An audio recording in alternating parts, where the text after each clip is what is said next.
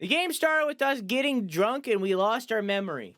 We trashed the fuck out of our hotel room, our hostel room, as they've been calling it.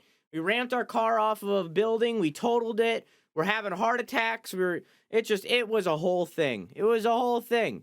But we've lost our memory. We don't remember any of that. We just see the remains of that. We also don't remember anything from the past of that. So anything before that.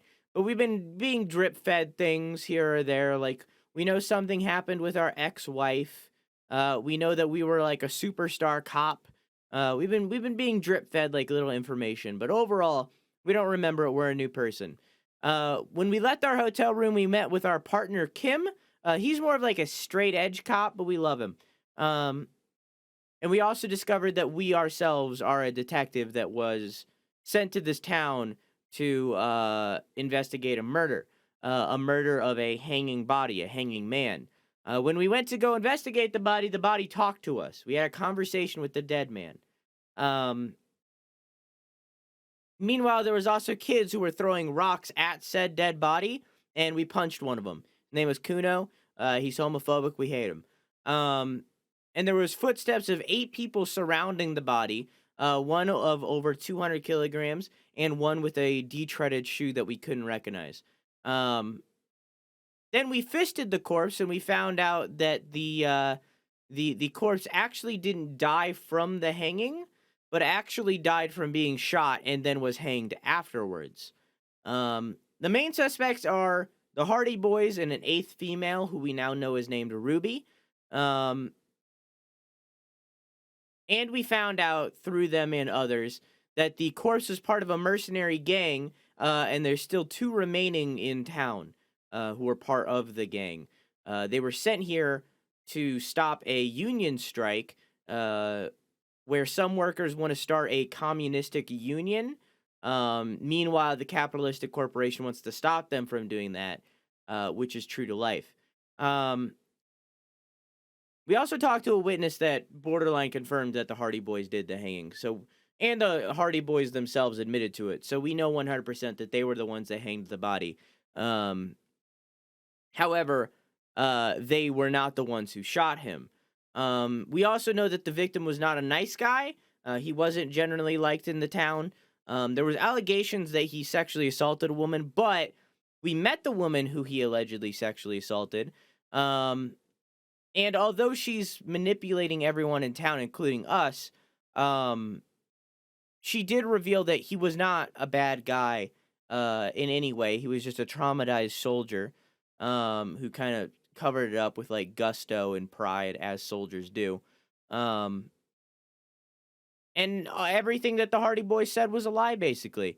So we slowly started to uncover the story of what actually happened that night, where she and this soldier were having sex, and a bullet went through a window and shot him, I think, in the throat. And he fell down dead. She then crawled out of her hotel room, put on little clothing, and went downstairs to tell Ruby, who I talked about earlier, about the murder. Ruby instantly knew what to do and covered it up with the Hardy Boys' help. So now we have this story where the union wants to build a youth center, but we stopped it. We refused. The corporation wants to stop the union from even existing. And we're trying to find Ruby, who is the actual leader of the Hardy Boys, despite Titus Hardy disagreeing.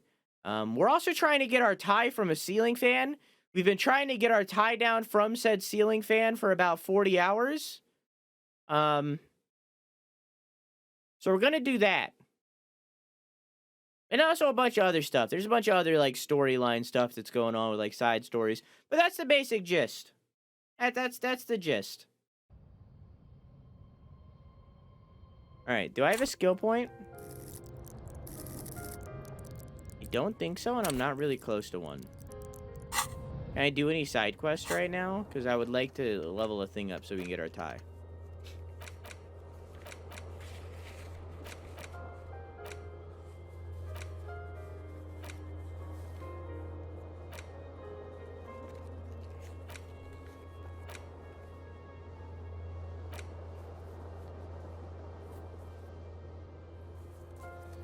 You can look for the bullet traces.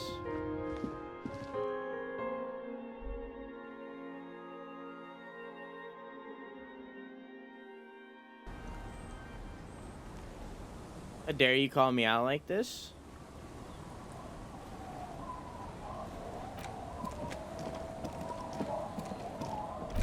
I dyed my hair, thank you very much. You cut it too, I remember.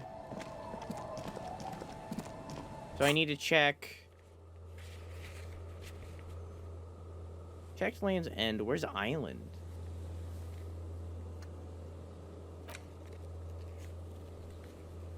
I don't know how to check Island.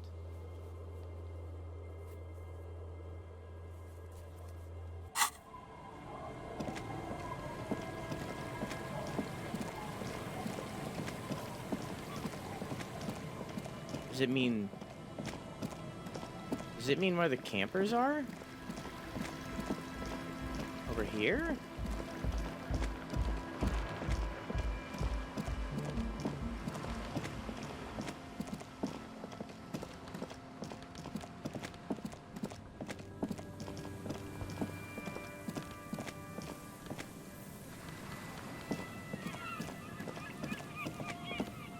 I don't know how I would pick an island that's separated.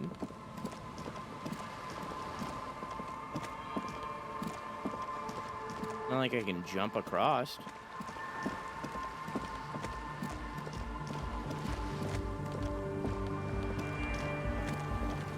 Maybe I could have earlier when everything was frozen more.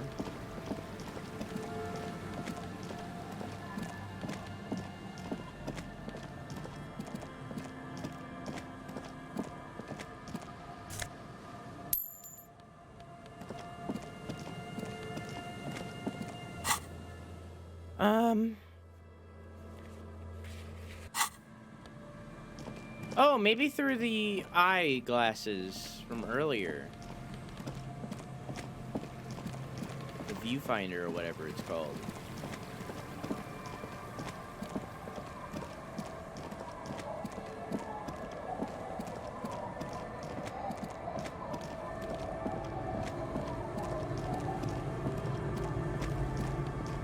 I also don't know where the boardwalk is, though.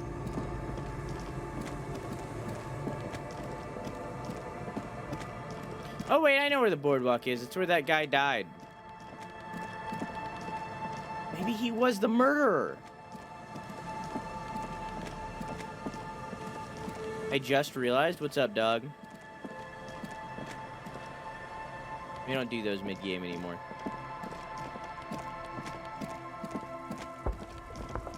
We save those for pee breaks.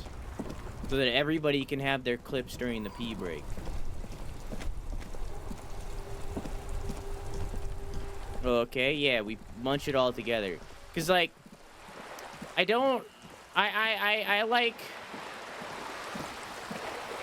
feel like when I'm doing that, I'll like forget people, or like one person will get more shout outs than the other, and it felt like favoritism and I didn't like it. Rendering the machine permanently inaccessible. Shake your head, vandalism. The mute machine is unable to confirm or deny your theory. But yes, it was vandalism. The Poor little metal feels viewfinder. cold and wet under your palm. It looks unhygienic. Look A inside. thick layer of graffito covers the lenses. You spell out the word Onuk written on the other side, with N and C scribbled backwards. Shift your focus to the background. Under the graffito, a sea of blues and greys appear. Behind the water lies a coast studded with concrete and reeds. On it, a church on stilts, lanky weather-worn wooden planks, an X-shaped cross topping its tower. The church looks old and weather-worn. There are no lights in the windows. Around the large wooden building, I've been to the church. this coin-operated viewer, your money disappears. The curtains on the lenses, its leaves ripped Okay. from it by the winter wind. Did the shot have come from there? Entered the window upstairs in the whirling It's rags? not possible to know from this distance. The details are blurry. There's water vapor in the way and waves cut into the islet. I wonder if Joyce could give me a ride. Hey, Ryder, how you doing?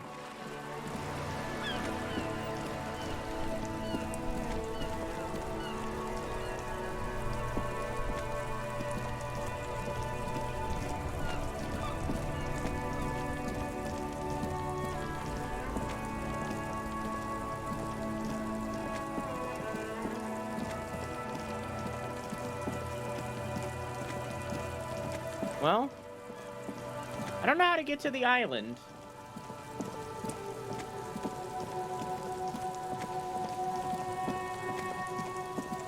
Fucking failed up, you fucking failed.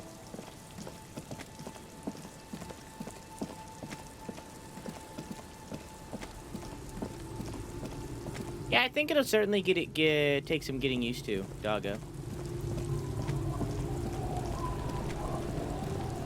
Hey, Joyce, can you take me to the island? You're back. Good. That's a no. Wait, maybe there's something new in here. Good. What can I help you with? Let's talk about this boat. That didn't help. What we do. She nods. Talk about the Of course, lynching. I am sorry to have been the bearer of bad.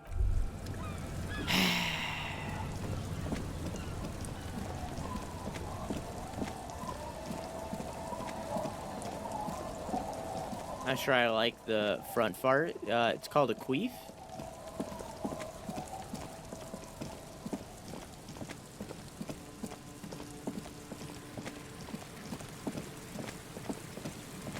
How you doing, Ryder?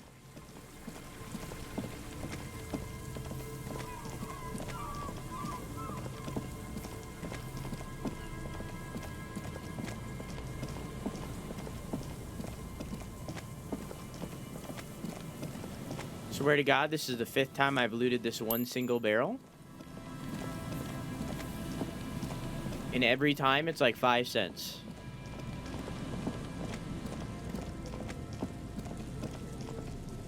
Whoa. Long way down to your death, 20 meters here at least.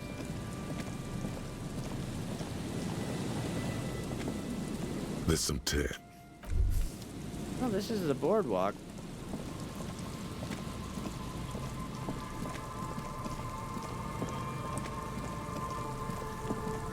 I didn't see it alert me of anything.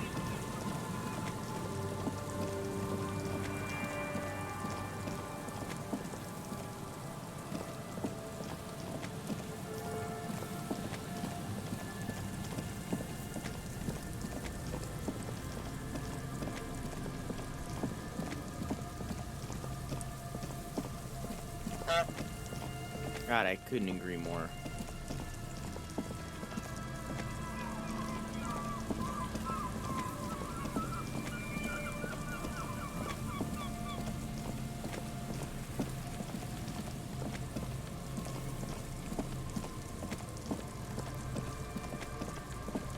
Maybe it means like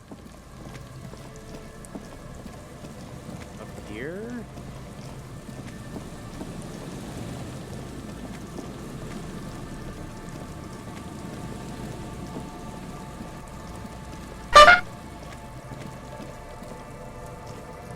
A few locusts, poor thing. Always gotta check. Not the dude I wanted.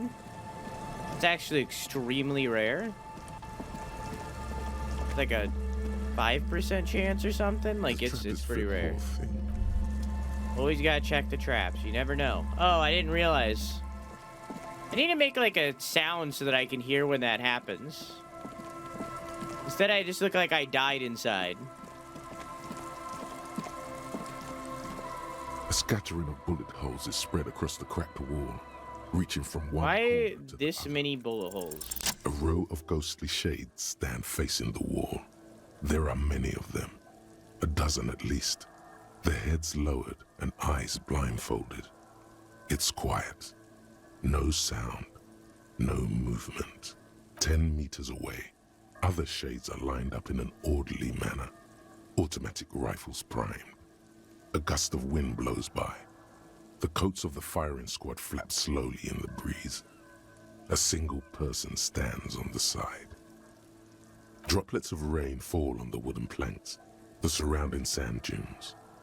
The clouds block out any rays of light. A long time has passed since the moment of this fusillading. Rain and brine have since washed all the blood away. Not a trace remains. The abundance of bullet holes leads to two options. Either an inordinate amount of executions were performed here, or they did not use a conscience round, where only one soldier has the loaded rifle. Looks like this was a mass execution with everyone fully armed. Who was in the execution? I'm just a representation of your mental faculties, piecing together any available information. You should probably ask the lieutenant. The person standing on the The side. commandant.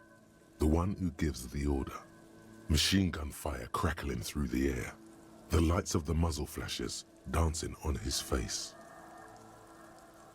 7 men in combat uniforms and dark coats, holding automatic rifles aimed at the people.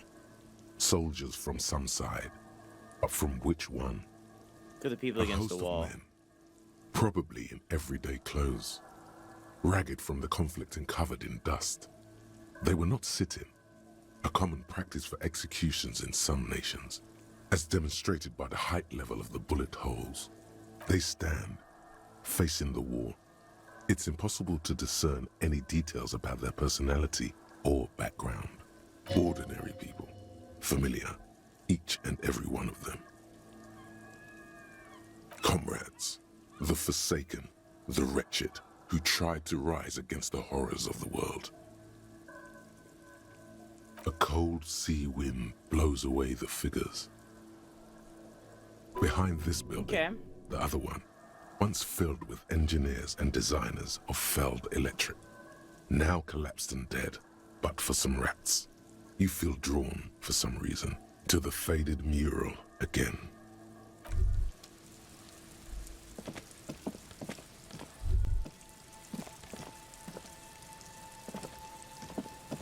Can I not?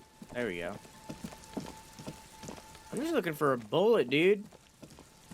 Gun. What's this? Door? A building? Hiding place? Could the instigator be inside? There's no way the perp is in here, officer. Look how scarred the boards are.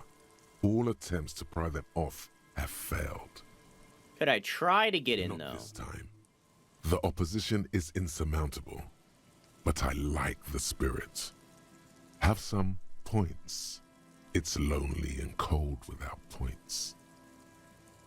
And dangerous. Dangerous too. Okay. I'm so far away.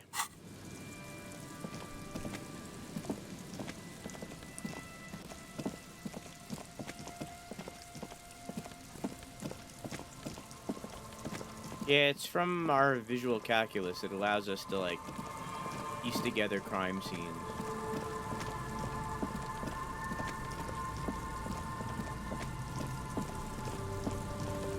Like 2 hours left? Got as long as I want to have left, I guess.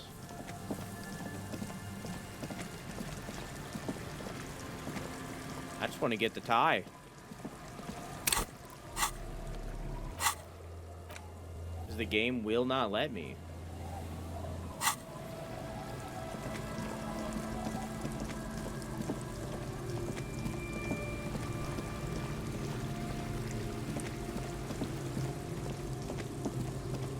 Much we can do in that time? Not really.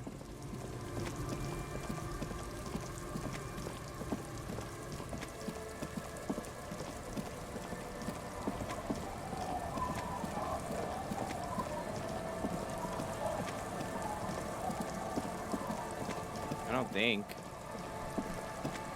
Kind of fucked. Never be a business tie? A businessman with a tie? The thing is, like, I know things about the tie because of the little trial run I ran. I know that, like, spoiler, I know that the tie can, like, talk to me and shit. and that it's like its own character. And because of this stupid fucking dice rolling mechanic that I hate, I'll never be able to experience that, even though I went Inland Empire. Even though I'm literally the batshit insane character, it's an experience I will never have. Because I failed to roll in the very beginning and have never been able to do it again.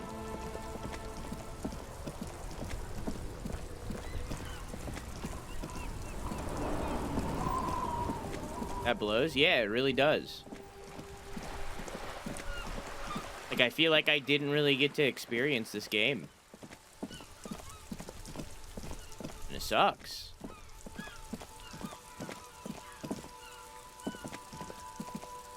You see Can you a set of undulate and tire make funny tracks in the faces, brown please? slush that covers the plaza Game's the mosaic. thing.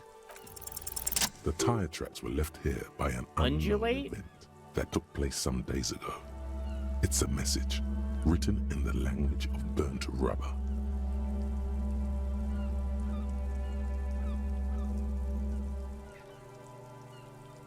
Some of that rubber stuck to the tiles right in front of the whirling in rags.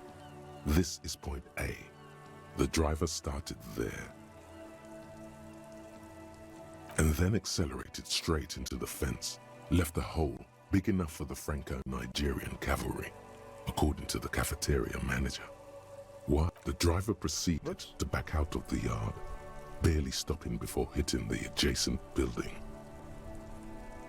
Before heading south, must have been in a hurry. This is where I started off with my motor carriage. Yes, and ended up half sunken in the sea. You must have been drunk when you left off. Significant. Maybe. Probably. An ominous warning of bad things ahead.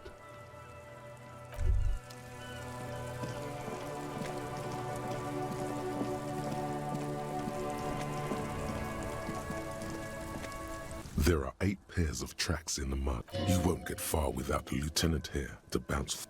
Okay.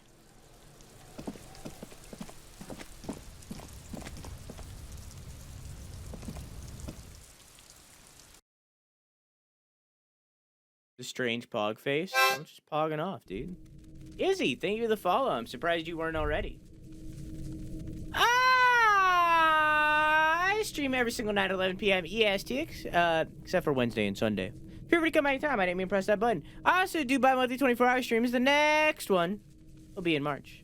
I also have a YouTube channel where I upload a weekly gaming news show every single Monday. A new one coming soon. It's going to be a chonker. New releases every Tuesday. Again, chonker. Game reviews every Thursday. I don't know if that's going to happen. Twitch highlights / reactions whenever I feel like it. Story recasts / suggestions whenever I feel like it. And also a short every single day starting back up soon. I also have a Twitter, TikTok, and a Discord if you would like to follow or join any of those. All that's up to you. Whoop. Anything new in here?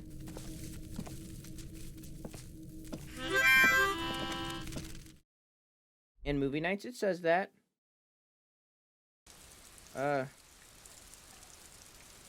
Whoops, I didn't mean to do that. I meant to do this. It says it. Weekly movie nights.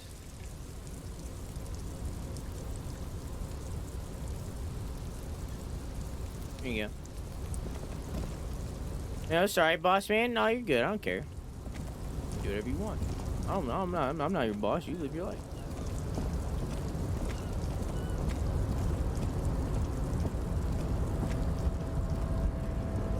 There's nothing up here. Why does Santa keep calling me? I don't know what you're talking about. Your lip sync just went to shit because it's a loading. During the loading screen, it lags. My computer's not that good anymore. Used to be. My computer used to be godlike once upon a time. But that was 5 years ago, so... 3 years ago, really. It was 3 years ago. We've come a long way in those 3 years.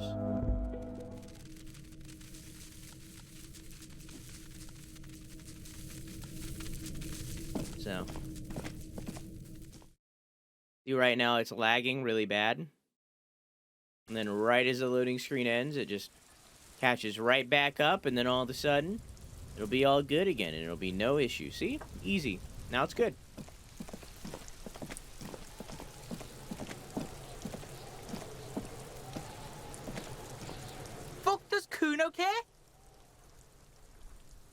I had questions Yeah. about the crime scene. The kingdom of Kuno?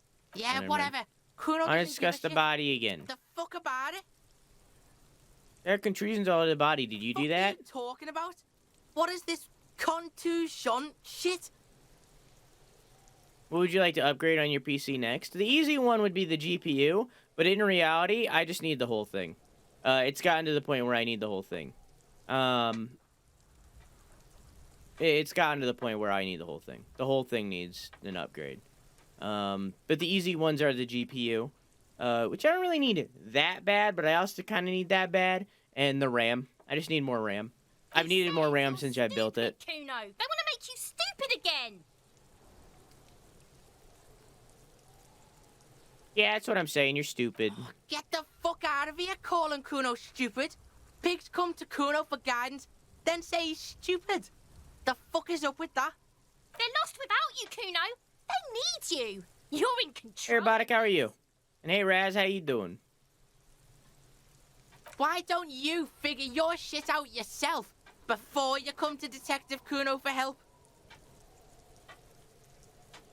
I look nothing like Bajo. At all. What? You're testing Kuno's patience. Get lost. That one I don't know about. I look nothing like Bajo. That one I'm gonna disagree with. The trash container, the smell of rotten food rises to greet you. You see soggy cartons, dirty rags, and organic waste. You see, you've done this before. The movements are recorded in your elbows. The myth. So No, what, dumpster searching dive? for evidence in the trash. Good practice for a Dive box further. falls into pieces in your hand. They get Not much rags. to see here. There's There's food nothing waste. more. The Nothing. container sounds a muffled gong. The smell of rotten Whoops. food rises to greet you. You see soggy cartons, dirty rags, and organic waste. The container sounds a muffled gong.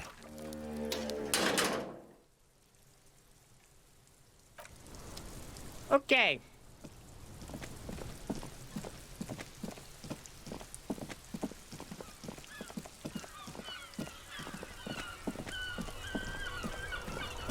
Oh, he's not there anymore. It is late.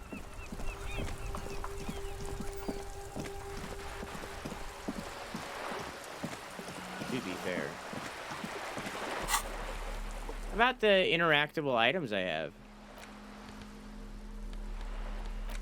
I remember there being something in Is this apparent. book. This book talks about where to even begin. Pet owners on. also, it is not. We've heard this already, recommended so to I'm get skipping a through. cockatoo if you're not able to cook them food. You're right. Ouch. Performing this. Perhaps, in the words of "It must be glorious," despite the bang is for all the. Nope, can't do anything. The face of King Fleecell smiles at comrade as you. But Just trying to get some bonus you flip XP. back to it takes a moment as you leave. The main feature, though, is a long essay titled.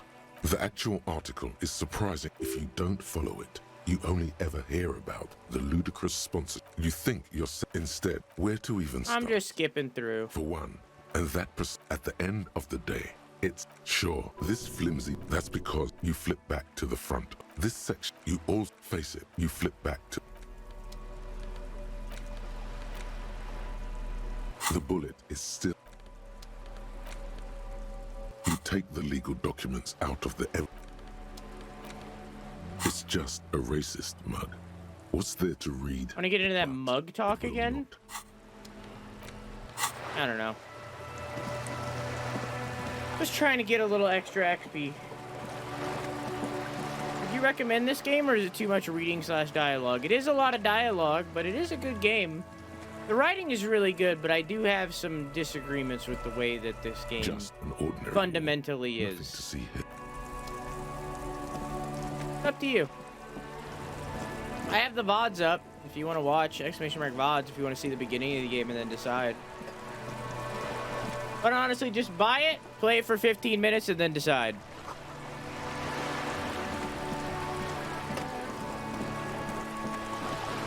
If you don't like it after like 15, 20 minutes, refund it. What are your disagreements? I don't like the dice rolling mechanic. I think that the dice rolling mechanic that makes all of the skill checks random have locked me off from so much. Things that I like had 80% chance to do. And I understand that that like pushes replayability, but I just don't like it. I would rather it be a, oh, you meet the requirement? All right, here you go. Not a, oh, you meet the requirement? Here's a 50% chance for you to fail it. I don't like that. In your hands, you hold 16 Days of Coldest April by Yekaterina Dahl. The cover image shows a row of concrete apartments above which span a black and white rainbow. Indeed, the book is unusually heavy in your hands, as though the cover were lined with lead. It would do that in Grad.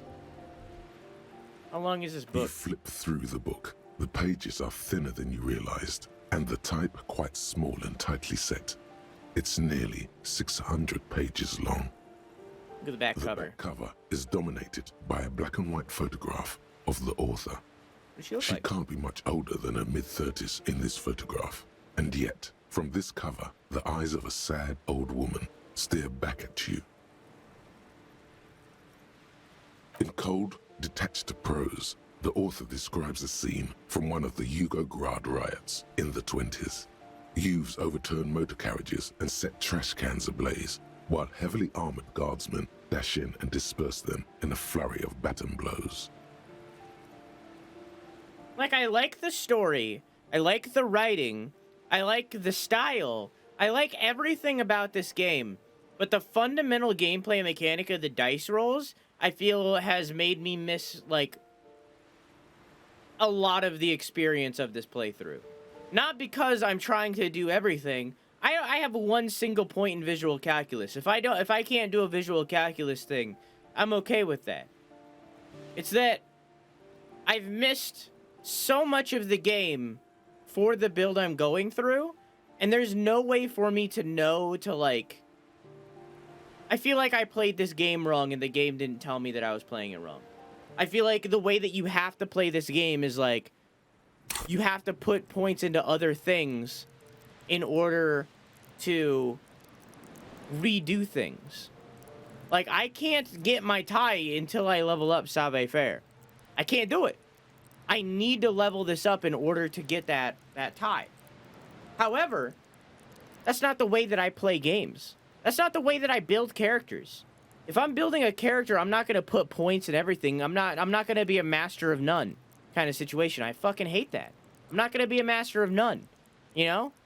I'd rather build it for one specific purpose and then have the other things support that. Instead, I've been forced to put a point into rhetoric and visual calculus and perception to be able to progress. So, I don't know. I don't like the chance mechanic. Tensions run wild. It's not the dice roll itself, it's the fact that you can't redo the dice roll unless you specifically fuck up the build you've been going for. To lock arms and look into each other's eyes. If it was like, oh, just take a drug, you can redo it. Or, hey, you want to try that again for like a lower percentage chance? Then like that'd be fine. It would physically hurt. But no, you it's to just keep like, reading. you try it once, if you fail, you can't do it for the rest of the game unless you level it up. Fuck it. Do it. It can't be worse than what you've already felt. They go through a brief and somewhat awkward love affair. And in the end, they betray each other and succumb to the absurdity of Gradian life. The man becomes a lens grinder, completely abandoning his former existence. He toils through the daily drudgery at the Lenka Polyfabricate. Happiness and fulfillment have eluded him his whole life. And in the end, he has nothing to do but dedicate himself to the craft. She spends the next several decades standing at a conveyor in a Sosnovyj fish processing plant.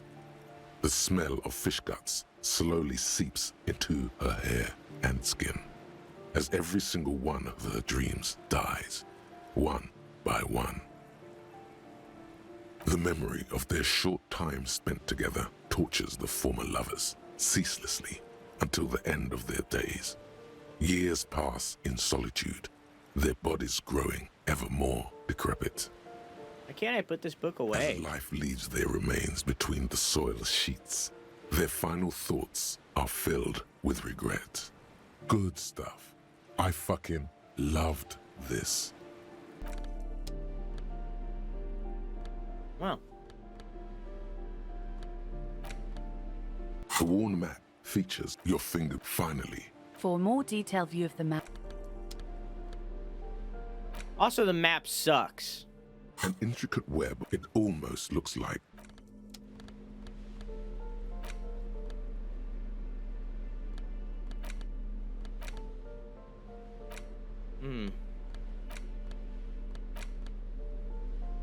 It's the legend. Oh, and the cool piece of toilet paper is stuck to the back. Read a case It file. takes about half an hour. Next world this mural. one is relatively easy to reconstruct.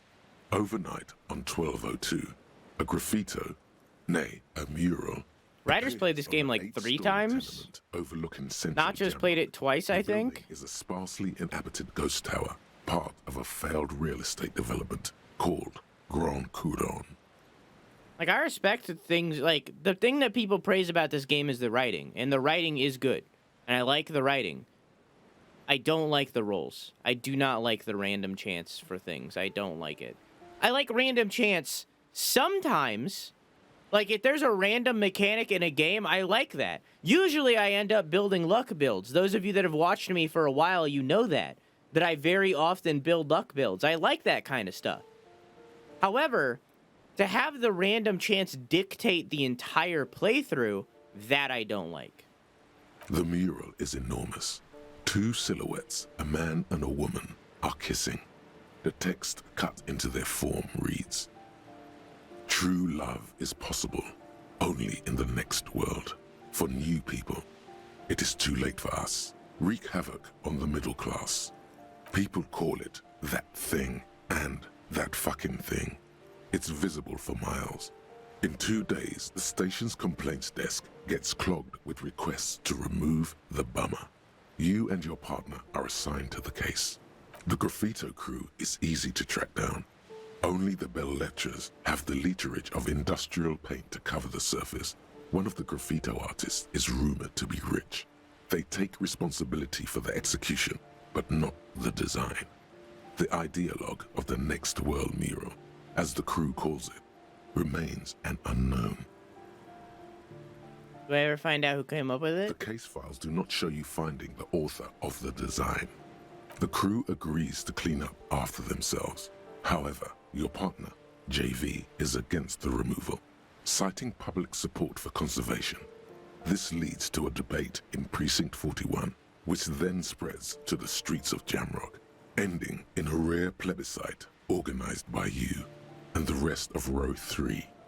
The 9,000 people subjected to the mural's message, all of Lakeside, Central Jamrock, and Villa Lobos, plus half of the eminent domain, participate in the vote.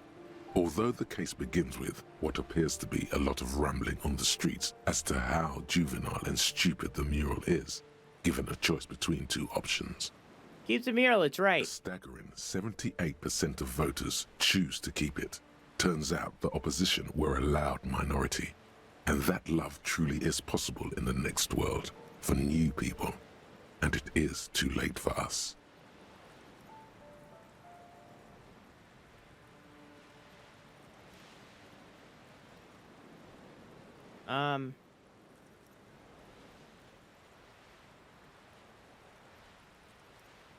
I like it, but can't we wreak havoc on other Did nations? someone ask what you believe in, man with the smelly toilet ledger? All nations. What do you want to tackle next? The Or toilet are we ledger. done?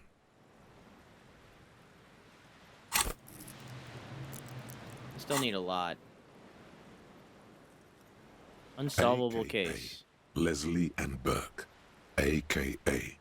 The public indecency drunk and the property damage drunk, is a cursed case. It has been passed from unsuspecting officer to unsuspecting officer for 10 years. On January 29, the unsolvable case made its way to you. Why you accepted it, it is unclear. Every officer, and indeed most civilians in Jamrock, know it's unsolvable. Leslie I solve will it? always take his pants off when he's drunk. Burke will always trash everything. It's just what they do. It is their nature. You cannot change the nature of a man, and you can't lock them away because public indecency and small-scale property damage are not punishable by incarceration. The only way for Leslie to stop flashing his genitals to bypassers and for Burke to stop dismantling signage and rear-view mirrors would be for them to stop drinking alcohol, which, in their 40s or 50s, it's hard to tell because of their distorted features, is a medical improbability on par with you ceasing to produce the expression. Oh, I'm liking this game. I'm enjoying the game. But those two fundamental flaws have put a wrench in the gears for sure. And like, if this game was 20 hours shorter than it is, I would be having much more fun with it. And the problems that it has wouldn't be an issue with me. It wouldn't be that big of a deal. But it's the fact that this game is a 40 to 60 hour game, not a 20 to 25 or 15 to 25 hour game. That's where it's starting to become an issue.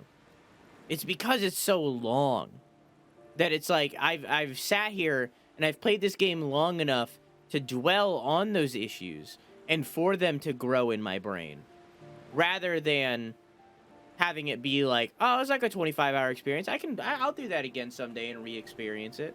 But it's like, I'm never gonna replay this game. I don't want to fucking play a 50-hour game again. There are very few games that I'm gonna play 50 hours of twice. Red Dead Redemption 2? That's pretty much it, honestly. That's really it. And Breath of the Wild. That's it. Red Dead Redemption, Breath of the Wild. That's it. Like, I'm never gonna replay this game. So it's like, I don't know. I feel like I couldn't experience the game fully. You would think that, but you're wrong. Where's the fun in exposing your genitals or breaking Or Witcher stuff 3. in Witcher your 3 is own another home? good one, but I can't No, replay that game. Leslie and Burke are on the corner of Main Street and Perdition because that's where the action is. I've tried to replay that game 3 times and I've never gotten past Bloody Baron. Threatening, fines, dragging them to the station, locking them up in the hellholes they live in, locking them up in the station, hypnotherapy, even trying to get the local gang of Zemyaki to take them out. The Zemyaki gave them ethanol so Burke and Leslie would expose and rampage even harder. That's the problem. You tried it all, and still the complaints wouldn't stop, as they hadn't stopped for 10 years. That's the problem, Robotic, is when I played it the first time, I 100%ed it, which takes 200 hours. So the first time that I played Witcher 3, I played it for 200 hours and 100%ed it. That's why I can't replay it, because I've already 100%ed it for so long that, like, when I go back to it, I just can't. Oh, yeah. But that was your first attempt. On my first playthrough, I 100%ed it. But there was a bug with the game because I played it off launch when it came out in 2015. And it weirdly said that one of the nests, one of the Necker nests or whatever they're called, wasn't blown up when all of them were across the entire map, because I played it off launch in CD Projekt Red. It isn't really that good of a studio. People praise that studio a lot. They're not that good. They're not that good. It's plain to see They're not. from the files They're just that blatantly you, not. Satellite Officer JV and Special Consultant TH had more important cases to attend to. You uncover cross-reference to several ongoing investigations. They're not bad. Each brought to a They're not that standstill good. every time you drive down Main Street. Because there they are, on the corner of Perdition. And what is Leslie doing? Public indecency. Good, you're learning. If the files are to be trusted, that's all there is to it. That and Burke breaking things, and the fact that they're both drunk. But then again, so are you. The case becomes considerably less comic one day when Burke takes a swing at your ledger. He must have it confused with the property he likes to damage. But the joke's on him. The officer is also drunk. Way more drunk than Burke there. And let's be fair, you also have party eyes. You slam the hardened plastic board in his face, then proceed to beat him unconscious with it. In the process, the ledger sustains damage.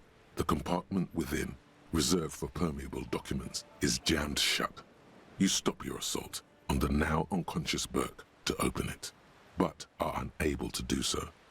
The officer began to cry, reports Leslie, who, at this point, is tending to Burke. Kill them. They broke it. He came at us, and at us. I think he was trying to kill Burko. While trying to kill Burko, you slowly come around. The permeables compartment is open. You've smashed it open on poor Burko's kneecaps. The good news is, Burke can't walk anymore. Can't get out of his apartment, an invalid. With Burke to tend to, Leslie cuts back on the indecent exposure. Maybe he flashes his genitals to Burke. Who knows? But both drunks are off the street. The complaints stop. The unsolvable case is solved. Which is also why the officer responsible narrowly escapes a disciplinary hearing. The end. Does that sound like a Raphael something Costo to you, sir? Yeah. Fine then. You've earned it. Wait, what? I'm just now getting that? What? It would be very interesting to read about Delicious, these, how you doing? wouldn't it? I mean, there seems to be a square-shaped entry wound in the victim's forehead. She's Like been a sitting wombat's there for anus. weeks on her rocking chair with a square hole in her skull, staring at the wall, Getting there. her mouth agape. What? That's all you got. From the half hour you spent piecing it together, all you know is the entry wound was square-shaped. You never found the bullet. And then another body showed up, also with a square hole in his forehead. Sequence killer? Who knows? Those pages are missing. What next? Don't worry. One day.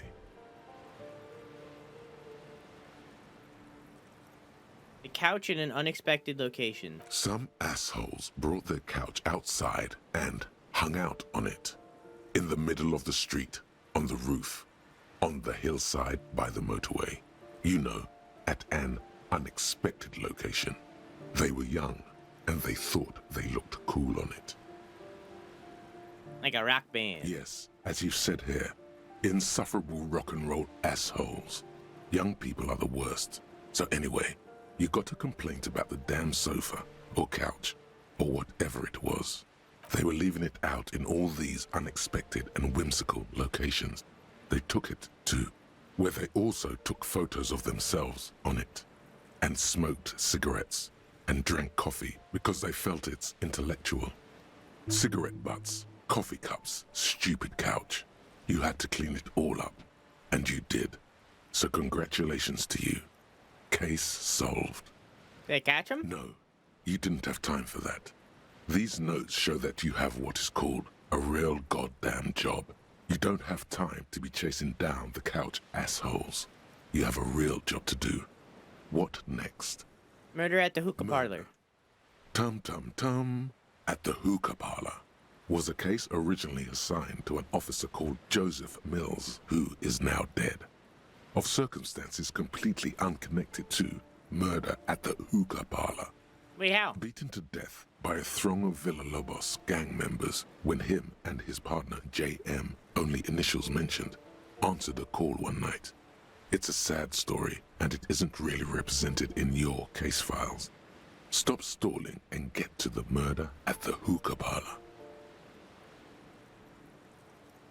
Cookie dough. Joseph Mills was on this case that he just couldn't solve. Was doing it solo. Said it was a real nutcracker, a real brain twister. Was on it for, like, a month. The captain got impatient. Shit or get off the pot, Mills. Mills didn't get off the pot. Not yet. He kept at it for a couple of weeks more, racking his brains, running with every theory, as outlandish as they seemed. Still couldn't solve the murder at the hookah parlor. Tough case, he said. Toughest he's ever had. Was he a good cop? No, he was awful. Awful sense of humor, too. The worst jokes you've ever heard. Really rapey. Still, he'd been on it for months now. Said it was the final case. Said it was uncrackable. That murderer vanished into thin air. That goddamn hookah parlor was all he talked about. He's a really big fan of Call of Duty. Okay, so the case is handed to you because Mills isn't getting anywhere, and you look into it. Here's the setup. A young man is found dead in a hookah parlor. You know, those places where you go and smoke bubblegum-flavored vapor all day. Really stupid. Really dumb. It's dumb. Yeah. So anyway, young man in his 20s found with his skull busted open, right on the floor of the hookah parlor, in the middle of the day. No one else is in there. Only client that day. In perfect health, too. Some kind of movie producer. No one enters. No one exits. He's just sucking on his watermelon hookah all morning, all noon, like he usually does. He's a regular. No call. Mills has no idea. Invisible assassin. Movie deal gone sour. Girl at the counter did it. Nothing fits. Eerie. Man just dropped dead. So you go to the parlor. You see cushions around the table. Tables low, heavy, really sharp edge. For the context, no calls, nothing, just sucking on the hookah until 15:45. Then bam, he's dead on the floor, skull busted open, blood everywhere. What happened? How can it be? Sucked on the hookah, stood up, passed out, hit his head on the table and died. See? You can't even read the thing without solving it. Yeah, it was that. Turns out hookah does do something. It turns off your brain's oxygen supply, and you don't notice it until you get up to go to the bathroom. What was he doing there for 6 hours? Smoking hookah. Didn't you hear? I don't know. Trying to come up with a movie script, maybe. Anyway, that was Murder at the Hookah Parlor. Tom, Joseph Tom, Mills Tom. wasn't a good detective, and about 30 minutes has passed, piecing it together. Next. I can revisit Not this. much has changed in the arson, petty theft, spousal abuse. Yes, arson. You don't exactly. Okay. We read our cases. I need to get an email like that down the line, Hayes.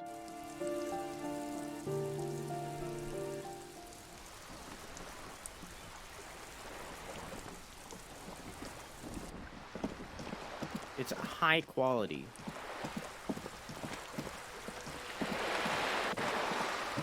Doing the same thing. I'm slacking. Okay, good.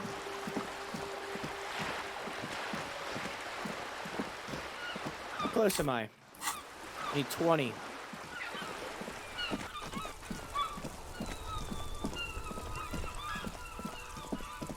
I need 20.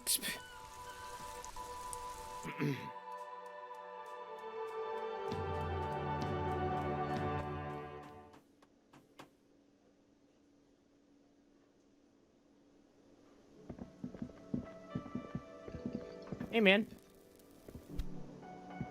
Hi again, gendarme. Never Bye-bye, mind. gendarme. Goodbye, gendarme. Hey, Gart. Hey, was there something you... No.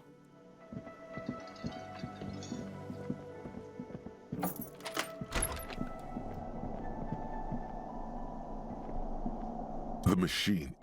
Oh, okay. I'm just looking around. I don't think I'm ever gonna get this tie, chat. I think the tie's a lost cause. Which is really sad. You clearly see.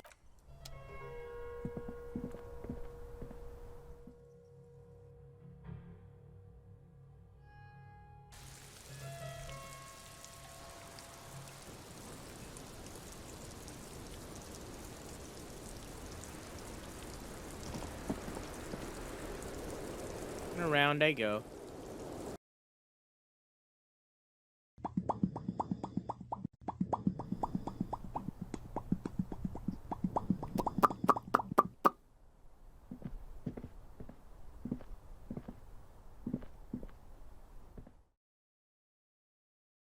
I don't know, man.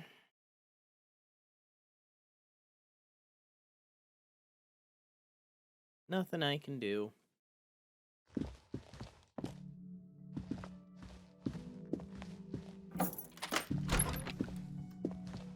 This medicine cabinet is stuck. There it is. Nah, I'm good. I'm not doing drugs.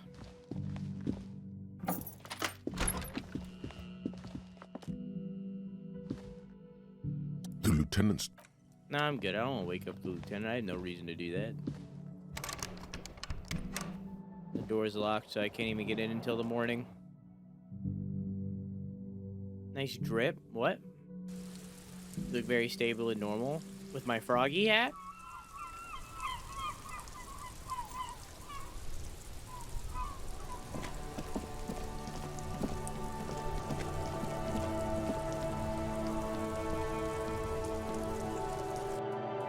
You not like my froggy hat?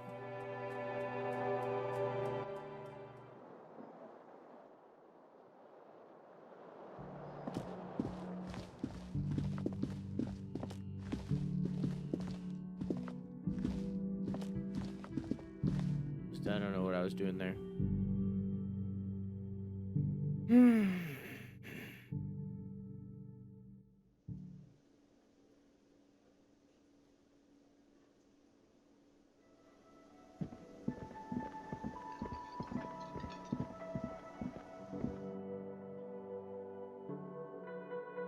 Beautiful? Wow. Doesn't like my froggy hat.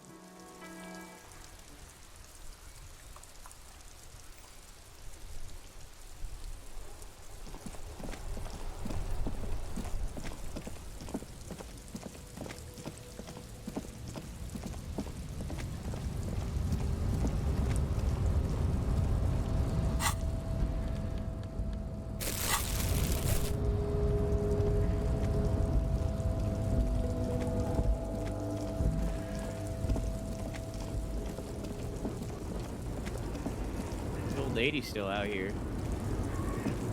The woman still. Grandma? Nothing. No Excuse me, ma'am. response. Okay.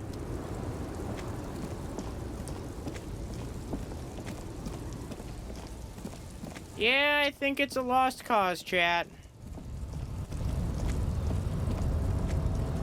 I tried to get it before we finished the game. But no, we just missed out.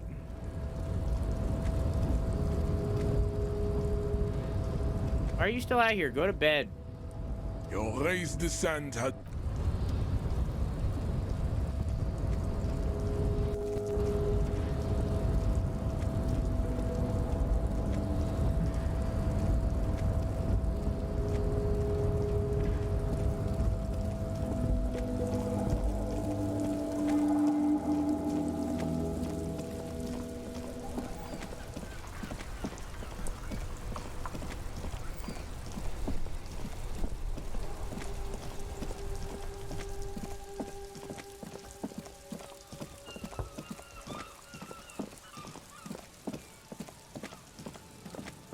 Riptide.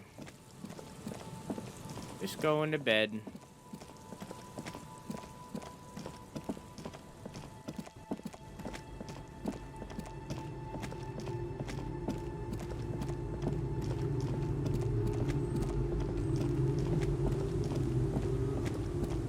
It's getting cold. Today might be the last day.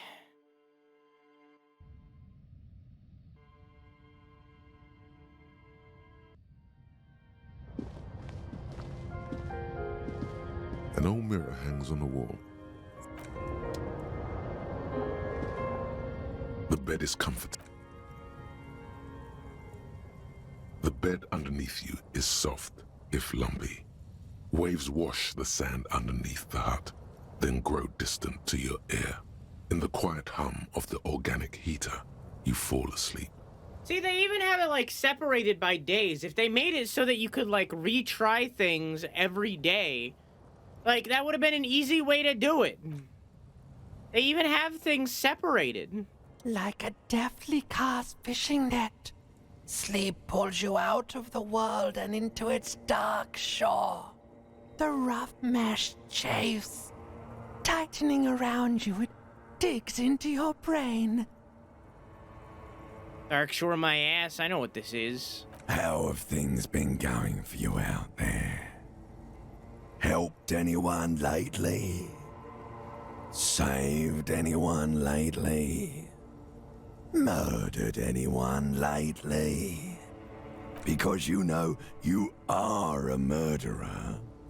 A disco music listening psycho killer who offs poor people and then forgets about it. I don't see how that's bad. Hear that? He doesn't even flinch. Iceman doesn't care about killing people. That's nothing to him. Blackwater, under the bridge. The thing he's really scared of is much, much worse than that. Don't tell him, sister. It's too bad. They're right. This is their function. To keep you from it. I can almost see the dark. We're trying to help you. All these processes, these tortures, voices and tremors are all just distractions, flares and countermeasures to keep you from the last dream. The worst of them all. The last dream? The last dream will be total annihilation. Cinders peeling off the fuselage. We won't be there to help you anymore, Harry. We will be dormant. You will be naked and alone. Her face forms in summertime. In hell, an ancient sadness, brother. 10,000 years later, in front of the video rental, there is a warm breath on your face again. Everything is okay again. Everything is so okay. Doesn't sound like it'll be okay. Your eyelids flutter open for a moment. When you close them again, you sense the light of the room around you. You're back. In 2 seconds, the alarm will ring. 1, The 2. last thought in your head before waking is, maybe you shouldn't have seen that stained glass window in the church.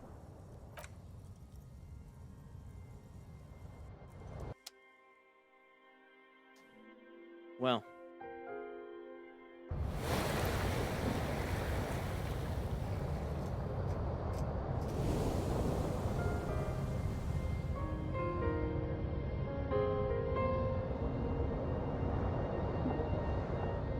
Why did I fall asleep in the chair?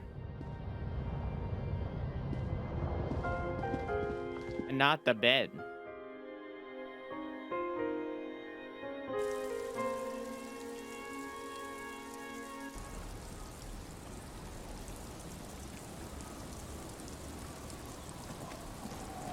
Hi. Yes? I had big news, Kim. Tell him about how you no longer obsess over your sexuality. Okay. I've managed to stop obsessing about my sexuality. Great. Imagine all the time you'll have for work now. Matter of fact, we should get back to it right now. Yes. Mm-hmm. Just one more thing, though. Are you a part of the homosexual underground? You didn't stop at all, did you? You are just obsessing about other people's sexuality now. Yeah, but... But am I? I'll spare you another 20-hour mind project. Yes, I am. Now let's get back to work. That's the truth. Yo! We're both part of the homosexual underground. Left our little Martinez yet? Still running around? Like some kind of cross-country law official? I have a case to solve. Hi. I guess you do. What's on your mind, officer? Looking for someone. Who? For a suspect that might have stayed in the neighborhood. Okay. When did this person stay here? Very recently, over the past few days. Might have arrived on Friday. Oh. I've been out on the sea for most of the past week. The weather's been good for fishing, so I usually start at 4 in the morning. He's in a heavy metal band, so that's pretty cool. I'm pretty sure canonically the reptilian brain... I say that weird. Reptilian. The reptilian brain is just our voice. I'm pretty sure the reptilian brain is just us. Yes, that's the optimal time. Got to make the most of the calm. I've been sleeping like a corpse after. The sea really takes its toll. Now I'm just waiting for the wind to settle to get out there again. Like, I think that's just our voice, but because, like, we don't have this process that, like... past us is current us. We're like a new person. We personify our old brain as our reptilian brain. Sorry I couldn't help you out. Maybe I can help you find someone else. Well, how can I assist you then, officer?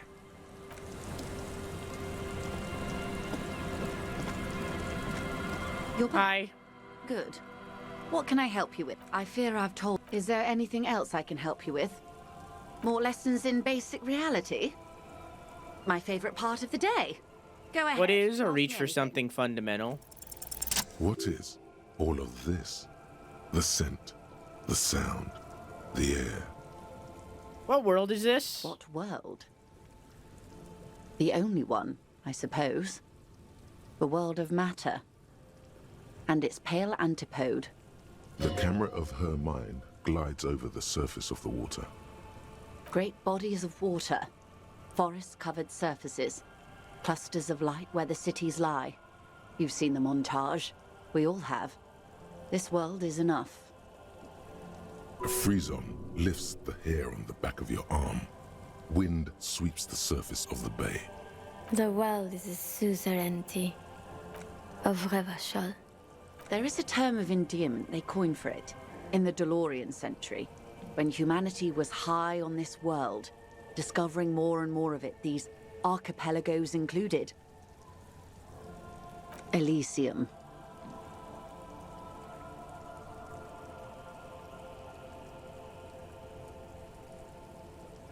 This world doesn't deserve a term of endearment. There are those who would call it hell.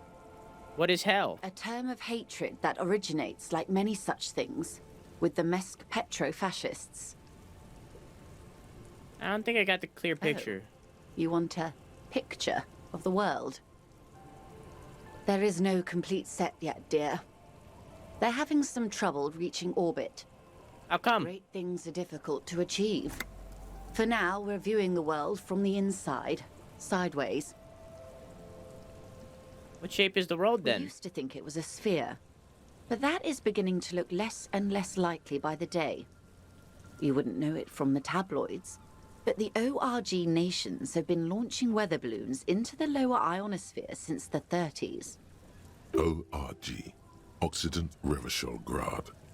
There's a steadily increasing trickle of images. Between the big three scientific contributors, they're piecing together a dark grey corona. What's that mean? Yes. Pale covers 72% of the surface. There are grey flares and prominences, even arcs above entire isolas. The images are blurry, but if there was a sphere in there, it certainly looks like it fractured a long time ago. A cold fear seeps into you. What are you telling me? You seem to be spooked. Please don't be. What do you mean by any of that? They say there is a rarefied envelope of matter surrounding the darkened disk of our planet. That is, if we are still living on a planet. Or, to speak more plainly, imagine vast swathes of land disrupted by nothingness. I am sorry, dear. It must sound quite terrifying through I'm the confused. acute encephalopathy. Even scientific positivism isn't entirely convinced about. She's using a lot of big words and I'm confused. But this is one of the greatest questions of our time. Maybe when they get the complete set together, it will jolt us out of our rut, bring us together, however naive it may sound. Fracture Corona doesn't feel like it's gonna bring anyone You together. have misimagined it. I don't have the power to convey to you the effect and geometry of the images that depict our world from below low orbit. It's like the crowning of the world. It's insane. Very disco. You'd love it. Well, if you say it's disco. Everyone finds something worth holding on to in this world, however wasted its opportunities. The cold seeps into you. The air is heavy with 80% humidity. Suddenly, you're conscious of yourself standing there, on whatever this all is. Your arms hang down by your sides. The lieutenant observes you both, silently. He adjusts his glasses. 6 kilometers southwest, in the Valley of Dogs, Junior Officer Chad Tilbrook takes aim at a rabid black dog licking its wounds in the grass. To his left, his partner, Emil Mullins, whispers, "You heard what happened to Tequila Sunset in Martinez?" "Yes, he lost his mind," Tilbrook answers, fingers on the trigger. "Don't worry, Emil." He pulls it out slowly. Slowly now. He'll find it again. We always do. What am I? You're an officer of the RCM. The Revachol Citizens Militia? Preciso Mundo. What is that? Nothing more nor less than the de facto law enforcement body of post-revolutionary Revachol, Detective. Yes, we are the Revachol Citizens Militia. It's a de facto. Yes, that means not de jure. The RCM acts in what is poetically called the twilight of international law, both at the behest of the coalition government and to its chagrin. What do you mean? The RCM's responsibilities are Jesus, defined so by many the big Emergency words. Wayfarer and Aliments Acts, 3 pieces of legislation keeping the city in a, let's be honest, laissez-faire stasis to the benefit of foreign capital. All 3 are good to know when we are out policing.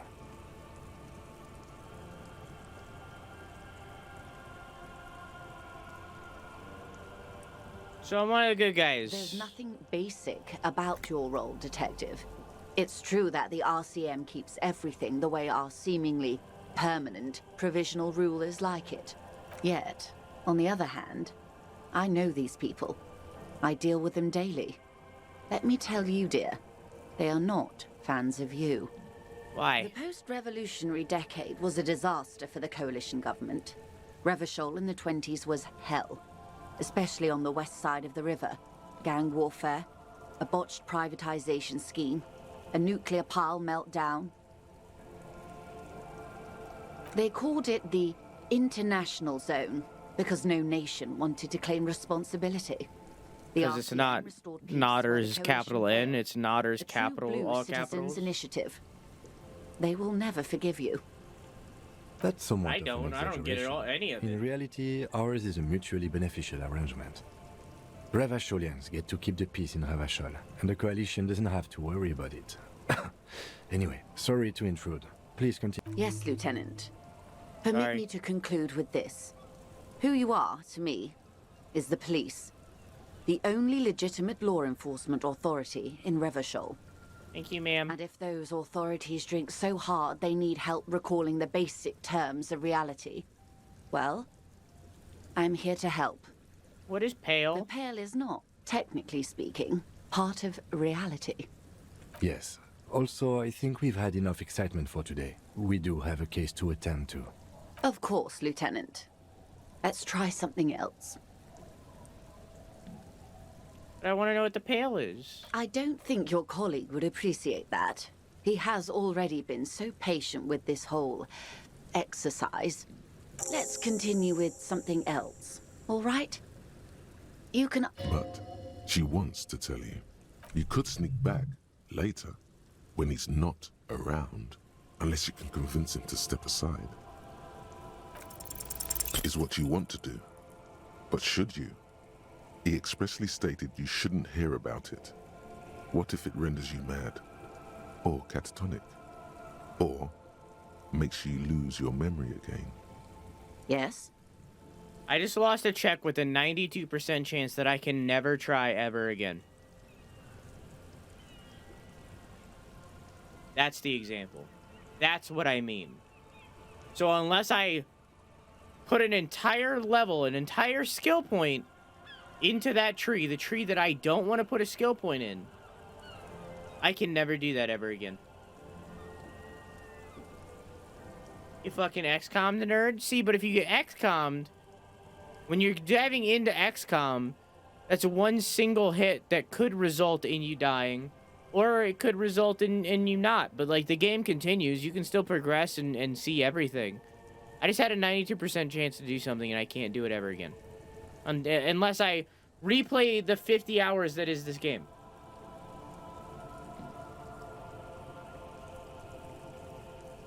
You just come back when Kim is asleep. It's just, I'm just saying, this is an example out of many times of which has happened where I can't do that exact thing.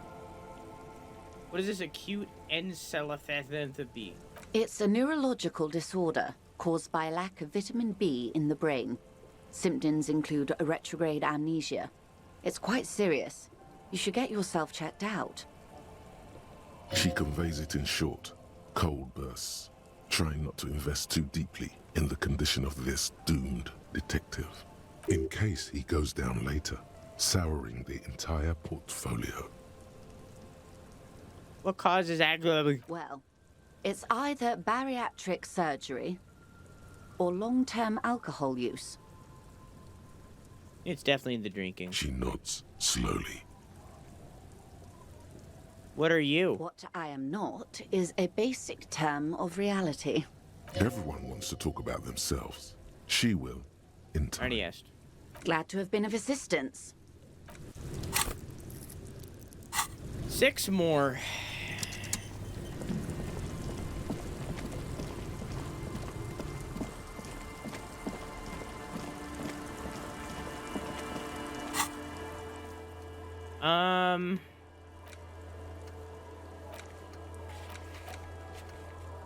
I still don't know how to check the island or the boardwalk.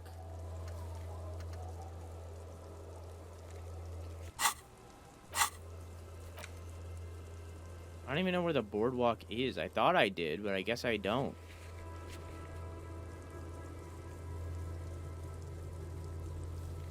I did not like XCOM.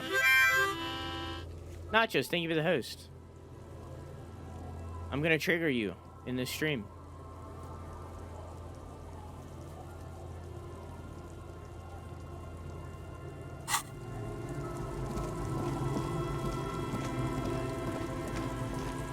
I dropped my sub? I don't care, it's fine.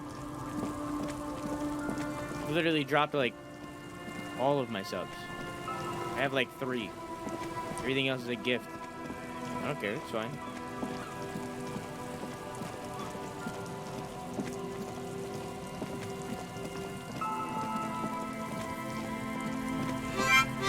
Ace, thank you for taking sub to Nachos. Nachos, I hope you enjoy your emotes you're doing. Handset.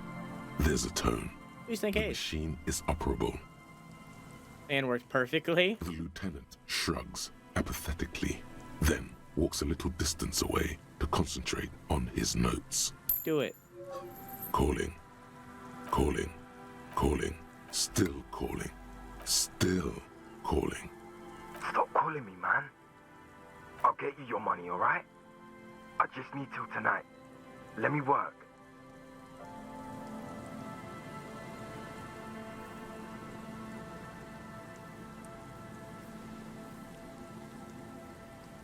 Yeah, but a slight change of plans. I want this delivered to the Whirling and Rags in Martinez. Hey! You're not Tethys. Screw you, and don't ever call here again. Disconnect tone.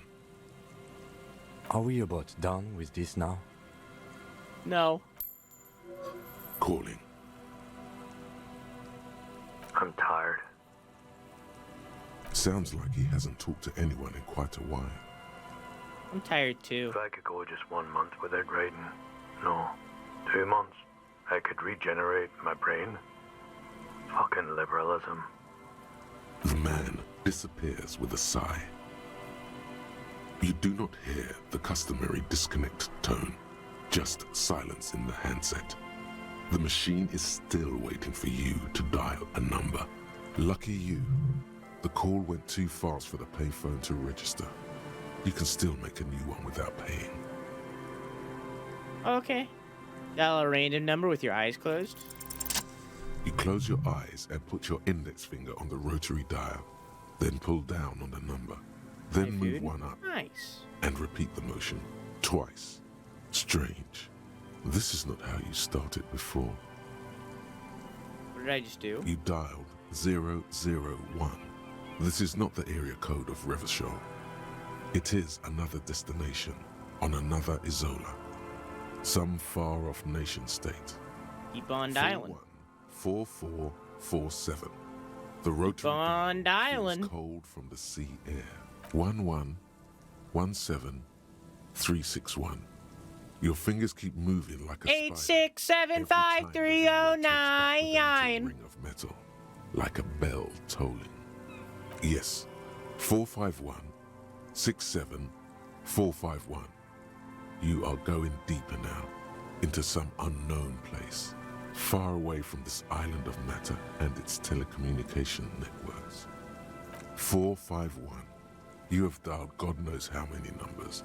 The headset has been waiting silently to relay a signal. Surely nothing can come of this, you think. But it does. A connection. An ultra-long distance call. Your air fills with a crackle, the wash of a strange ocean full of white noise. A little bird starts ringing in there, not like the local calling tone before. No, a small ring in a cage of distortion, far away. A distant network of phones, calling in the night, the saddest sound in the world. Both pitiful and terrifying. You feel your pulse rising with each ring. Calling still, ringing by the bedside of a dark but capacious apartment with long windows. You know this to be true. The handset starts slipping from your sweaty palm. Your breathing is heavy. Long windows, how do I know that? You just do. And you know it is going to hurt. Let it call. Calling still. Then the ocean breaks. Out of the depths, a woman's voice emerges. Small. The dearest thing you've ever heard. Hello?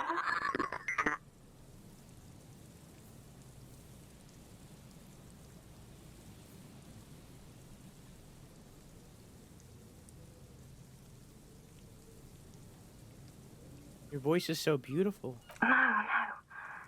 It's you, isn't it? It's you. Hello.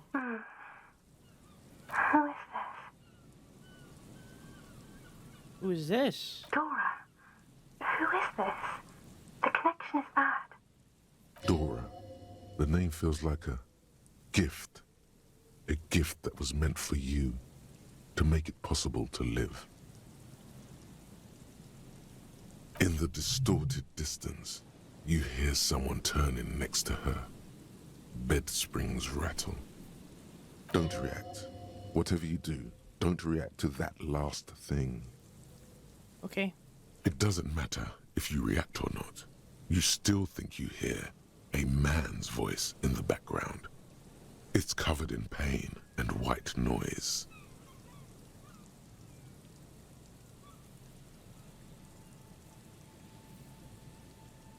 I want to die. What?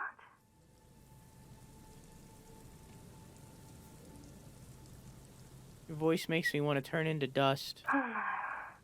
Is that you?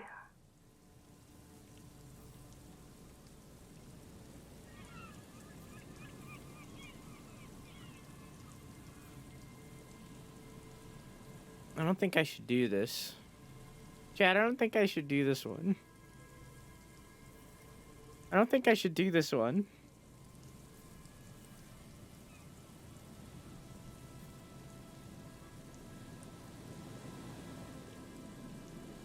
I'm gonna say goodbye. A sigh. She heard you, but she does not hang up. And neither do you. You can't. That's it. You're caught in a trap. It'll take quite a while for the shit circus to end now. A sigh. That's it. You're caught I have to. I've been given no choice. quite a while for the shit I'm a revolutionary servant of humanity. I will free mankind and abolish classes. I will raise the dead. You're not a revolutionary, Harry. You're drunk.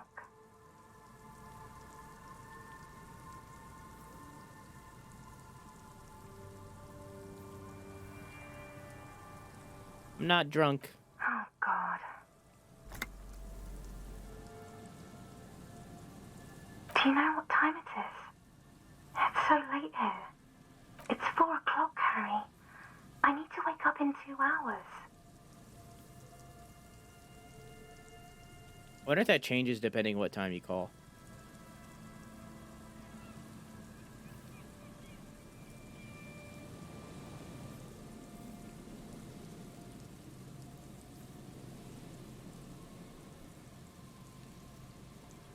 You sound like you're in another world. I'm in Morova, sleeping.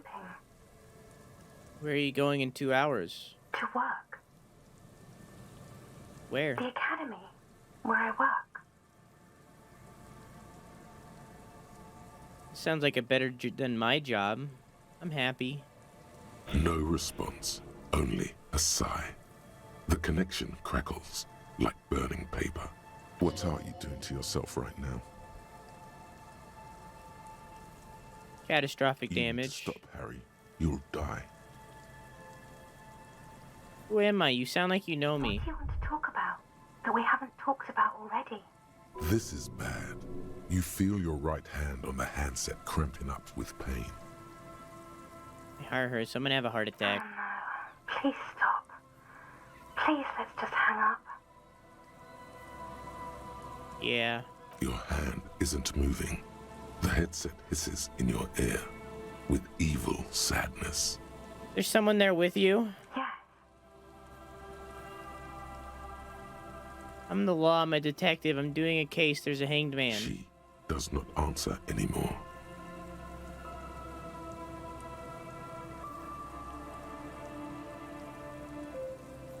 I'm gonna solve it. Harry. Disconnect tone. The machine ran out of money.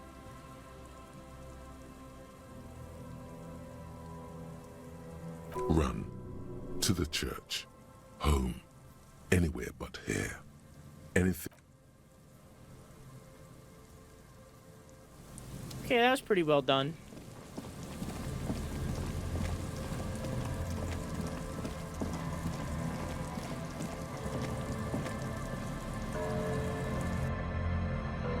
You even get to become a necromancer? That's for later. She doesn't need to know that. Our ex-wife doesn't need to know that we're gonna become a necromancer.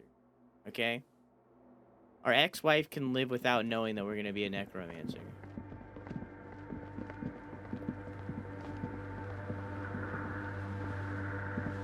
The mother of humanism stands above. Well, not looking at that. Don't care. Yes, what is it? What if I just force you to leave? I'm a police officer. You have to do what I say. Interesting. A police officer trying to evict a citizen from a public space, despite the Wayfarer Act.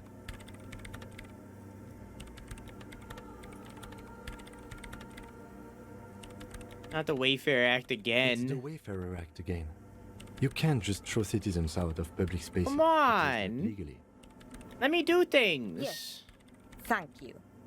Now, if you'd only let me work. Get the fuck out of here! All Leave! is the accelerated heart rate in your ears, pounding at 100 BPM. Better start going. Your blood. Better start going. Betty, I'm God. Easy now. I'll go. It's not an issue. Can I pack my things first? Yeah, just make sure you're out by the time I get back. Sighs, but says nothing. Get out of here! I'll go make a phone call outside and then return for my things. Your fucking failed ass business. She turns. We prioritize raving. Stupid ass, failed ass technology. It's better for her. She just doesn't know it yet. Alright, now let's go tell the ravers to get in here. Yeah, Nachos, I definitely don't like this game as much as you do. It's not bad. I'm having a good time. The writing is great. But, like, overall, definitely not liking it as much as you do.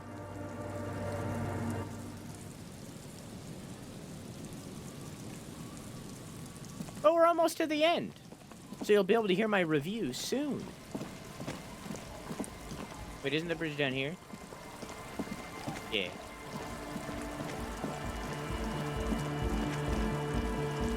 I want to tell Estelle first because she's cooler. Hello again. You seen a red-haired woman around here? No. Just no? It's pretty desolate here. I only hear the dogs bark at night and see the shadows move down the coast.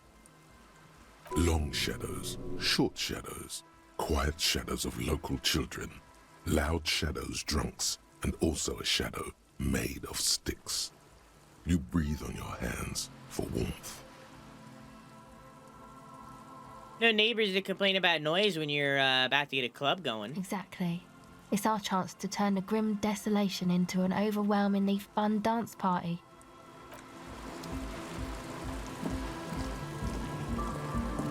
To the rave!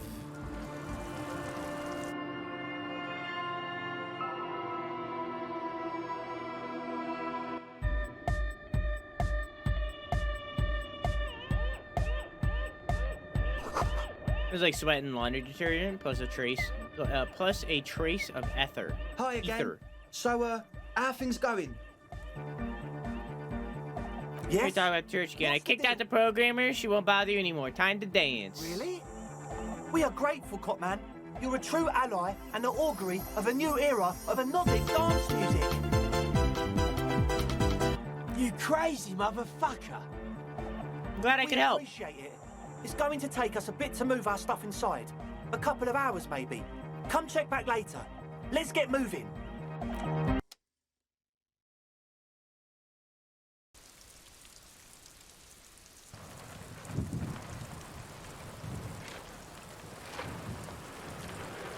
Oh, looks like they moved already.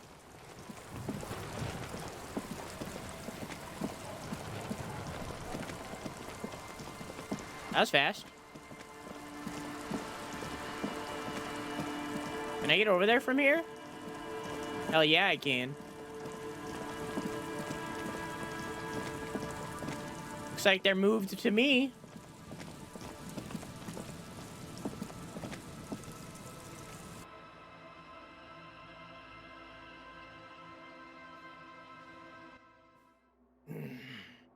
You know what I mean?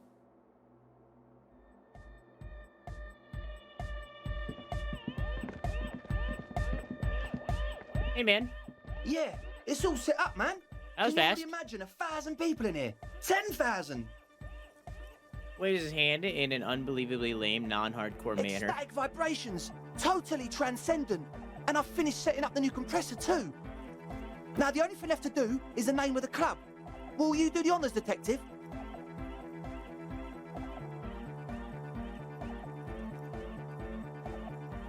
Go Egghead! Yakukata! Yakukata! The place to be! Yeko Qatar, the zone of ecological catastrophe. That's too morbid, Egg.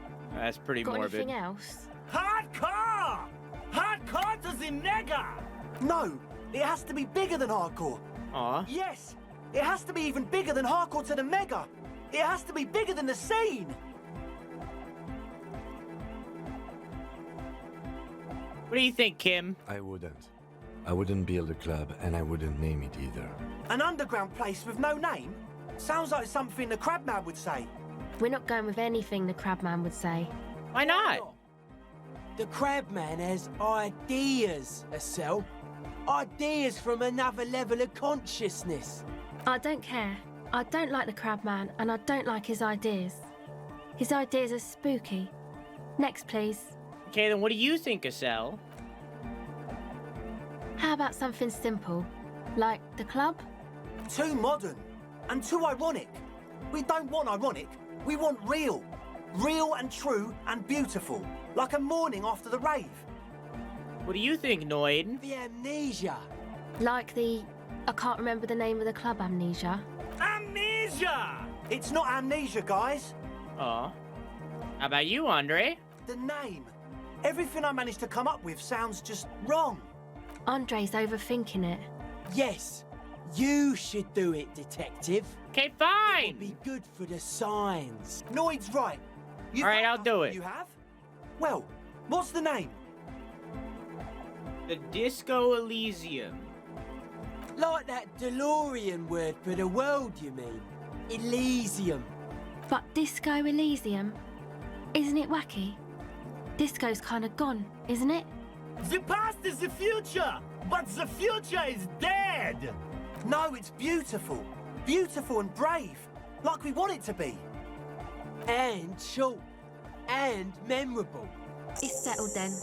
Everyone welcome to Disco Elysium. Let's go get our fucking tie. Andre breaks into frenzied dance-like motion to celebrate the name. Someone turns up the beat. You should go with the flow. Join in on the experience. Yeah, let's go. It feels good. It feels right. But what is this? What is this thing that Andre is doing with his limbs? Let's move on to the questions. Yes, my man. No words, just dance. Impossible. Hang on, let me go level up Subway Fair once, since I'm gonna do it anyways. Still 3. Did that confirm it? Yeah, okay, good. Goodbye, officer. I mean, I could raise my Subway Fair. Subway Fair. I'm sure I have something that does it. Minus.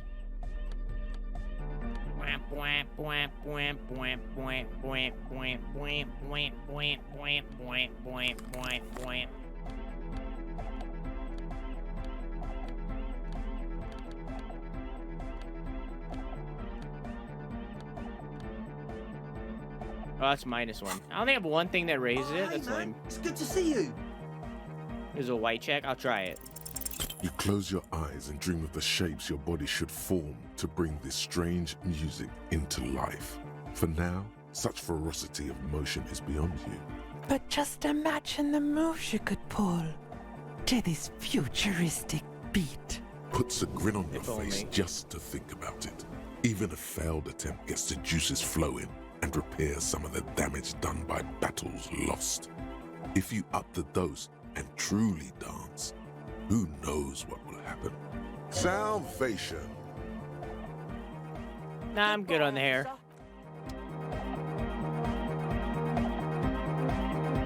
So, what do you think?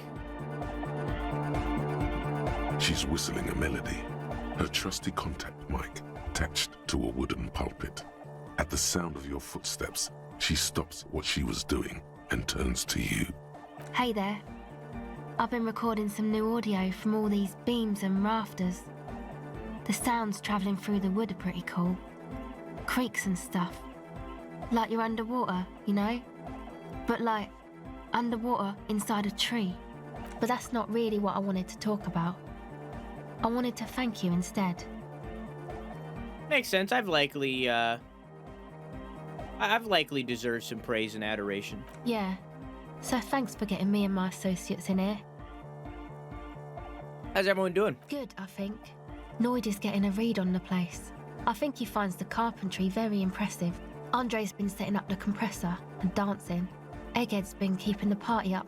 He's got the stage under control. And the crabman hasn't shown himself much. Thank God. Is that eating me? There's nothing eating me. Come on, I can tell. But, okay. Be a boyadero about it if you want to. Alright, I guess there's something. What is it? I apparently already did this one. Oh. I'm just gonna do the same thing. The thing that's been eating you is the slow pace of social progress. Okay. Uh-huh. Okay. Apparently I've already done this. Really? And I'm not gonna just do another option because I don't live in LA. Yeah. It's obvious. Or it might just be, you know, you're welcome. Yes. Okay. Can you tell me about your associates? You helped us out. I can repay the favor. Who the fuck is Tiago? What do you want to know? Oh, the crab man. Oh, the crab man. The way he moves. But he doesn't actually come down that much, just climbs around the rafters. I just tried to stay away from the crab man. But he talks to Noid. They seem to have some thing going on. Talks to Noid? What Beats for? me. Noid said they get along somehow. They're both crazy enough, I guess. What's he do up there? Who knows? He doesn't really answer our questions, see? Maybe that Tiago things is the wrong. sniper. What are we supposed to do? Yell up at the tower? Thanks. About the Who others. do you want to know about? Andre. Andre? He's a cool guy. Doesn't really come off as one, but he is. To me, at least. He takes care of shit. Sorry. I mean, he's got a vision. For what life should be, you know? He tries to push things until everything falls into place. He's an organizer. What has he organized? Nothing. But then again, there's nothing to organise around here either. He really wants this church thing to work. Must have taken it as a sign when he found it abandoned like that. Said it was an augury. I don't know where he got that from. Andre's not super intelligent. I've never seen him so psyched about anything though. And he's often psyched. Looks sort of desperate, like it's his last chance or something. Or maybe he was just high. I mean, not that he does drugs, just high, you know?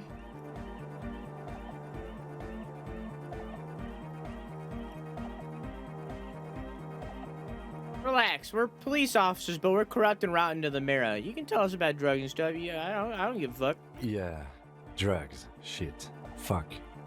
We don't care. Yes. Anyway. Is Andre your boyfriend? Yes. Okay, I don't know why I needed to know that. Tell me anything Who do you else. wanna know about? Tell me about Noid. He's a four-burger, I guess, like the rest of us. Okay, maybe not Egg, I don't know about him, but Noid and the rest are from Egg. Fourburg, making the pilgrimage up north to visit the Elysium. He's real hardcore about the lifestyle. Pilgrimage? It's just something poor Fourburg kids do every spring. To pass the time, we walk the entire length of Boogie Street, up to Jamrock, or as much as possible. Why wouldn't it be? I don't know, man. Have you been down Boogie Street? It's a little bewildering. Haven't I told you that I'm a raging alcoholic who recently drank himself into oblivion so deep he can't even remember what sounds like the biggest street in the city?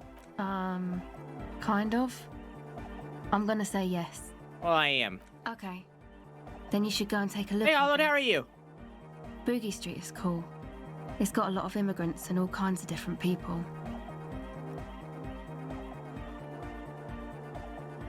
I might do that if I'm alive. Yeah.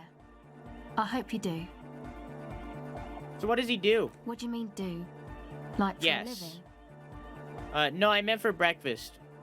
Living. He's a carpenter, trained and all. He's very good, he just doesn't have the mindset to work like that. In a shop somewhere. What do you mean? He abides by the hardcore, sir. You would have to ask him yourself. And you? Sir, I abide by the law. A strange feeling. Every now and then, something feels off about the way she speaks. She doesn't change tone, but you feel as though there's more about her than she lets on. Who do you want to know about? What's the deal with Egg? What do you mean? Like, what does he think he's doing when he yells at stuff? Oh, that. He's the party boy. What does that mean? Anodic music doesn't really do vocals in the traditional sense. Vocals are thought of as rock. That's to say they're a bit backward. No offence if you like rock music though. Rock music's cool by me. No offense taken, go on. Anyway, even if you don't have vocals, you still need someone to say something every now and then, right? To urge things on. That's where the party boy comes in. He basically just stands on the stage and dances and yells how awesome everything is. It's very catchy. I understand. People are usually afraid to do things if others aren't already doing them. Dancing makes you dance, like sneezing makes you sneeze, or yawning makes you... Or talking in chat makes others talk. Anyway.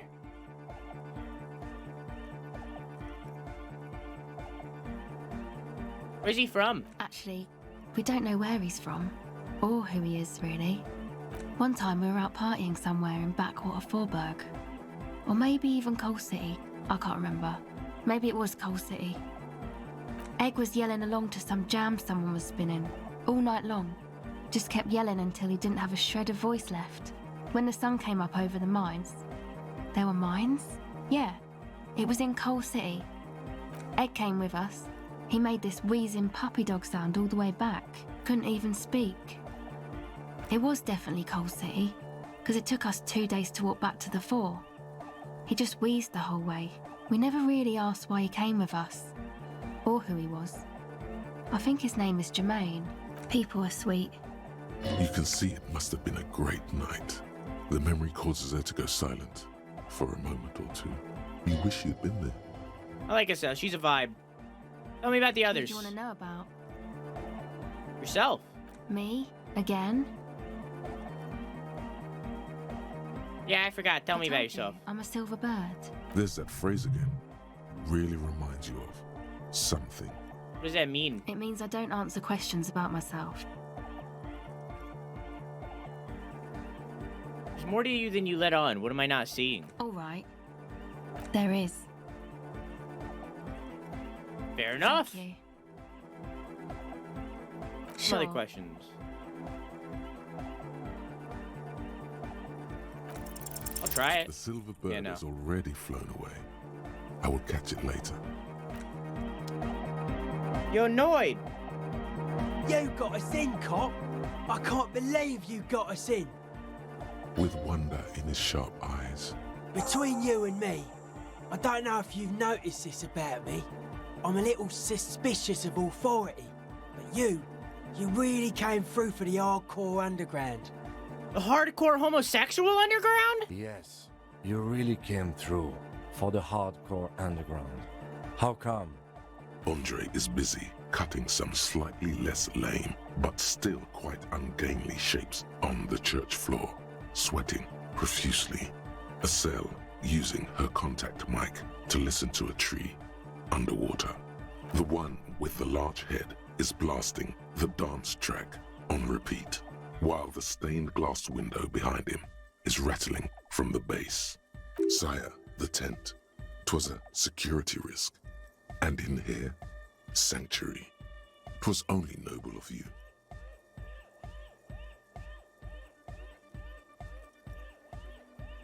Kid's got spunk. I admire it.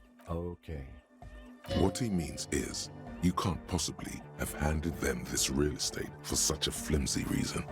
Then again, whatever keeps your nose out of the bottle and on the job. What did Tiago tell you about the church? The crabman's been lurking here for a while. He's experienced things. Things that give off bad signs. As far as we can tell, the Ubies built this place about 320 years ago as a sarcophagus. I mean, there's dead bodies here? Not like a literal sarcophagus. I'm just being metaphorical. What for? Encasement, confinement, of something they were afraid of. Something new and unheard of on the Isla. I think that's what the crabman is experiencing when he climbs around upstairs. Like, this is some old world shit the Ubies had heard about. I thought the best way to deal with it was to build a church surrounding it to contain it. Sounds like a job for the remote viewers division. I doubt it. I don't even think the Ubies properly understood it. What it does. But it's what this sonar person is looking for and trying to measure. It'll be fruitless though. She won't be able to measure it. People like that always want to measure everything. All those things they really can't. Well, she especially won't be able to measure it now that I kicked her out. Blows by. Outside, dust particles fall through the darkness, settling down on the age-bleached floorboards. The structure does not feel particularly durable. What makes you think Suna's gonna fail? Seems to be the trend around here, doesn't it? You can't measure shit like this. It's not like substance. Building seems less than structurally sound. It's pretty fucking unsound if you ask me. They should have built a club for anodic music around it instead. Anodic music will definitely contain whatever we're dealing with. And if it can't, well... I found the Doom commercial area in Martinet proper. Maybe it's the same thing the Ubis are trying to contain? Like a concentric ring spreading out. The struggling villages. And that is what caused the communards to fail in defending the beachhead. Yeah, a lot of failure has gone down around here. Think there's a merit to the theory? I don't know. Maybe, maybe not. It's not a thing we can answer, cop man. Even I have limits. I'm a limited psi person. Well, it's without substance, I guess there's nothing to worry about. Maybe you can figure things out, cop man. Maybe. I think we got on a good level here. The signs are syncing up well. What do you think about the church? It's a miracle of carpentry. Dead bodies carved into Carpentry. shapes. Now it can be something more. You're a carpenter? I don't say much anything as a carpenter anymore. They tried to make me into a reckoner and a leveller. Made me a bit manic, you know.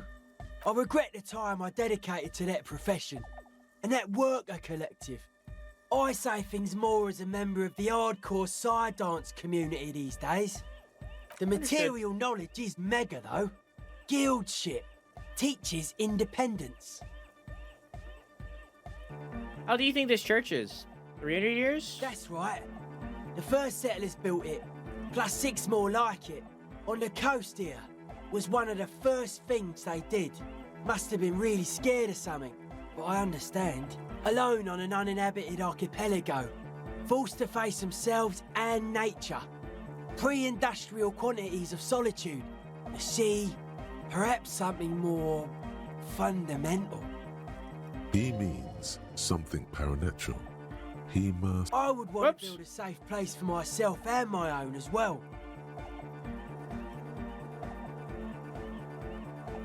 What style is this church built in? A cop who's into building critique. Okay then, this is folk DeLoreanism, lawmongerer. It's a subset of early DeLorean architecture. What do you mean? Total. Everything between an ancient concrete cathedral and a glass cube is DeLoreanism. This is just an homespun version of it. Folksy stuff. Early mass production. They made thousands like this. Does that help you out? So what would they look like? Like that woman there. Vertical, thin, white. A false image of grandeur. The source of the system is up there. You're at the bottom. They really dug that power vertical. Like to show off large and intricate structures. Arches, spires. Put you down with them. They were really into painting everything white too. Virginal shit, you know. Marriage shit. Virtue and tyranny. Yeah, marriage is shit. Right. Church isn't painted white though. Stands to reason it used to be white on the outside before the sea wind took all the paint off. Slowly, peeled by the wind, your skin crawls from the sensation as you look around. So what did you mean by dead bodies? Dead bodies of perennial plants. Sigma functions have left this place. Sigma male? It's a good thing we came along. The spiritual collapse has been total. What? I saw some piglets suckling their dead mother. Have you heard this one, cop man? After a short while, they shuddered and went away. They had sensed that she could no longer see them and that she wasn't like them anymore. What they loved in their mother weren't her body, but whatever it was that made her body live. End of quote. This is an high-quality carcass. The power of anodic beats and hard bass is needed to reanimate it. So religion has stopped being hardcore. It never was. A 3,000-year-old regime of history, built by hundreds of generations of self-appointed intellectuals. It's false to the core. And you propose dance music will supplant this system. Anodic dance music. Regular dance music wasn't hard enough. And yes, I do. So what do you think of the glasswork? I don't. Fucker giving me the evil eye.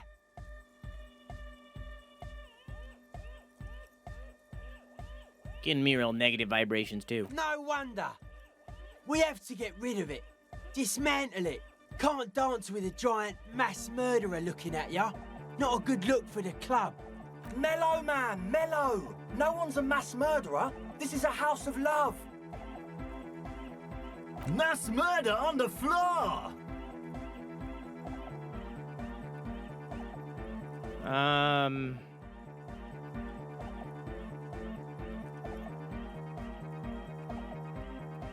Yeah, but like, you know, she's pretty. She invented the beauty you're feeling.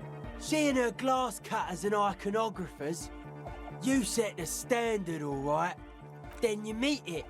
It's effective like that, but it is also very soft of core. That so-called beauty of hers. Anything but softcore, it's terrifying. You may be onto something, Copper Man. She's got those mass murdering hips.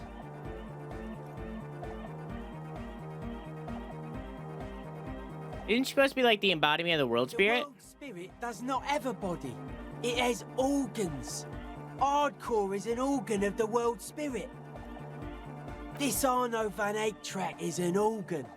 The carpentry and glass cutting that built this house are also organs. I'm done talking about her. What a strange choice of words.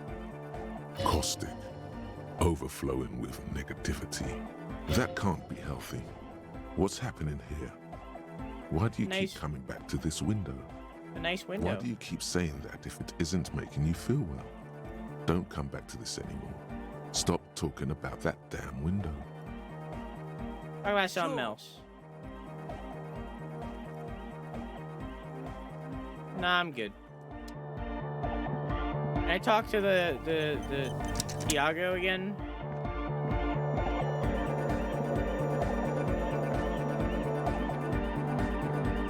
That's a no.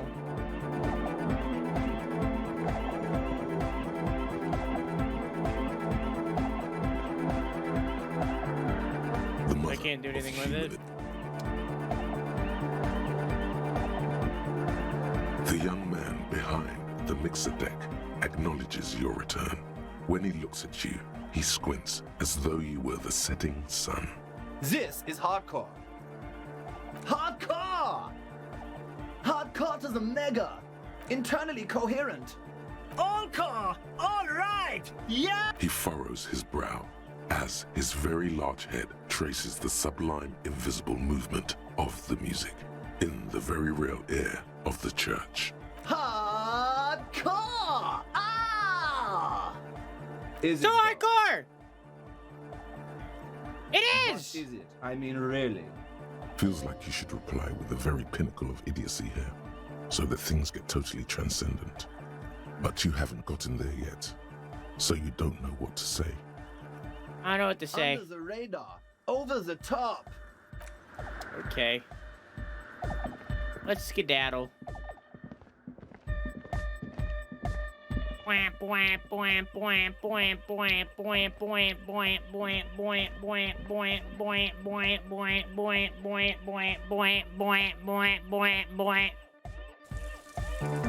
go get our fucking tie. Finally, after hours, we can get our tie right after this pee break. I hope you had a good time. I hope it was fun. What were you doing? What were you playing? Unless you were just chatting the whole time. Tie. Let's go get our tie. Or we'll just fail it again and never be able to get it. One of the two. It'll definitely be one of the two. It's one of the two options.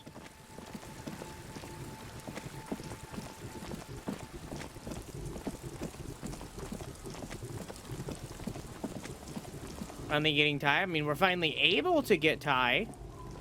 I don't know if we're gonna get it, but we can try. After 40 hours, we've missed all of the interesting things in relation to said tie. But like, we can have it for like 20 minutes and then we'll beat the game.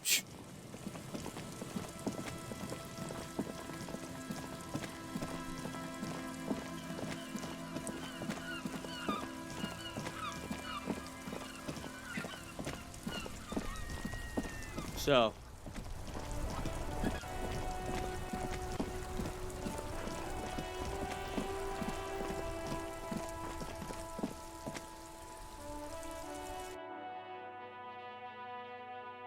People are more forgiving of persons of power, like police officers. I don't know about that one. I feel like that one was true at one point, but it's definitely not true anymore. I don't know. I don't know about that one.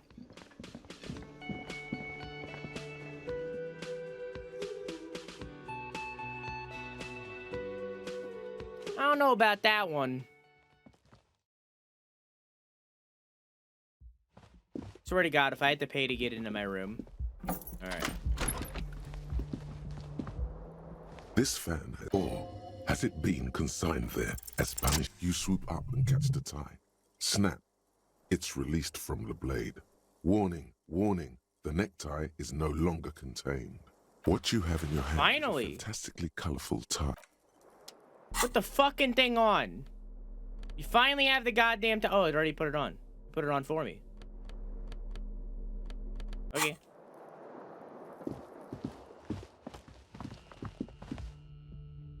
You finally have the goddamn tie.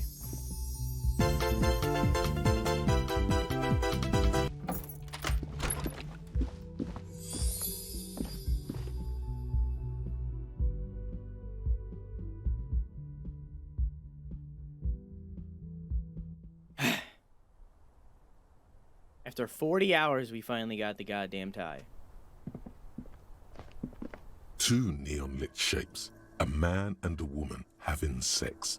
A ray of backward motion explodes from his mouth. So I've been to Land's End. Where's the boardwalk? 700 meters away. The boardwalk is B1. I thought I've been there. A skilled sniper could have made the shot, provided he had a safe sniper's nest. Even with the light on inside, we're talking military training. Okay, Chad. At that distance, the perpetrator would have had to take wind direction into account. Coprophilia. How do I get to B3? Can I do B3? How do I get to B3? I'll go back to B1 and see if it's there, but how do I get to B3?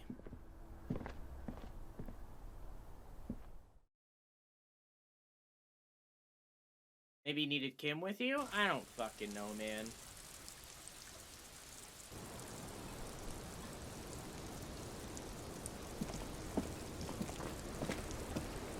Officer, what I really... She smiles, a bit of... Clearly. The rain. I'm stuck in Martinez just like all... She nods. Okay. Does anybody know? How do I get to B3, the islet? If it happens later, just say, it happens later. But like if it's a story thing. But like, I would like to get there. Touch to the tie? What's the tie do? It talks to me sometimes, but... You want me to look it up? I mean, we have multiple people here who have played this game.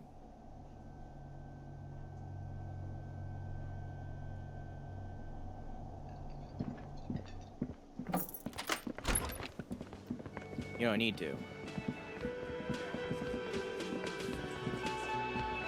Hi again, Gendarme. Bye-bye, never mind. Gendarme. I thought I could tell you about the fact that I no longer care about your sexuality.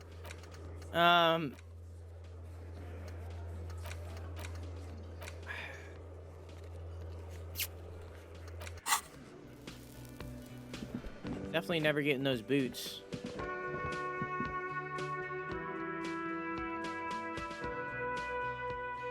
That's never happening.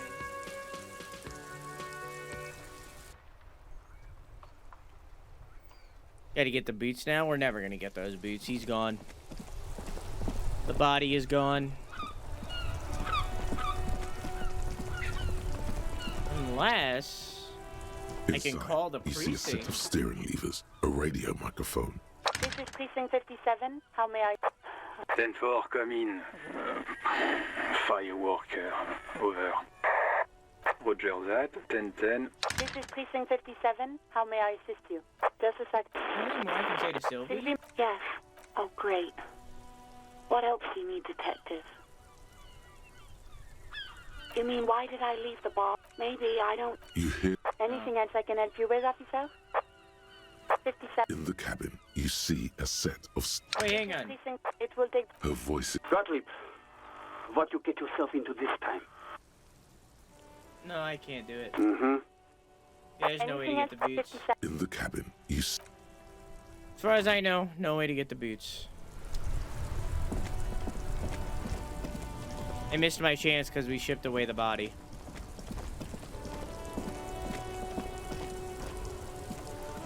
That's okay. We got the gloves. Pretty good. Don't really need them.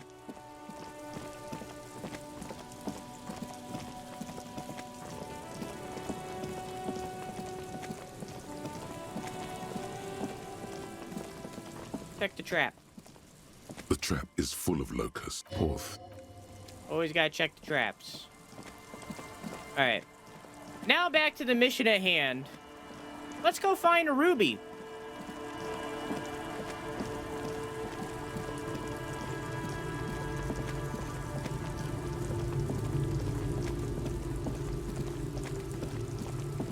I believe we needed to go to the Feld Electrical. Which is up here. Actually, no, let's go to the boardwalk first. Now that we have Kim with us.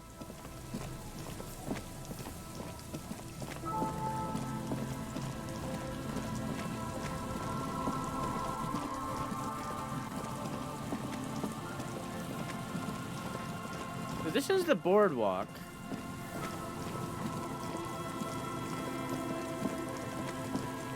Somewhere around here is where the shot could have happened.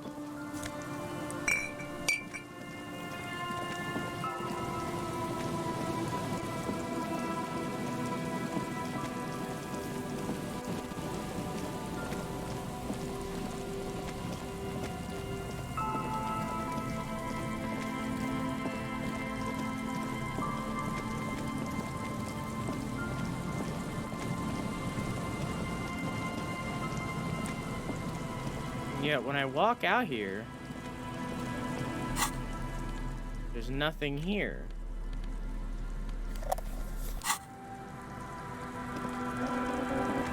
Maybe I missed my chance because the dead body's already gone.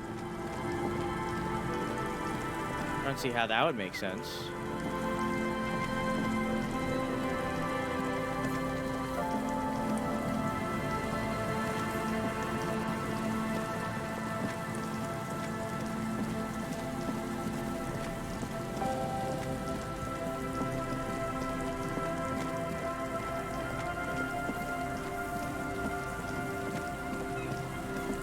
Excuse me. The once bright mural towers above you, saying, even though you're sure you succeeded, all is quiet. There is no cold hand brushing against your forehead, no rustle in the reeds. The wind has died down. The ruin in front of you is silent as a tomb.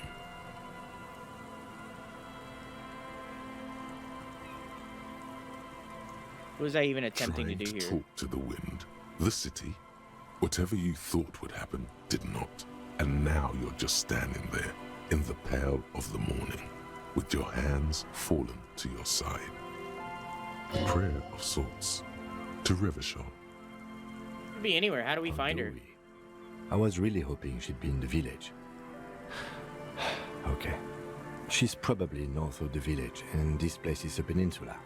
We already scanned most of the outdoor areas on our wild cryptid hunt, so we have an understanding of the geography, at least. And then there's the church. We've already searched that and can rule it out.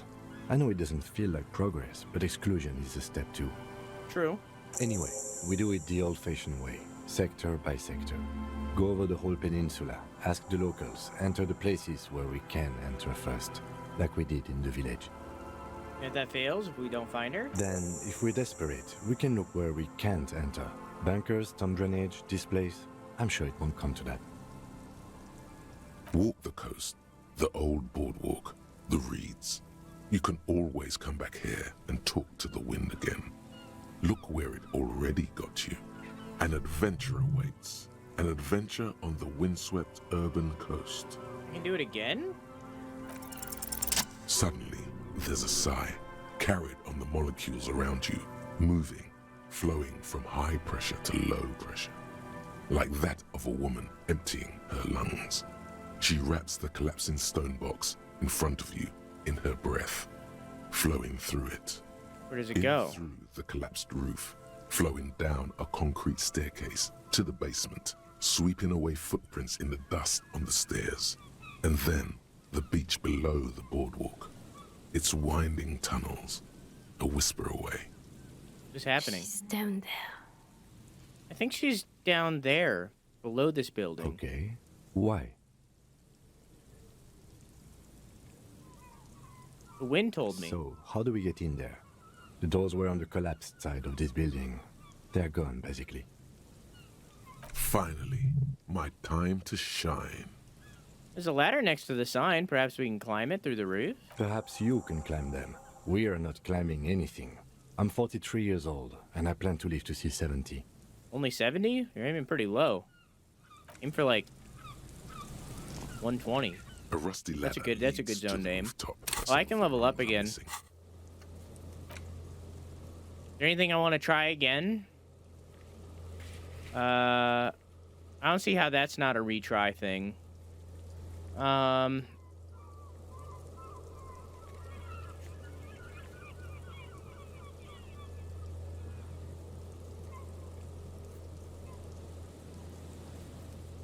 Interfacing, I guess? Which one's the mirror in the other one?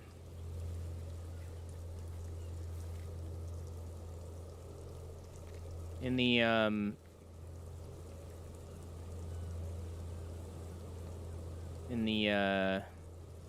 village. Maybe it just means that's both of them. I could do interfacing.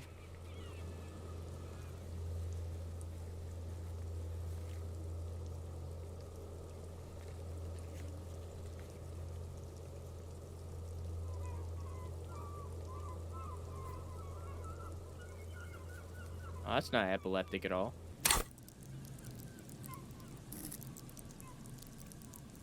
Or I could do one of these. Get Detective Costello. Let's do one of these and get Detective Costello.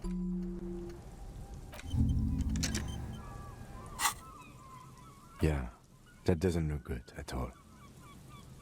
Assess the situation. The distances between the remaining rungs are rather wide. You'd have to use the mounting brackets. However, they seem corroded and the peeling rust is razor sharp. In addition, the first rung is going to be tough to reach. It's what, 3 meters above the ground? And you're 180? 190, I'm a giant. Okay, but still, the roof is collapsing and the wind gets pretty brutal up there. Dismounting from the ladder is going to be hard. Perhaps if you were to not climb the ladder. Instead, what if you were to do something more subtle? Astral projection. Be open-minded about this. Yeah, because falling from that height seems, well, splat. So don't do that. Just, you know. What if I don't climb and I just teleport? Teleportation is not a thing. Teleportation is a thing.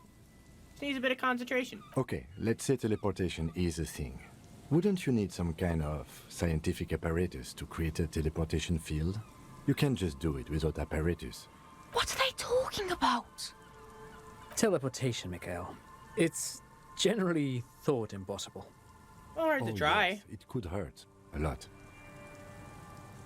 Teleport to the roof. I saw Tiago climbing. Remote viewer bonus. Let's go! All you need is close your eyes and concentrate. Darkness enfolds you. You can feel the distance between the bench and the first rung of the ladder. All you need to is... Zoot, zap, pow, crinkle. It's like magic. You feel yourself disappear, your atoms fading out of existence. Oh my god, I can't believe it. Bam! You find yourself on the roof, having mastered the art of physical displacement. I did it, Kim! I teleported! I just saw you climb the ladder. You just climbed it like a regular person. The wind at the top of the building starts howling loudly, blowing away the lieutenant's voice. Faintly you hear. Never mind. Find a way to let me in when you get inside. Don't go adventuring without backup, especially if we think the suspect may be hiding here. I probably shouldn't be running. Running is a bad idea. Central support beam has been destroyed by artillery fire, as has most of the town, let's be real. Ooh, can I walk up here? Or what's that? Stones fall. It's a long way down.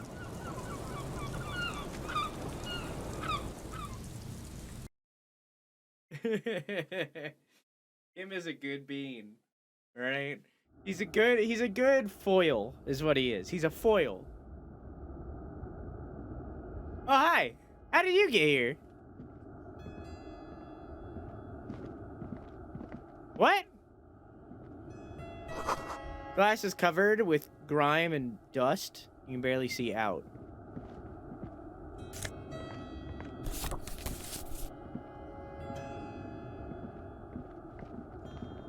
A foil? A foil is like a contrast.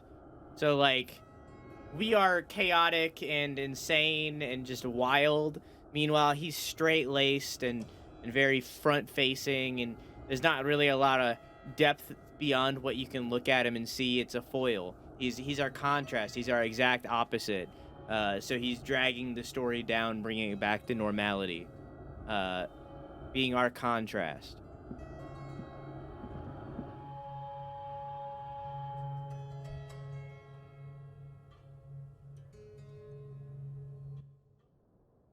Hey, Neon, how you doing, dog?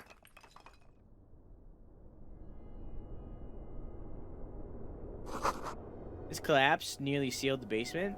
One can barely squeeze by. Antiquated office furniture, last century maybe? Brought down and forgotten long ago.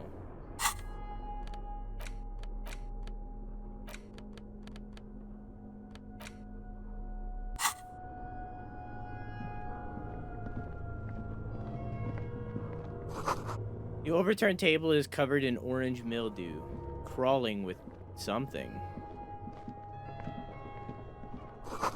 Old file folders in the cart, documents silvery with mold.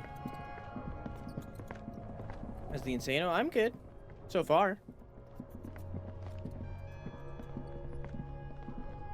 We're definitely gonna do quite a few shorter games after we play this game.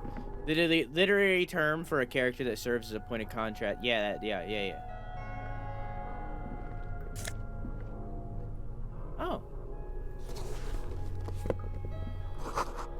Thick and dusty panes of glass.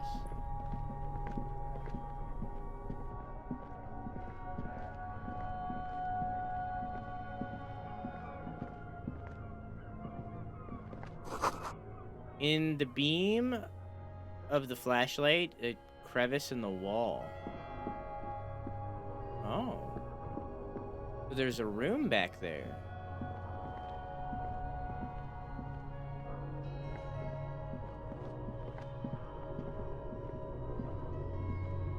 I see. And that's the sewer from before, so she's seen us.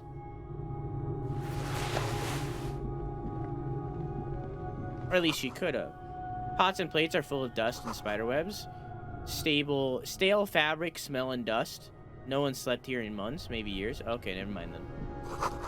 Revolutionary propaganda on the bunk bed, ancient flyers and brochures. The same slit the window you saw out front. Could this have been the killer's hideout? And this narrow window, the point of origin of the shot that killed the mercenary? Peek out. Outside the window, another day. The beach sand soaks up the drizzling rain, growing darker and darker. Could the killer have used this as a hideout? It's a great place to hide, certainly. But there hasn't been anyone here in ages. I can't see the whirling in rags, so the shot didn't come from here. Indeed. No one could get a clear view. Well, at least we've been thorough. I like thorough.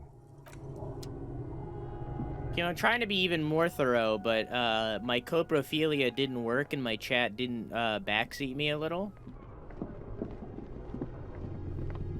Wait, who's that?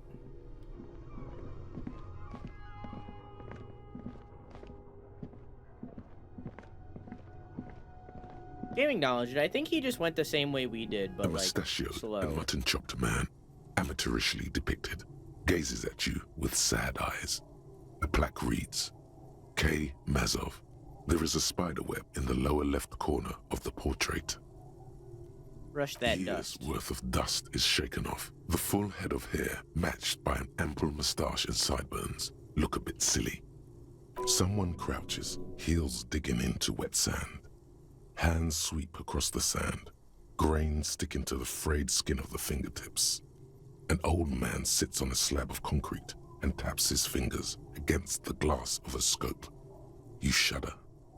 Kim, it's Comrade Mazov. Yes, I can see that. Looks like some communists were hiding out here. They left a long time ago. You're fine, Dumpling.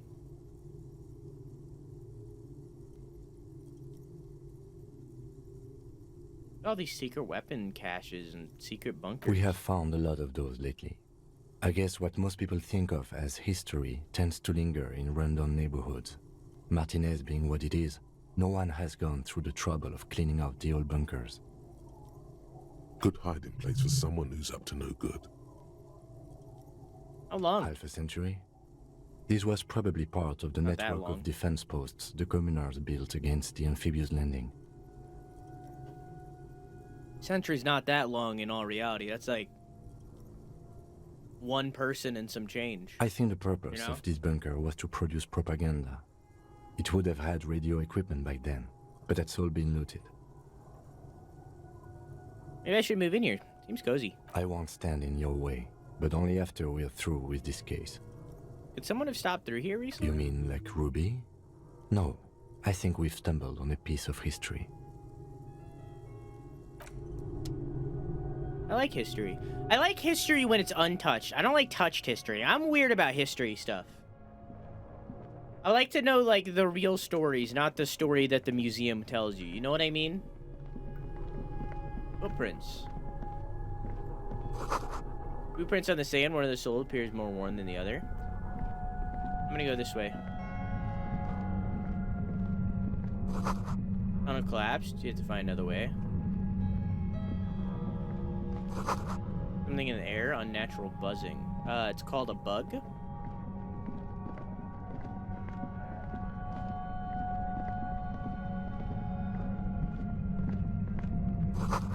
Getting louder, the buzzing sound. We are walking towards the Ant Queen. There it is again, like a swarm of hornets buzzing under your scalp. A strange tingling you can almost smell. You feel something? No. What do you mean? I don't know, like a ghost. Either way, we ought to be careful. There were footprints back there, and I'm pretty sure they were fresh. Footprints with the right soul worn smooth. Looks like our suspect. If she's in here, we need to plan our next step carefully. What do you mean? Once we detain a credible suspect, who knows what the Union and the Wild Pines will do? We'll set in motion events we have no control over. Keep calm. So you're telling me it's a point of no Whole return. Situation in detail.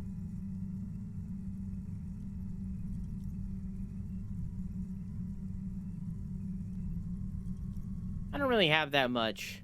How bad do you think things could get? Well, we are not responsible for what we can't predict, are we? I don't think the entire city will be razed to the ground. If you can't predict it, there's nothing you could have done. We know what Joyce knows about the murder, but I may have other things. Yes. There won't be time for that once things go down. Matter of fact, I don't think there's time for it now, but... If you must. What do you think's waiting I for think I us? see a cavern. Maybe more cellars? I think we've been careful enough. We still have the element of surprise. I wouldn't be so sure. You haven't exactly been sneaking. Or maybe not. Either Literally, the only thing I have left to do is, like, trying to find out where the gunshot happened. But, like, A, that's, like, a very crucial part of the case. We might be able to do that later. And B, I don't even know how to do that. I walked all around the boardwalk and didn't find anything. Like, you can see here. Oh, I'm leaving. Chat, how do I get to the island? Please help me. Dear God, look it up. Somebody look it up. Someone look up, determine where the shot came from, questline walkthrough. Island how? Island is later? Okay. All right. Thank you for that. Moving around. We'll go and turn around. Going back. You're good? All right. Then I will press on. Because I really don't give a shit about what Joy says. Give me a minute. No, you don't need to anymore. We got confirmation. I trust Hippo Fan. Hippo Fan has played it, I know. I assume years like Fevers has too, but I trust Hippo Fan specifically. So you don't need to no more. It's all good. Point of no return hit is precise about what you might miss out on. So it's only Joyce. So, like, if I was missing out on other things, it would say that. So, like, right now, moving on, I'm only missing out on Joyce, is what you're saying. Okay. I'm alright with that. I don't care what she has to say. Posure and Shivers. I kind of care about Shivers more than, what I have. Half-Light. I care about Shivers more than Half-Light.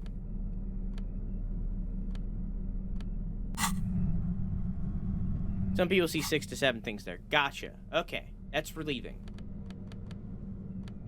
This is Subway Fare. I'm gonna equip Empathy.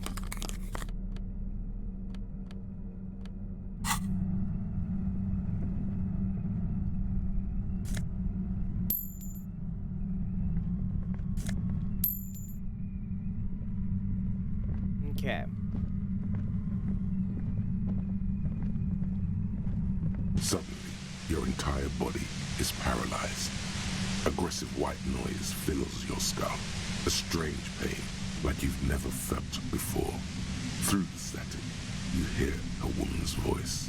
It's like 1,000 radio stations are being blasted into your head all at once. But her words are the only ones you can make out. I know you're feeling pretty uncomfortable right now. Don't move too much or fight it. That'll just make it worse. Can't say it's a pleasure, officer. I was really hoping not to make your acquaintance. But here we are. The voice coming through the whirlwind of pain is not malicious. She doesn't want to hurt you, but she has to. Doesn't wish to hurt you, not according to your ear canals. Wait, no, not even your ear canals. This is going directly into your neural pathways. Don't cover my ears. Fuck you. You feel something in your chest, an unnatural pressure. It's spreading to your left arm, your jaw. Well, this feels familiar. A heart attack? Fucking shit. I'm scared. What do I do? Who do I call?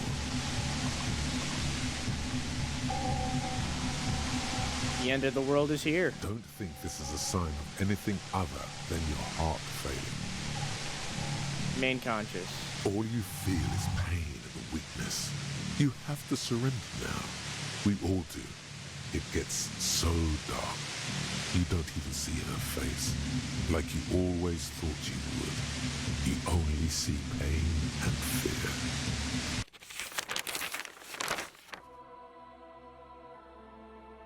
Cop suffers final heart attack. A detective lieutenant of the RCM passed away yesterday. His death, though abrupt, did not come as a surprise to those who knew him. He was the heaviest drinker I'd ever met. Captain Ptolemy Price, the deceased superior. Less funny than me shooting myself through my mouth. Oh, this was a while ago. Oh, that was a while ago. We need to go get our tie back. Hang on, I'm gonna open my window real quick. It's fucking hot.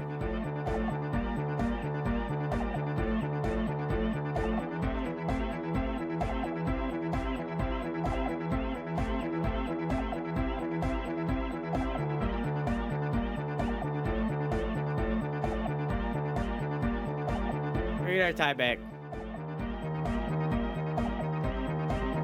Assuming I have the point. Yeah, okay.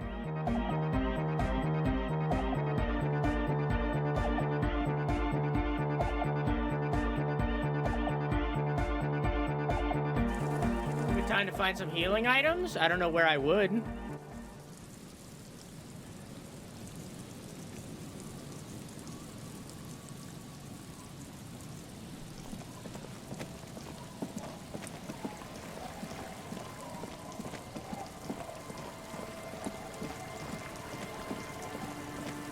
Yeah, I don't know. Frit? True! You're not wrong.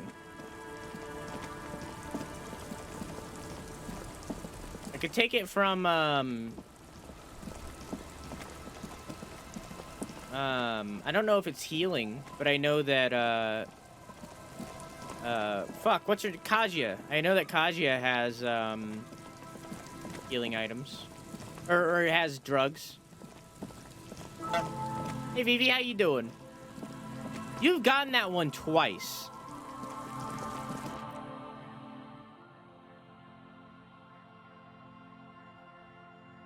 Hang on.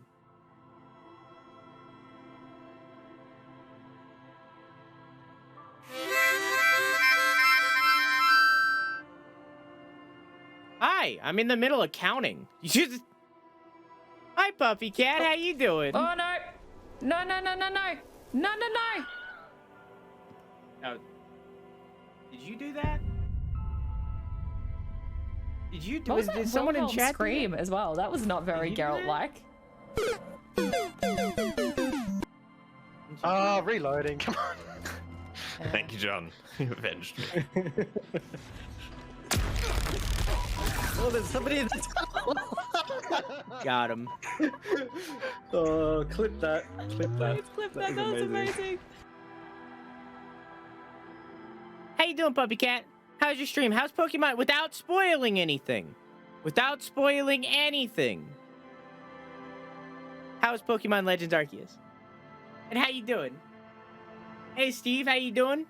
Thanks, Goldgast. Lily, how you doing? All this Uphill means, cow? guys, me losing the glasses for 5 minutes just means I'm gonna die. Oh, I'll put the timer on so I can actually... Hang on, let me see the timer first. I think I was there for this. Oh, hi! Nothing's that fat.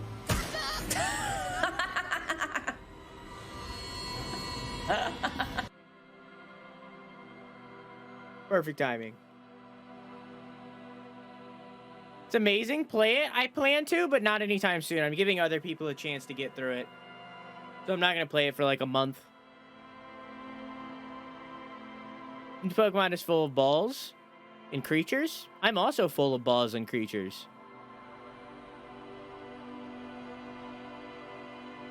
Lily, thank you for the follow.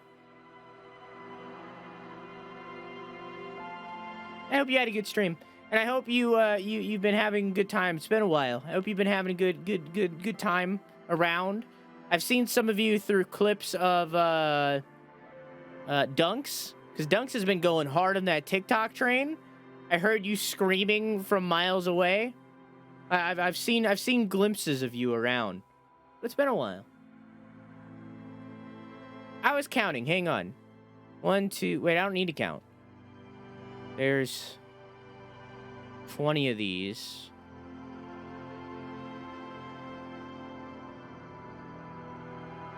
You got that honk twice, doggo. That has a 5% chance to play. You got the honk twice with a 5% chance. Back to streaming after 2 months off. Nice to be back. Are you like back? Like fully back?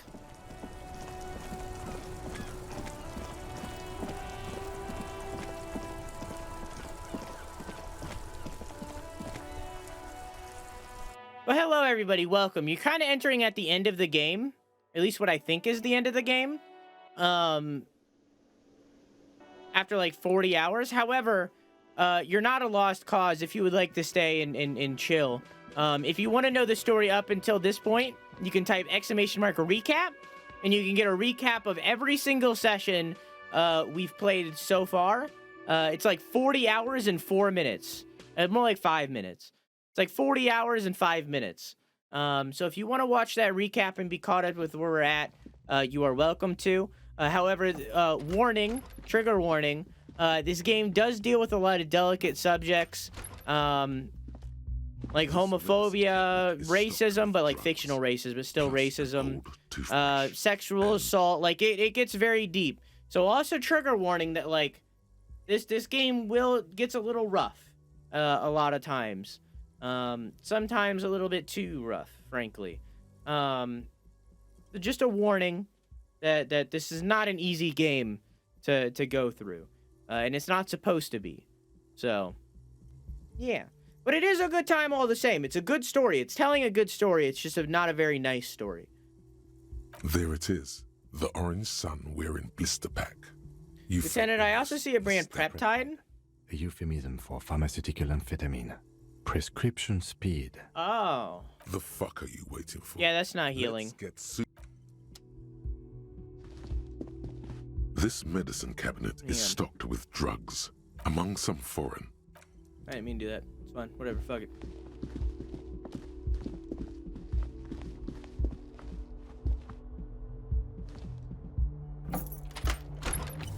I'm quick saving because we already did this, and I swear to God, if it made me lose my tie again. Has it been consigned there? As you swoop up what you have in your hand.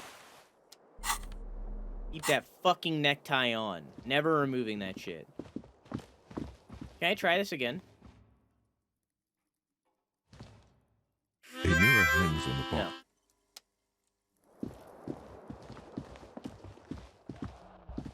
No. Moosey, thank you for the host. How you doing, Moosey? Also, welcome to Stream V3, everybody. If any of you have been here before and you're just... Welcome to Stream V3. Obviously, the webcam's new. Background's new. Everything's new.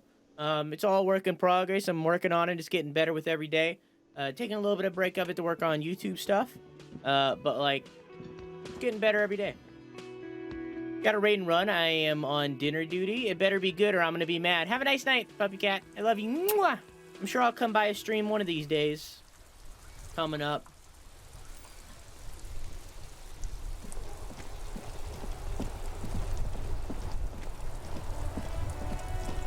Yeah, we got the Zai.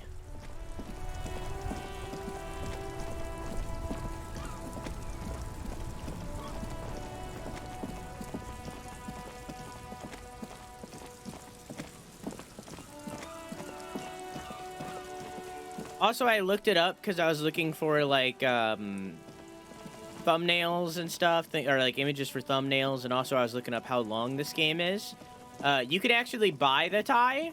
The tie actually is available as a merch. You can actually own the tie. So if you like this tie, you can actually own it. It's a real thing.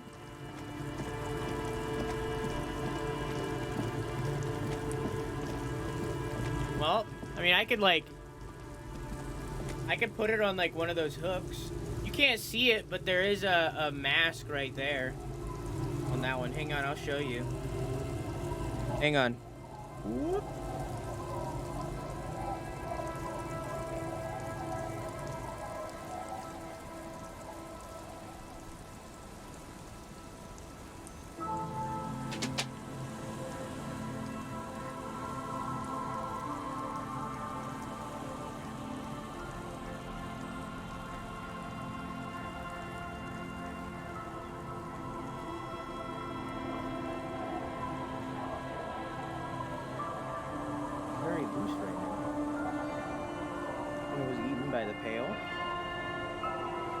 I still don't understand anything that she said.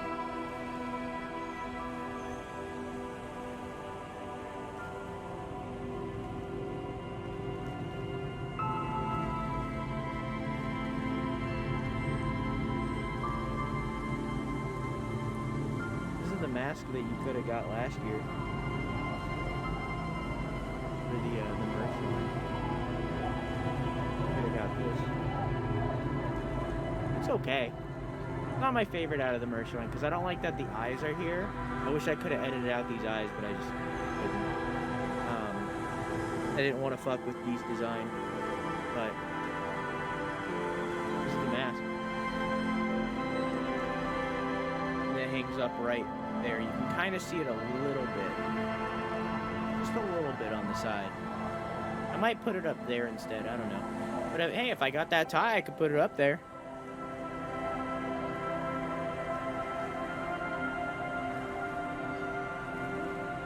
Out of here.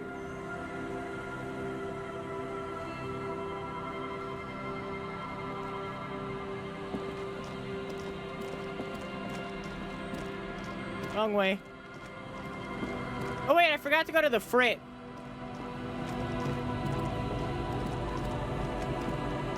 Put the tie on Danny DeVito. I could have it hanging down. That's an option. It could hang down from right there. Big cam still? It is big cam. I was literally looking at it and I didn't even like acknowledge it was big cam. I'm too vain. I was too busy looking at myself.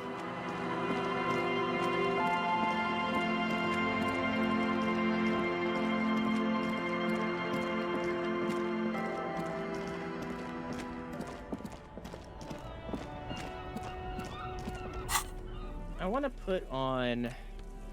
I feel like I've barely used these bolt cutters. Like in all reality. Whoa, who are you? Wait, are you just a guy from down there? Never mind.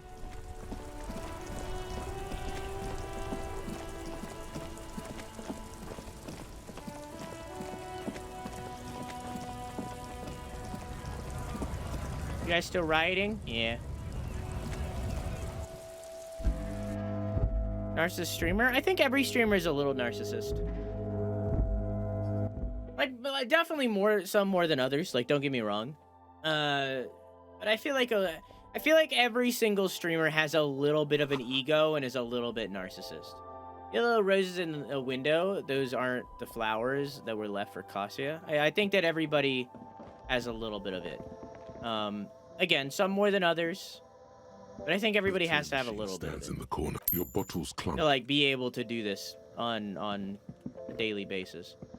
And then what the other days are just depressed as shit, but you know, just because I don't really know. Drugs. A small cabinet on the wall is filled with various medicine bottles, nasal sprays, and blister packs. They all bear the Sambat. Okay, here. Okay, here. Okay, here. Okay, here. Okay, here. Okay, here. Okay, here. Okay, here. What's up? I just don't get it. I always catch What do you mean? fuckers watching this sick What's so shit. sick about this? This is Am I not allowed to buy sickening. drugs? I think is that the right way? This way? This way, right? Yeah, it's this way. Yeah, I'm wrong. Not allowed to buy drugs. You got it right? Well, if the door's slamming, because he would... Back here, if you open it up this way, the door would be right here. It would be that. Wait, no, it is this. Yeah, I was right. Yeah.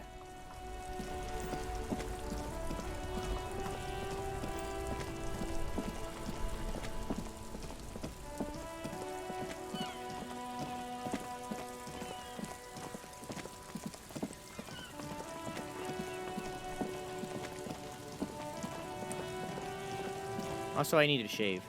Getting a little long. Getting a little long.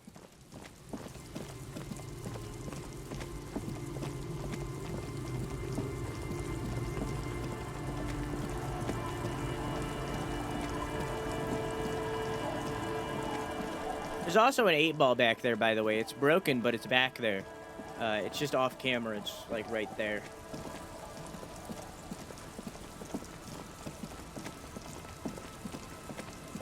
But it's broken. Quick saving because we already did this. I don't want to fail a 97% chance thing that we already did. When in reality, I should have just auto-saved when we got into the building.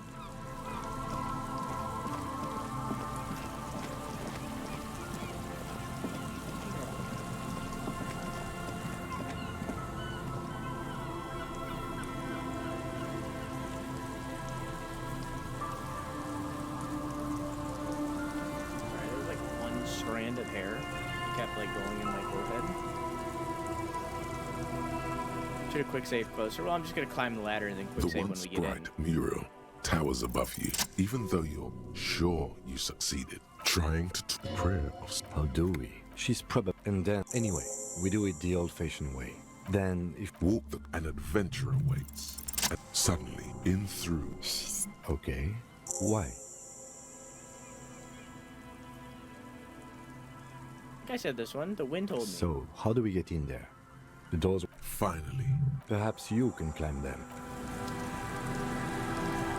A rusty ladder. Yeah, that doesn't. The distances, in addition. Skipping because we already did this. I'm 190. I'm a giant. Yeah, because for teleportation is not a thing. Okay, What's they talking? Teleportation. Oh yes, it could hurt. Okay. A lot. all you need to do is close your eyes. Zoot! And teleport again? We're doing it. You find yourself on the roof. Damn it, get my teleported! The wind at the top of the. Never mind. Stop running. It's dangerous.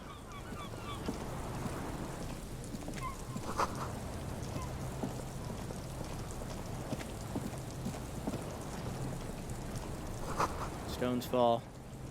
Then down the stairs. Okay. Do this again.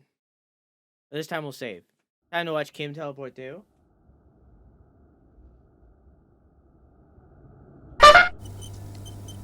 Couldn't agree more.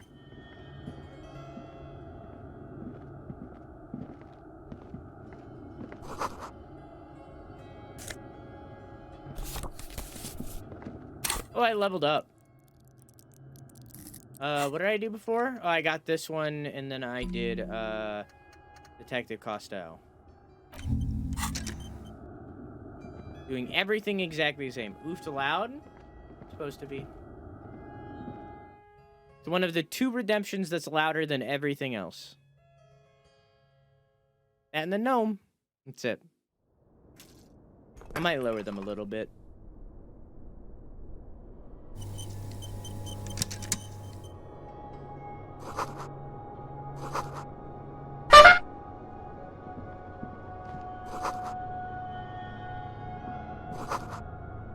Sorry, we already read all this, for those of you that don't have the context. We read all this, so I'm just very quickly looking at it.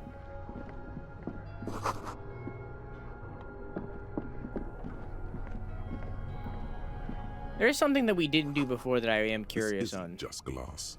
These are old computation components. These are old computer components. Yes, filament memories. From the time when new. wires were cast in glass, How'd they slides do with that? an inlaid nervous system. How'd they do that, and why? The how was a closely guarded secret. Something that was locked in safes in human heads across the river where they were manufactured. As to why, your fingers don't know.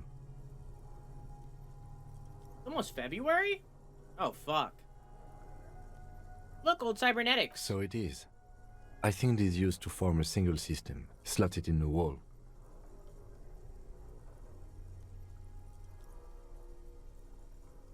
So is this all that remains of failed R&D? The rest of the building seems to have been picked clean. Could this be part of the failed playback experiment? These? No. These are old filament memories. I hope you're not expecting to find a device here. You will be disappointed. All you'll find here is pain. I mean, he's not wrong.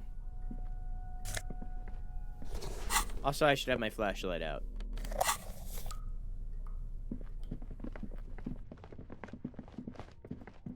I want to see what this is. Where does this go? 2 rusty metal plates that slide apart form a crude door. It's been there under the boardwalk for a Kim? while.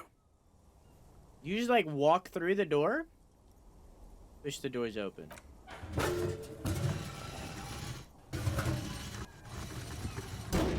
The doors seem to be on rails, but they've gotten jammed. You grab a side and put some strength into prying it open. With the help of your partner, the 2 metal panels slide open with a creak. Huh. I hope no one dangerous heard that. How did you even get in here? After you climbed up to the roof, you mean? There's a maintenance entrance under the boardwalk. It's next to a drain pipe, possibly a storm drain. It was easy to miss before. He's quite proud of himself. So pedestrian. Yes, yes. It's cool to risk your life climbing rickety ladders. I think Anyway, it is. let's investigate these passages.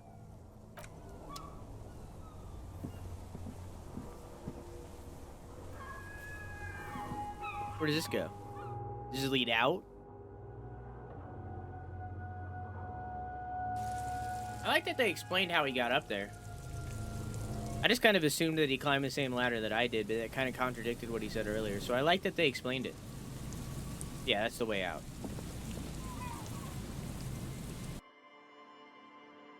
I've always had to let him in. Oh, was he not supposed to be with me that whole time? So the game did glitch? He wasn't supposed to be with me? That's interesting. I wonder if you can find that before you're supposed to.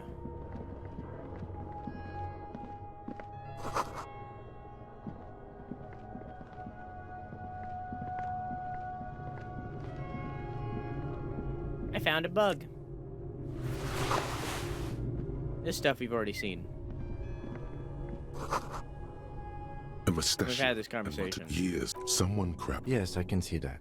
Looks half a century. I think the purpose of this, but we have found a good hiding place for someone who's. I won't stand in. You mean like? That's a conversation we already had, so I skipped through it. And then we had this conversation, and then we did this, and then I did this, and then we had this conversation. It's a great place to hide, indeed. In fact. Okay, there we go. Now we're caught up, basically, almost. Fine. Just started showing up a couple months ago. Some of their patches have introduced more bugs since the final cut, ironically. I mean, it makes sense. Just how programming is. You fix one issue, two more pop up. There's nothing, you know. Nothing you can do about it, just how it is. And then you fix that bug that popped up after you fix the last bug, and then two more pop up. It's just how it works. There it is again. No. What do you mean? Either way, we ought to be careful. Looks like ours. Once we did. Keep calm. Go over the whole situation in detail. Yes. If you might. Well, if you can't, I think I see a I wouldn't be so. Or.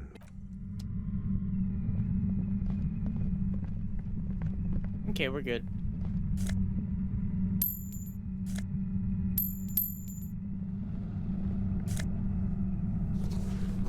And then I think I put that parka on. Yeah. Wait, is this not a parka? Is this not what a parka is? It's not called a parka. Is this not what a parka is? I think is that not a parka? Is that not a parka? Pretty sure there's a parka. Is this not a parka? It looks like a parka. Suddenly, your entire body is paralyzed. It's like 1,000 radiant. I know you're feeling pretty uncomfortable right now. Don't move. Can't say it's a pleasure. The voice we heard this, so I'm skipping. To hurt you. Don't cover them. Awful decision. Why would you not want to? Don't focus on the pain. Focus on doing your job. Tell her she's under arrest. There, we survived. Now this is new.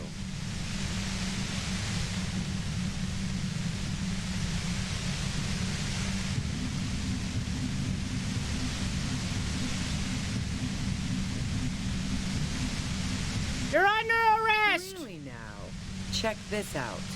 You're overwhelmed with a new surge of violent static. It feels like a blood vessel exploded in your brain. Are you gonna kill me too? No, I'm not going to fucking kill you. If that had been my plan, you'd be dead already. All things considered, I'm being pretty reasonable here. I mean, you did kill me in a past life. I'm using a pale latitude compressor. You and your partner have been caught in its field.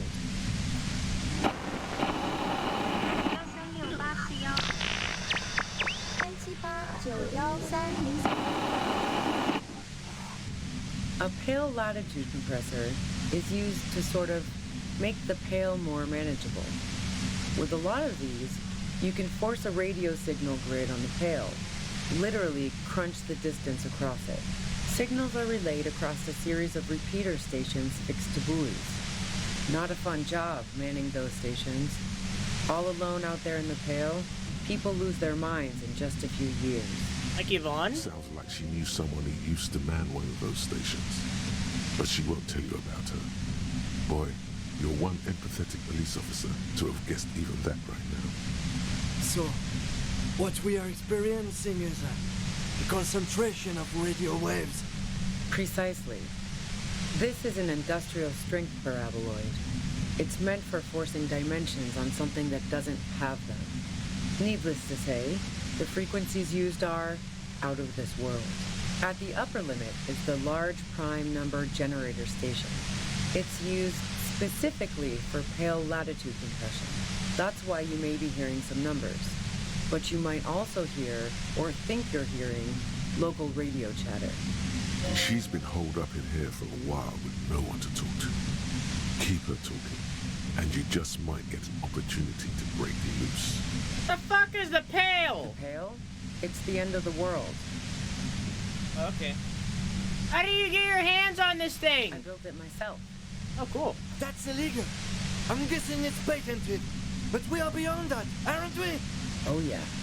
Way beyond.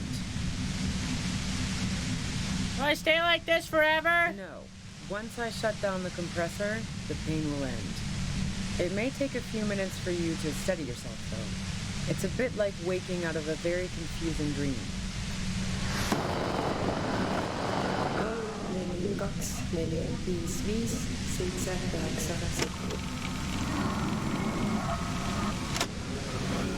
Have you experienced the compressor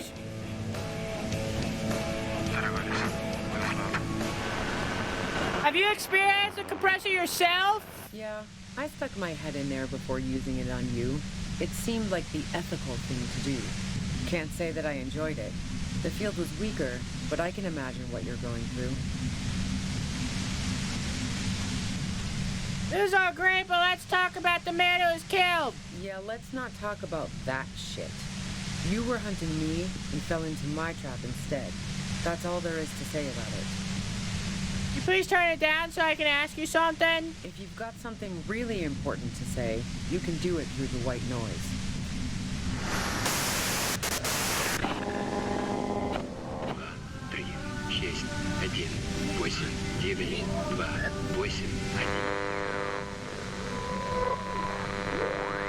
Looking for a deal with my mattress.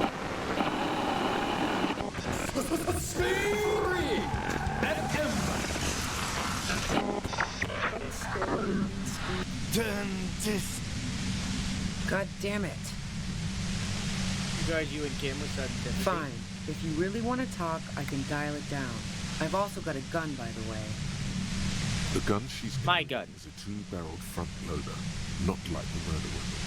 Well, it doesn't feel much better, but you can form sentences now. Thinking doesn't seem to hurt as much. Just keep her talking, and you'll get through this.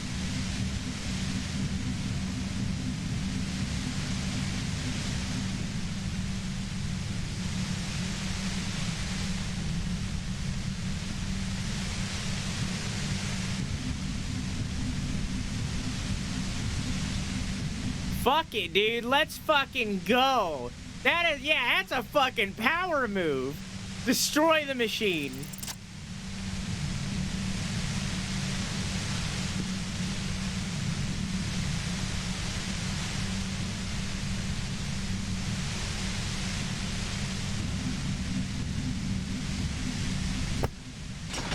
You did it. The compressor lies broken on its side.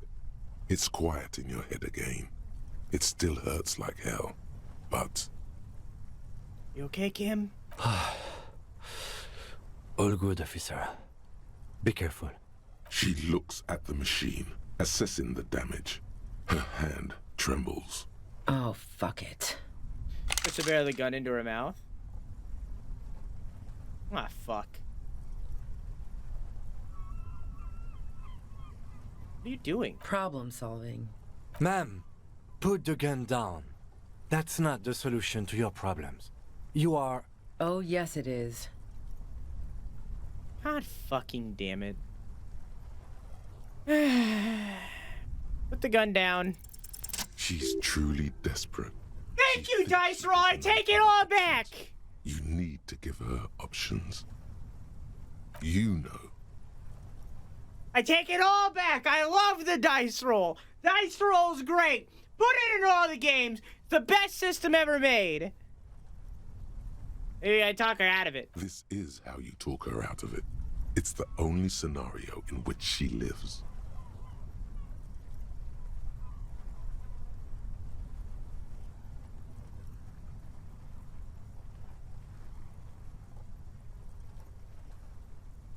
Just walk away. She stares at you, frozen, the gun still in her mouth, eyes filled with dark intensity. Then something shifts in her. Gratitude, doubt. She's still ready to go. Her neck and shoulders relax, and her grip on the gun loosens. You don't gotta do this, alright? You're not cornered. I'm letting you go. Day of miracles. I'll take it. She runs past you, then past the lieutenant, and disappears into the darkness of the tunnel. Good call.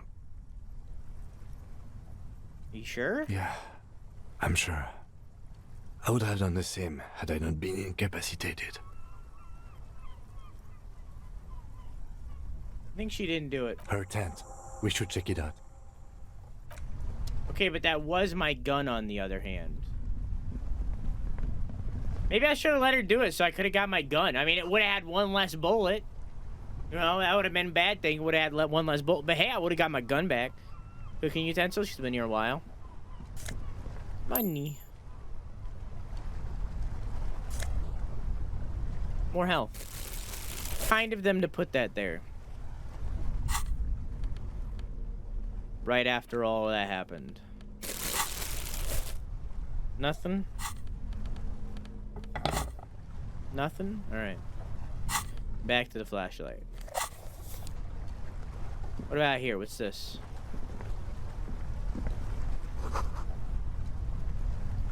Dark water trails off in the distance. The plain red tent stands by dispassionately. It was pitched by practiced hands. She's used to camping out. Look inside. The tent looks old, but well maintained. In the darkness of the tent, a rolled up sleeping bag, cooking utensils, some books, and a kerosene lamp. The chamber was already empty, though. We know for a fact that it has 2 bullets, because it has 2 barrels. So in both the barrels, our main character keeps both barrels loaded at all times. So if she used 1 bullet to kill herself, then it would have had 1 more. On top of that, I have 2 more bullets, but I don't think either would fit in the gun. It reeks of cigarettes. Assorted soft covers, mostly pulp horror. A motor carriage lies buried in the snow on one cover.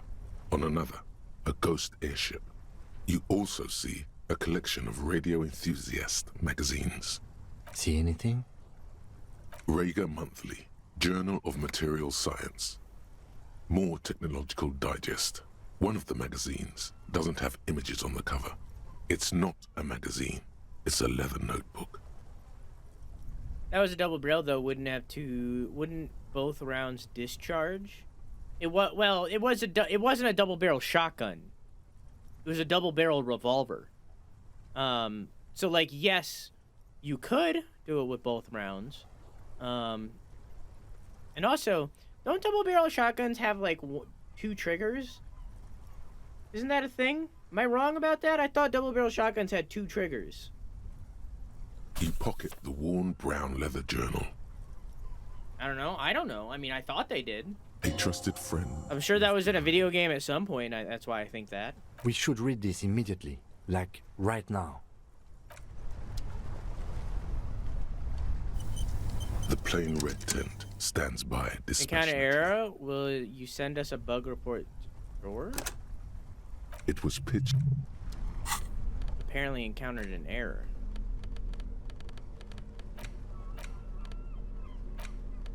A thick journal. The cover is worn like someone used to carry it around in their back pocket. I know fuck all about guns. I know what I know from video games, and that's it. And also I know things about gun laws because they're stupid. It's normally a switch on the top of the shoulder brace. So you can either have it fire the left or the right or both. Gotcha. Examine the cover. It's made of full-grain leather. The lower left corner of the back cover sports an embossed brand name, Schneller. This was important to her when it was still hers. The journal falls open. About 2/3 of its ruled pages have been filled. Study the The handwriting. large cursive of someone who writes quickly and confidently. Perhaps too confidently. Many phrases and even paragraphs have been crossed out, with tiny corrections scrawled above and in the margins. It's a mix of logistical notes, diagrams, and personal reflections, all dated. It's good she left in a hurry. We could learn a lot from this. What kind of logistics? Hard to tell exactly. It's mostly noted down in code. Looks like contact information, quantities, directions. There could be useful information about local operations in those notes. We have a junior sergeant at my station who's good with codes. I can give this to her after we finish this. What are the diagrams of? Esoteric radio technology. The most recent ones probably pertain to the latitude compressor, sketches, calculations of distance and density. You make out a familiar spiral shape. Anything personal? Short, wry observations of people and places. Probably a way to pass the time on the road. Also, what appears to be attempts to sort through some difficult decisions. There are a few passages with many questions in them. How far back did the The entries go? first entry is from August 2nd of last year. It reads simply, I know my position is precarious. All I can do is make myself as useful as I can while looking for a way out. Remember, no one is indispensable. Day Lily died. Nothing on March 4th. March 5th, though, well, that's bound to come back and bite me in the ass. I'm bad at this. Loyal to a fault. But that's another matter entirely. You have no idea what she means. These are personal notes. Don't expect to understand all of it. What's the most recent entry? The most recent entry is from today. It reads, even when I leave here, if I leave here alive, what's my next move? Staging a lynching is a crime, even if I'm not accused of murder on top of that. Forever on the run. Not really my idea of the open road. Man, I was really looking forward to winning. I just don't think she killed the mercenary.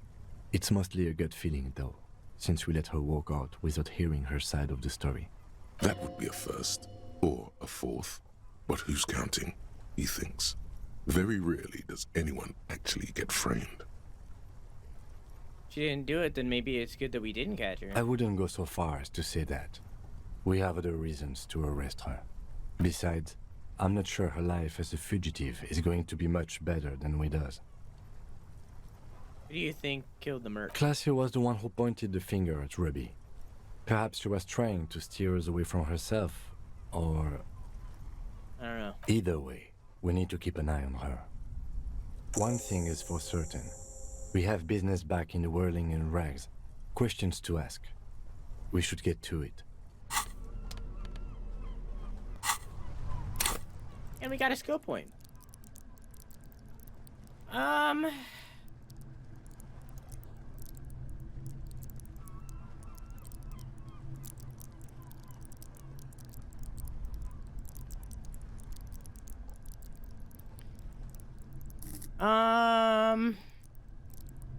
I'm torn between interfacing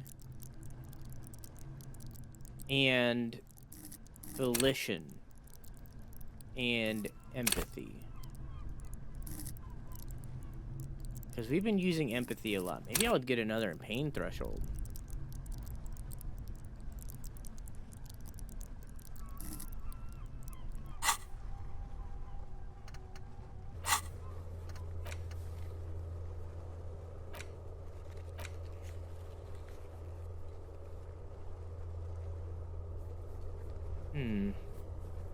Yeah, that's one downside of the camera is that you guys can see me read chat in real time.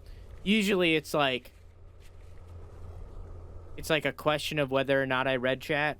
So like if it might be a bonus too, but like usually it's a question of whether or not I've been reading chat, but like now you can like actually see me reading it. So like I don't know.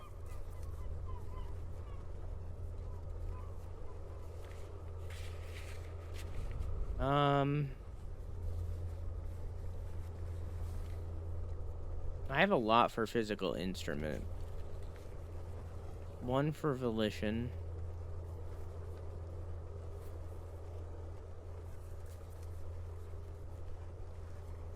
Maybe I'll do interfacing. We can try to stop the look.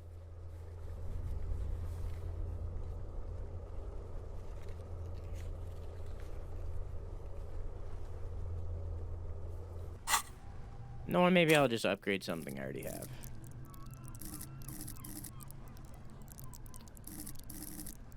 Let's raise pain threshold, I think.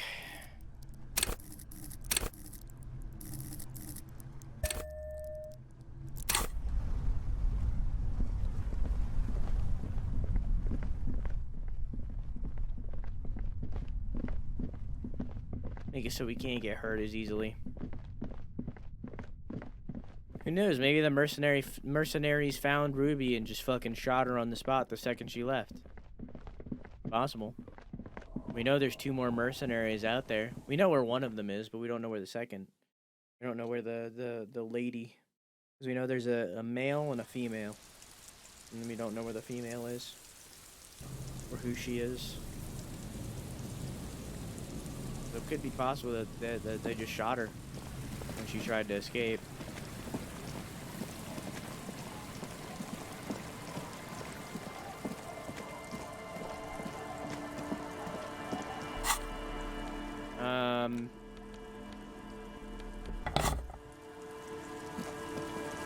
I'd rather have this out. Back to the whirling and rags we go.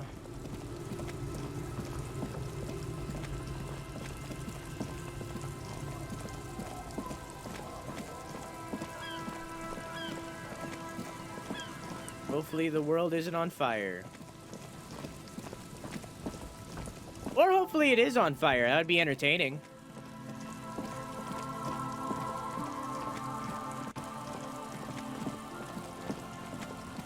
Stop. Just up ahead. Danger. What you have isn't enough.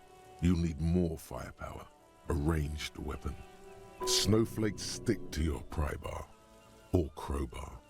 Or pry bar. Call it what you will.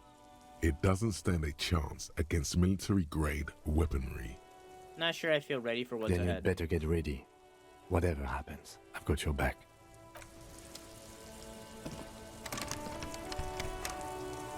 Locked.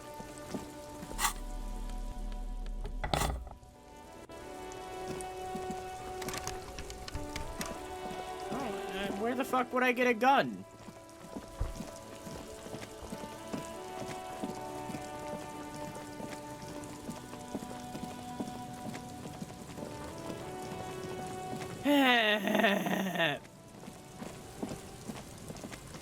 Like, unless Ruby left it behind. He was just phasing through the wall for a second. He does that.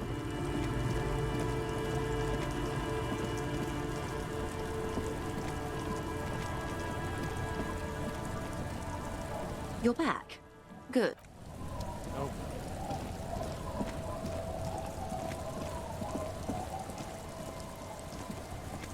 The sea's gonna calm down soon, I can feel it. Unfortunately, the factory sold this. It's, from time to time, some went to patch their gone. The harbor seawall.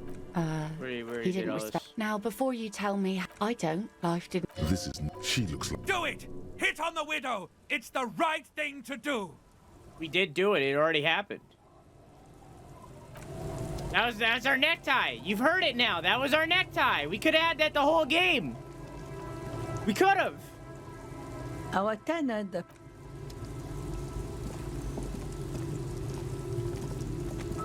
I'm afraid That's a diet we could have. For rest stop. I guess we're just doing it. I don't know. I'm not really a combat character anyways. Not confident I'd be able to defend myself. I love our tie. We could have had it the whole game.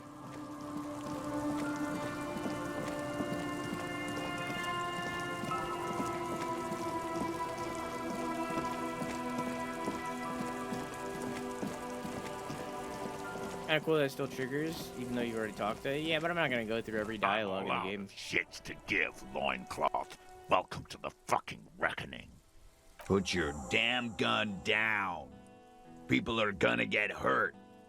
We need to talk this through. All right? Shut up! You're not gonna talk yourself out of this, loincloth shit fuck. This is the mercenary at the gates. His chest rises and falls under the ceramic breastplate. His fingers reach for the butt of his sidearm. Kim, what's going on? This is a misunderstanding. Nothing irreversible has happened yet. You can just return to your unit and forget all about this. The Kypt is merciful, willing to spare us if we just forget about our murdered and humiliated commander.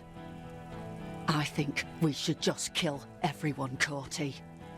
You are all drunk. Come to your senses. You won't gun down 7 people in the middle of the street. There's a third one. This isn't a frontier town or a jungle outpost. Easy, Lizzie. Let me handle it. I know guys like this. I'm sure we can come to a peaceful agreement. Ain't that right, fellas? Peaceful. Sounds like the armored figure is weeping. Nest in your abdominal cavity like a little wild mouse.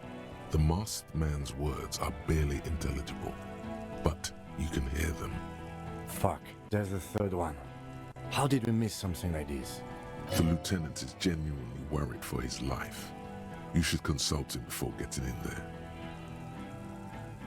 Big one is the mercenary from the gates, the scab leader. If this turns into a firefight, we should take him out first.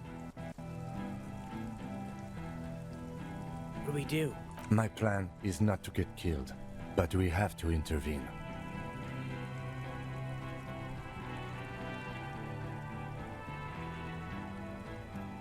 At a time. This The is... Mercenary Tribunal. Yep. Stop! This is the police. Get lost, comedian. You cops had your chance. Now it's fucking time for some justice. Losing his balance.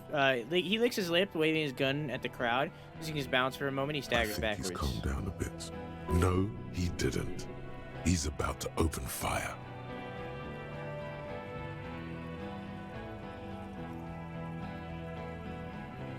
He's calming down. I can talk to him. Okay. Hey, Laprex, how you doing, dog? How's your stream? Sorry, we're in an intense moment right now. Can someone shout out Laprex real quick? How you doing, dog? Just real quick. Ready or not? Rocket League. How you doing, dog? Let's fucking go. Let's fucking go. Calm me down, I can talk to him. You can't think that way now. This is serious.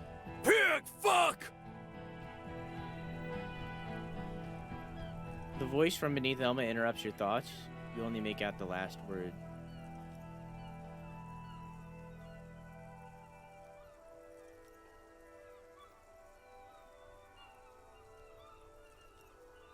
No one needs to die here today. Oh, people are gonna die today. We're not leaving it like this. These tribals hung him up for everyone to see. No one is going to kill anyone. Let's just put the guns down and talk like civilized human beings. With a wordless gurgle, the killer loads his long rifle. The leader gives a small nod to the helmeted man.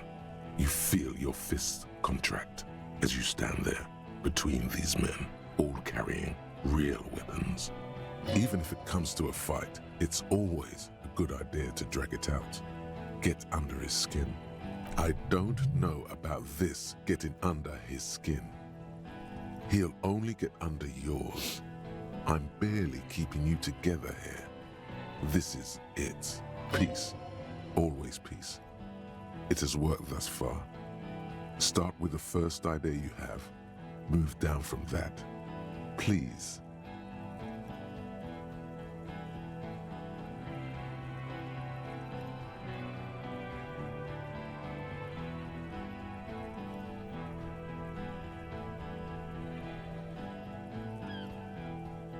Always peace. It has worked thus far. Start with the first idea you have, move down from that. So does that mean go down here?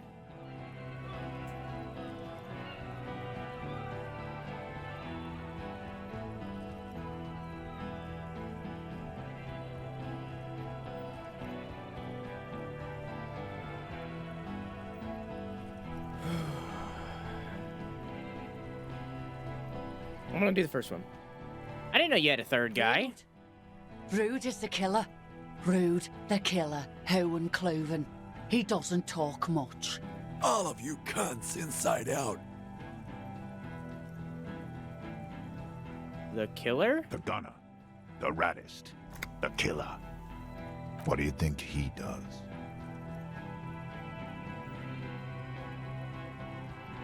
Tends to the stables? What are we waiting for? Hold your fire! Wait for my command. They didn't do it. Yeah? Who did then? You should implicate yourself. Throw yourself onto the embrasure. Chest first.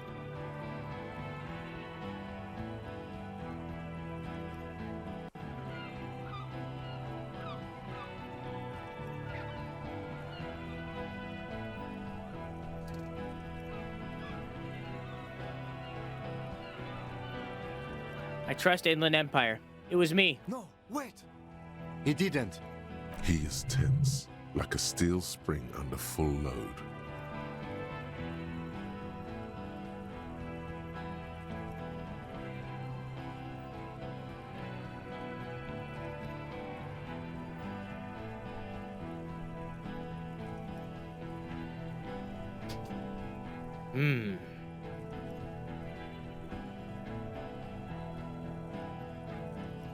I did it in a last-ditch effort to ward off the end of times.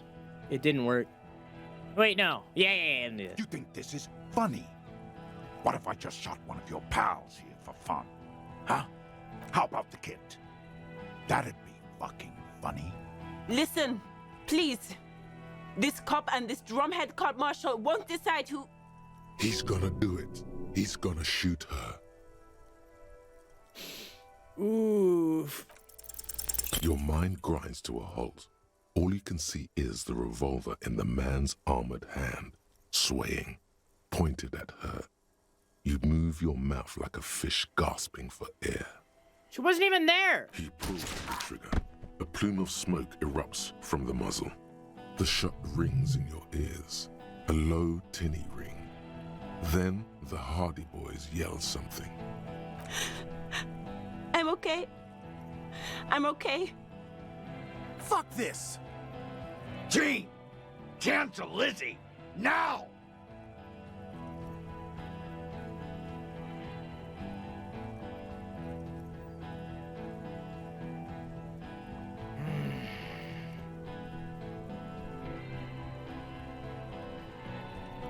You're all drunk. Look at yourselves. Yes.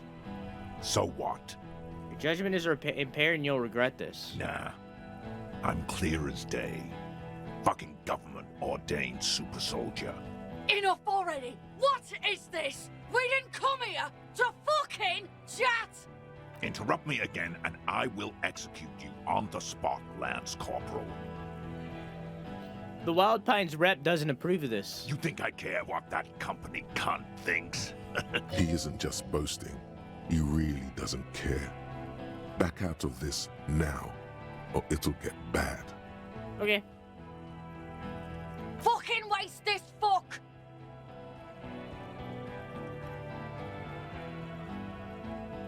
This is 42. This is 42. Fuck!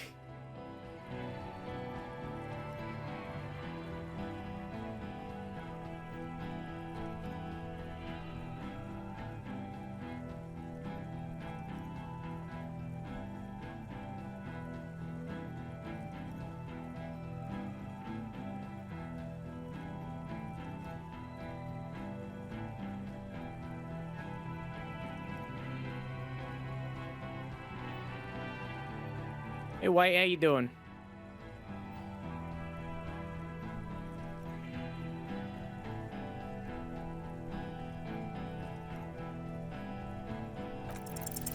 Dangerous. Ask about him first. Yes! facts. You don't want personal facts about his dead friend coming out of your mouth. He has to start it.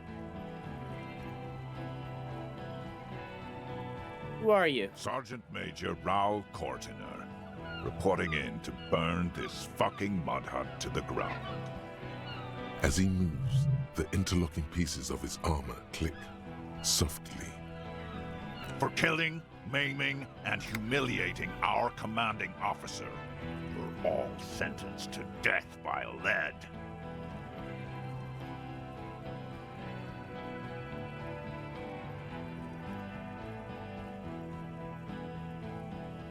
He had blue eyes, didn't he, your colonel? Baby blue, yeah. Like someone fucked up and put a baby's eyes on a grown man.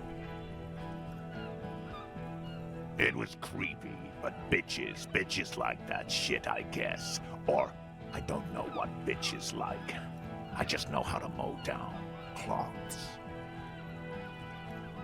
Everyone says good things about him. He was a talker. What do you mean, talker? We've heard testimony. People say he was charismatic, a nice guy to be around. Yeah, he liked to chat up the natives. Share leaflets. Squeeze a bit of kiptass here and there. Great fucking idea that turned out to be. I don't know what that means. If Laylee was here, he would spare the lot of you. Maybe shoot one for show. But me, I'm not a big fan of public affairs, clay monkey. I'll gun every one of you down for what you did. Ready to open fire, Major. At your command. Your colonel didn't deserve to go out like that, and I promise I will find his killer. Find his killer? Cop, his killers stand right there, shitting their pants, and you're standing in the way, protecting them. They didn't... Shush. Blood's all gone out now. Not long to go till the rattle starts. 1 down, girl. 7 to go. This did nothing. You think you were onto something? You just wasted time. Please, act. All right, here we go. This is an illegal... I got both of them? Krenner would never sanction this. Who's the commanding officer? Take your pick. You only have time for one argument. Choose wisely.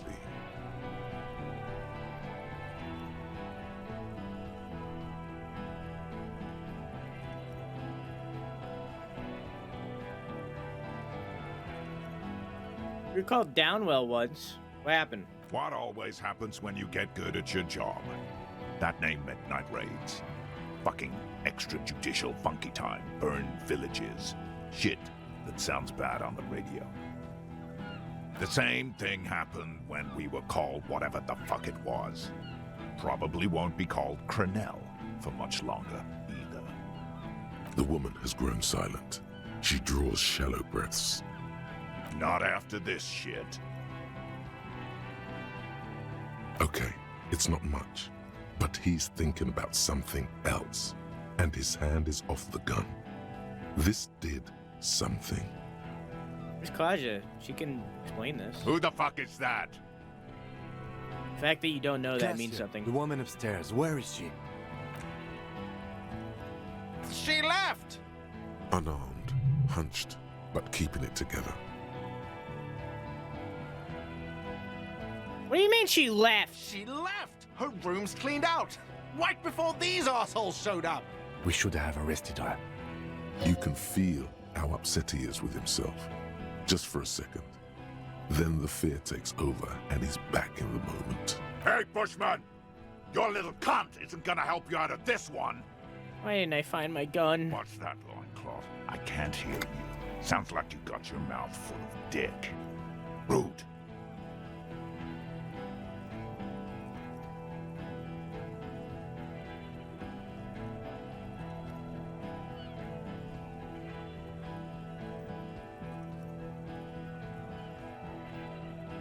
Kill me and you'll never find who killed your colonel. Been withholding information. Rude. Kill him.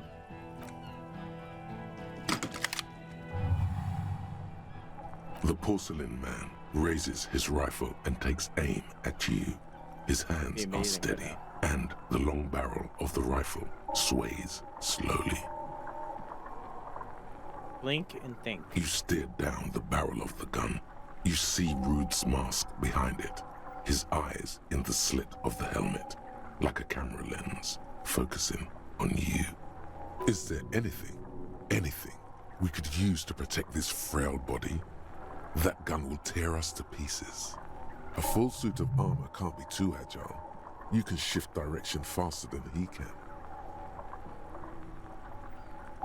Where's Kim? From the corner of your eye, you see the lieutenant raise his pistol and aim it at Rude. I mean, I'll try. You leap left. A small angry lead passes mere millimeters from your side, tearing fabric off your coat. Feels like the lightest of tucks. You cannot be killed. I've become immortal. The man tilts his head, trying to see through the clearing smoke for the next shot. Watch out. To your left, DePaul is about to take a shot too, at Kim. God, please. 2 shots ring at once. One from the lieutenant's pistol, and the other from DePaul's.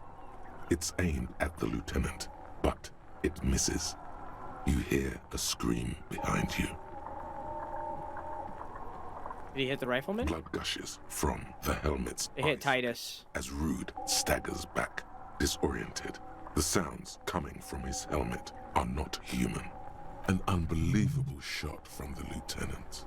Who screamed? Glenn died in a puddle of blood behind you. His mangled torso has 2 gunshot wounds. Blood gushes out of them like red geysers. It's not how you say that word. Oh God, watch out. You see 2 cold eyes looking at you through all the smoke and panic, and a pistol raised, aiming at your chest, point blank. Then the man squeezes the trigger. Look him in the eye. Of happiness. His eyes seem unnaturally bright, shining like stars. Something in the fear must distort him somehow. He is evil, and the end. Here it comes. Death.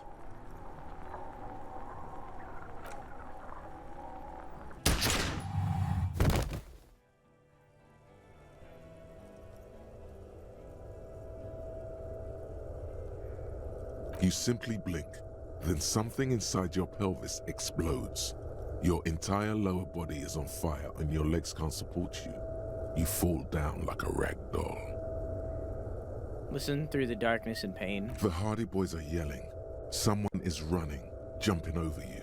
In the background you hear gunfire shatter glass, and then a man in pain.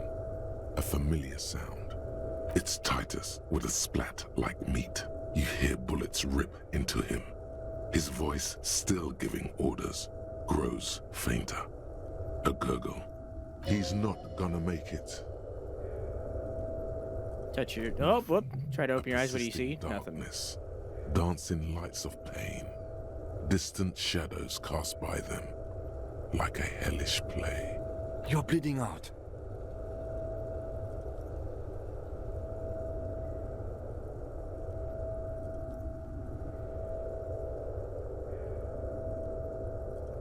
There's a white shadow that smells like apricots. Always there. Stay with me.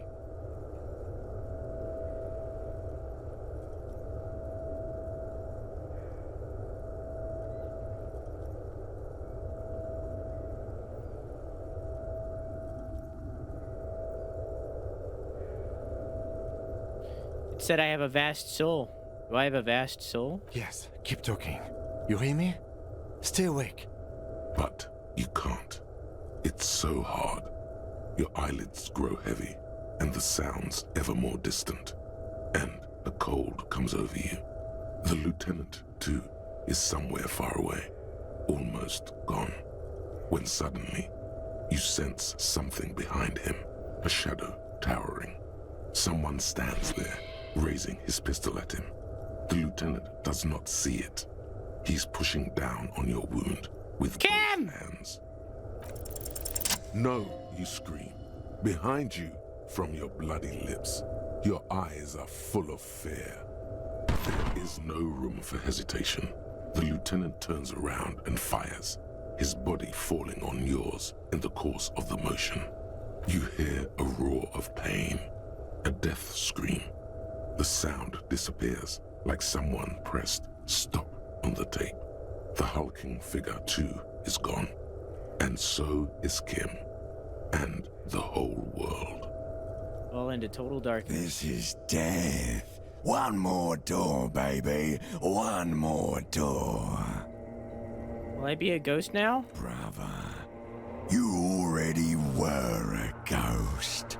Up there, screaming along with all of them, scaring each other, haunting each other. It's the living who are ghosts. The dead are silent. They don't rattle windows or write letters in blood. The living do. Leave them behind. Rest. Let me back into the fight. The fight? There is no fight. The fight is over. It was lost 1,000 years ago. You have laid here forever. Keep falling deeper. Take the door. He's not taking it. His body is not taking it. Oh God, no. He's not disintegrating. He's swelling up instead. Over the hours, hurting, moaning in his sleep, and rotting, and being disinfected, and smelling of drugs, and feeling saliva in his mouth, drifting in painkillers, thrashing in his wound sleep. He can't go. Not before the case is solved. There is a radio in the distance, a radio of the world, playing sounds. Good morning, Elysium. Soon you will return to the world. Hours turn to days. Soon we will get up again and go through it again. Finally we know what the infernal engine was outside. The clarion call. It was him. He is the infernal engine. He never stops. He only gets worse.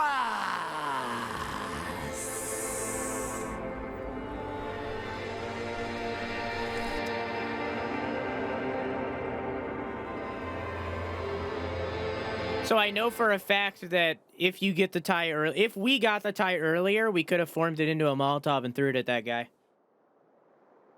Just saying. You see the lieutenant's I know that from the familiar trailer. shape in the orange jacket. It turns double, then triple, from the pain. It's nothing. You're alive. That's what matters. We didn't get the tie early on. We got it at the end, so I couldn't do it. Kim. Sunrise, Parabellum.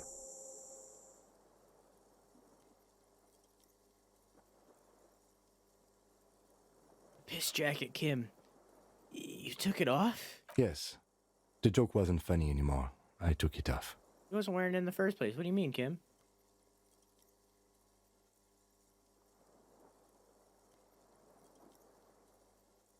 Did you say sunrise? Sunrise, Parabellum. Sunrise, prepare for war. It's an old revolutionary saying. The war The today? gates of the harbor are boarded up. The streets are a little more empty. Apocalyptic violence is yet to erupt, I am relieved to say. I think we may have held it off, for now. Barely. Pity?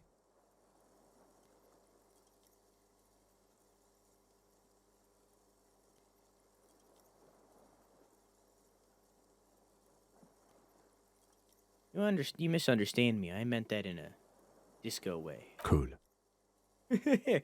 Room, it's clean. Mr. Gart cleaned it. It took him an entire day. How long have I been out? 2 days, in and out. See that. You've been up enough to take Dramamine and curse.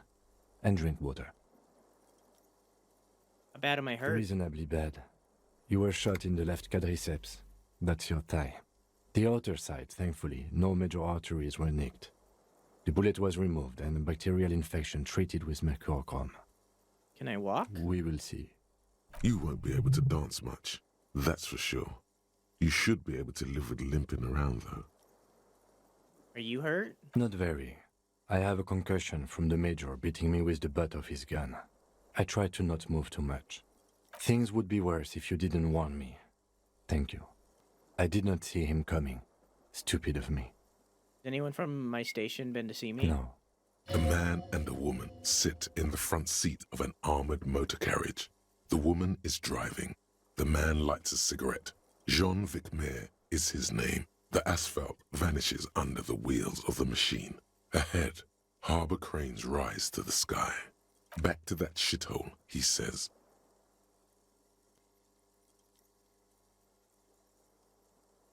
You don't care about me at I all. called your station after the fight. The injury was logged in. They told me they've sent officers to join you on the site. You haven't seen any, have you? I'm sure they're worried about you.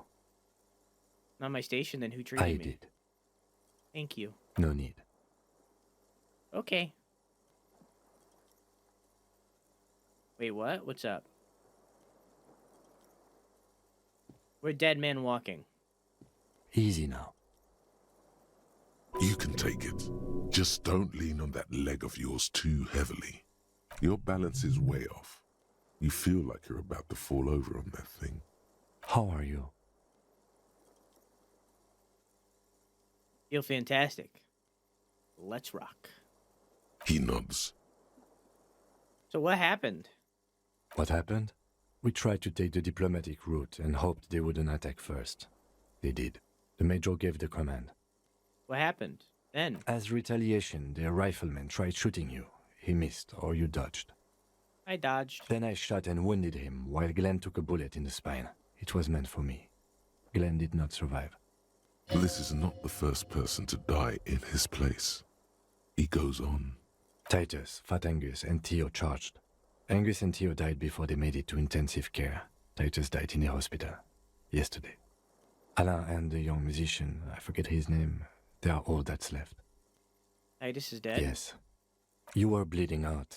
I think you said something about your wife, and you warned me. I was able to disarm the major before he got the jump on me. Thank you. Although I was not able to kill him, as I should have. Crenel took him. A stray bullet killed the Paul, though. And that's what happened. Stray bullet killed DePaul? Who's DePaul?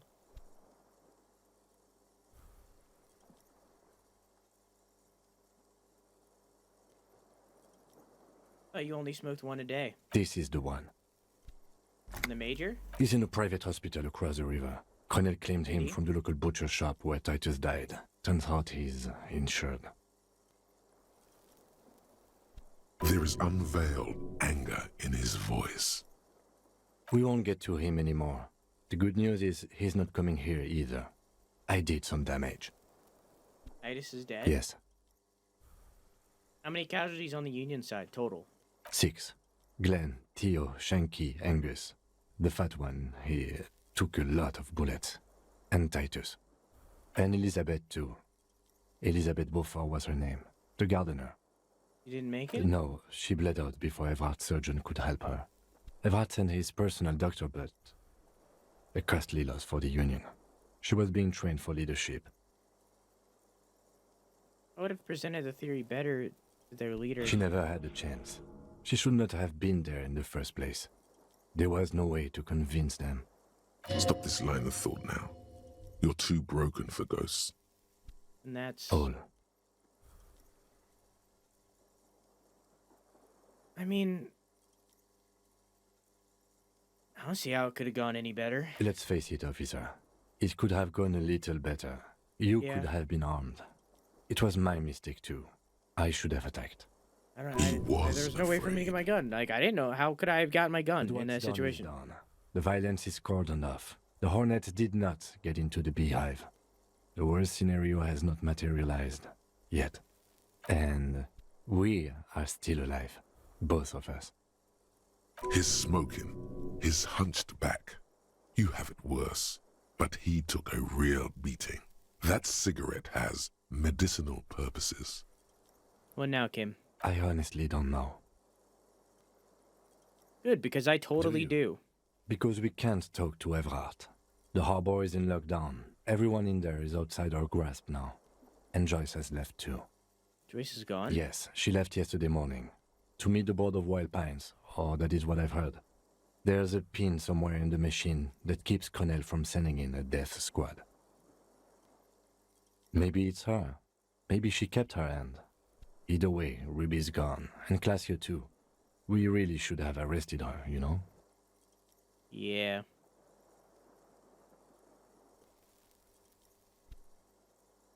Who did it then, Kim? Who killed the hangman? I don't know. I think your incredibly dangerous theory about you being the killer was incorrect, however. There is not one piece of evidence to support it. Honestly, I think our investigation has not produced a single credible suspect.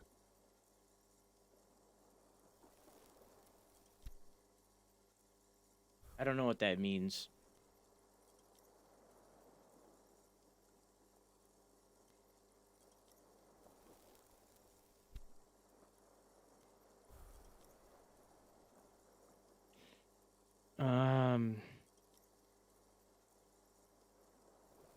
I like this one. There's a 28% possibility that the shot came from. We should go upstairs, rethink the ballistics in situ. I agree with this. What else? What about the hole in the wall? Someone was checking her out. I don't know. That's been there for years. The footprints? Yes. God curse the footprints. Not solving the case for us. Au diable. The bullet from a Belgrave 4.46 millimeter. How hard can it be to find one? How hard can it be? It's extremely easy. There are thousands lying around. We found one. All completely unusable. It's precisely how easy it is to find one that makes the bullet useless. There are all these old bunkers and weapon caches. Revolutionary era. We could find thousands more if we wanted. All of Ravachol is full of them. But they seemed so mysterious. Can't believe they're fucking useless. No need to be melodramatic. The Mabels, Kim, the flowers. What? They're on the roof. I did not catch them. Fucking butterfingers. Every piece of garbage in the city is not connected to the case. You don't have to catch everything. Something is creeping around out there. I sense it. What is? Something. Something. You know what I think about solving He crimes? arches his brow. The ceiling fan patiently spins overhead.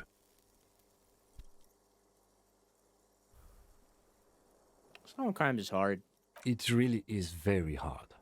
He sounds surprisingly weary. That concussion must be making him dizzy. Are you ready to give up? No. Are you ready to limp? Ouch. It's not ouch time yet. You just got the Dramamine pill an hour ago. Wait until it wears off. I'm ready. Good. Where do you want to limp to? A gust of wind blows in from the bay. The duraluminum box around you vibrates imperceptibly. A familiar cold, a red thread on the roof upstairs. Taut, plucked like a string by the gust. We should check Miss Aranji's disco dancer's room upstairs. Why not? Another look at the window, perhaps? The one he was shot through. I don't know. I can't think of anything better. And we'll do that after this pee break.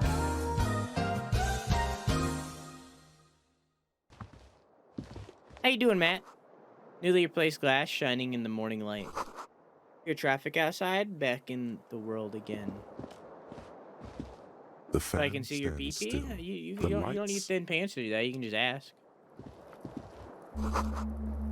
Stereo 8 player has been reunited with the right speaker. See gleaming white enamel, no bottles inside. Look, this door is open. You can walk right into Kim's room. Oh, cool. The bathroom mirror has been wiped. Well. Oh, hey. Alarm is set for 6:50 a.m. Medicinal supplies on the cupboard. These papers bear the stamp of the RCM. They appear to be fragments of the lieutenant's paperwork, half finished. You may have notes on this and other recent cases. I had Gart open the door to your room. You were running a low bacterial fever the first night. I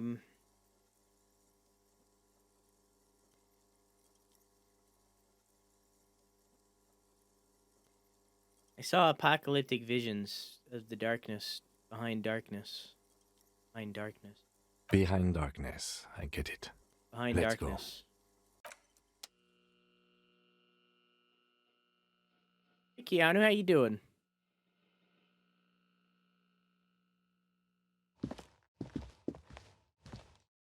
Wait, what? Is that all this book I am was? sure neither. Okay. I have a skill point. Let's do it in interfacing. The bathroom mirror has been wiped completely clean. You see the chain cutters slip out of your hands as you attempt to twist the force into place. Well,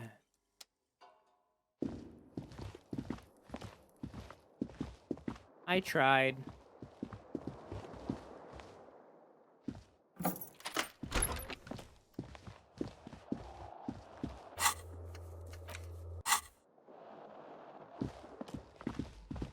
Probably shouldn't be running. That leg hurts. Maybe don't run. It'll be okay. Yeah, I didn't think about it, to tell you the truth. Looks like she left something on the table. next to the stack of bills, you see a note. A few lines jotted down in large, uneven handwriting, just as the writer was about to rush out the door. I'm sorry, I fucked everyone over. P.S. I didn't kill him. P.P.S. Gift upstairs. A gift? Seems she left in a hurry. Surprising. What could this I gift am not be? drawing my gun yet, but I don't like gifts. Just don't walk into another radio trap, okay? I don't know. The other one went pretty well, all things considered. The medicine cabin pity. Really clean this out. She's not gonna say the last one. Could have listened to what he said, but you know I'm stupid, so.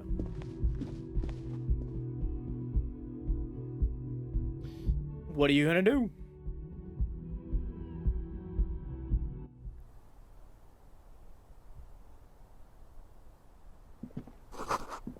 A red thread made of nylon. It leads out of the room and onto the roof. Wait. You see the same two neon-lit shapes. This is ballistics. She's left a trajectory for us. A ray of backward motion explodes from his mouth to the roof outside, A prime, to then widen into a radius of locations in Martinez. B, it suggests the bullet came from the extreme upper quadrant of possible angles. I From thought the so. point beyond the roof. B triple prime. My initial thought was the church tower. The island in the But how did she know how to do this? She was there that night. She would have known precisely where the bullet hole was in the glass. It also looks like there may be more to her skill set than we know. The question is, should we trust her? This is her way of saying she's sorry. I find that hard to believe. But at this point, what difference does it make? Trying to tell us the shot came from the Unless islet? she thinks the perpetrator was standing on the ring antenna. That is where the thread seems to point. There are ruins on that islet, sunken sea fort. I saw it through the coin-operated viewer. I remember. Well, this is the only point of origin we haven't ruled out yet. So it is. For a second he seems tired. The glass shattered, though? No, that was downstairs.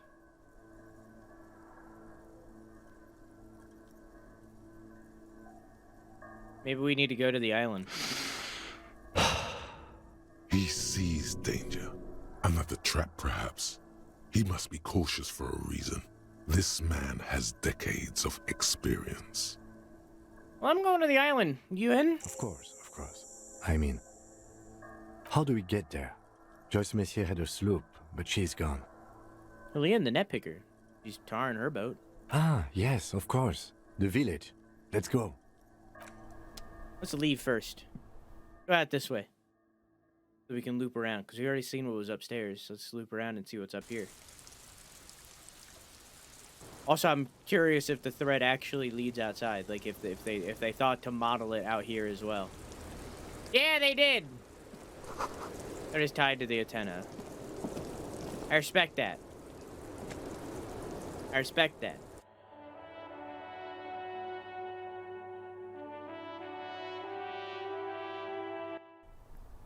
Okay.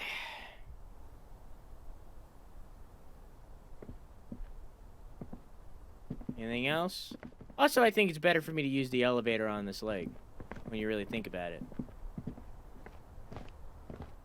I wonder if I were to take my pants off, if there would be like a bandage around it or something. Curious.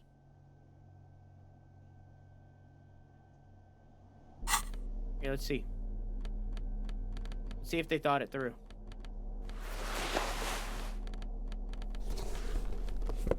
I'm upset.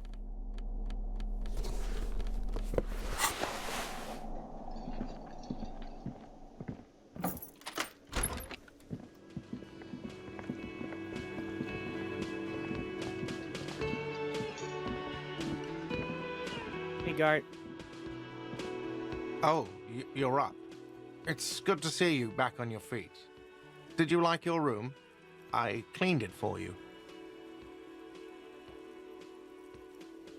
I did, thank you. Big improvement. You're welcome. I thought it would be nice for you to wake up in a clean place after you, let's be fair, defended this establishment and its clientele from gunfire. Defended may be putting it a bit generously, though. I had a great view of you doing nothing to stop those psychopaths. Then I crawled inside. Bullets started flying. Anyway. He really wants you to realize that he was also on the balcony looking by, in the danger zone, so to say. I wish you a quick recovery. Also, you and your partner are staying here free now. This establishment supports cops. The stay is free, the drinks are not. Oh, all of a sudden, huh? I needed to specify that. Where'd everyone go? Oh, you know, people don't tend to stick around after shootouts. Turns out they're not good for business.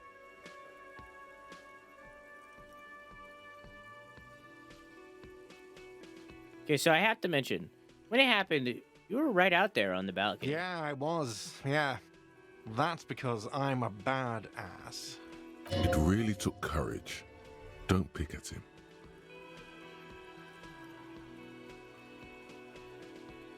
I'm gonna pick at him. If you say it as two different words like that, it sounds like there's something wrong with your ass. Yeah, well, fuck you too then. You have any more questions or stylistic pronunciation advice? Listen, man, you came at me for, like, trying to defend. The experience has changed something in him. What happened to the man with the sunglasses? I don't remember everyone who comes here. Okay, yeah, that's fair. Many people wear sunglasses inside lately. Must be a fad. All right, thank you. No problem. They'll come. Goodbye. Oh. They always do. Goodbye.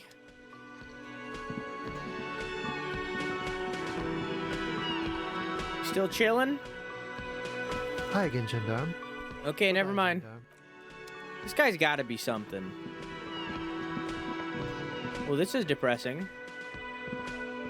Seeing you approach, the bruised man clenches his fists. Oh, it's you. Didn't think we'd see you walking anytime soon. Elaine, look. It's the cowardly cop. Huh? What? He looks up, his eyes full of confusion, as if he'd just woken up from a deep sleep. For your losses.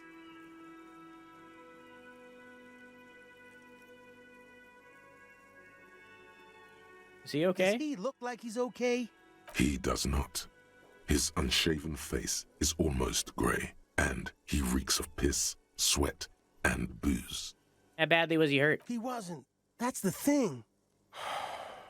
Titus, Theo, Dennis, Angie, Lizzie, they're all gone.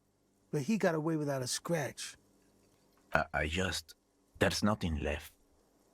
Nothing. This is a broken man. He probably feels that he should have been able to protect the others somehow. And now he feels guilty for not dying with them. Or instead of them. What are you suggesting, Kim? I'm not suggesting much. All I'm saying is, he lost everything.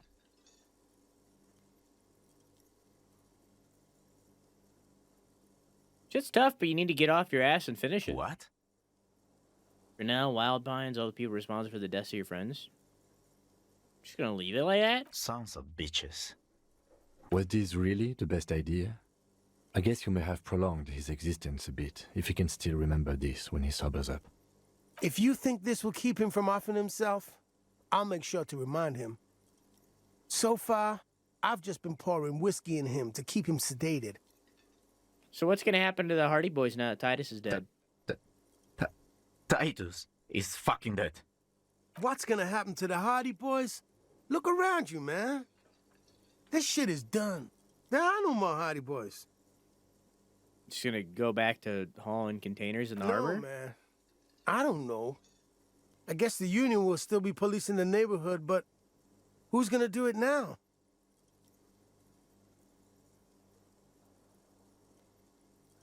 You. Me? No, man. I'm not a leader. You know, Titus only recruited me because I play the guitar. Said the team could use the morale boost. Eugenie Boys has quite the ring to it, doesn't it? What? Fuck no. If I'd stay, we'd keep the name to honor Titus.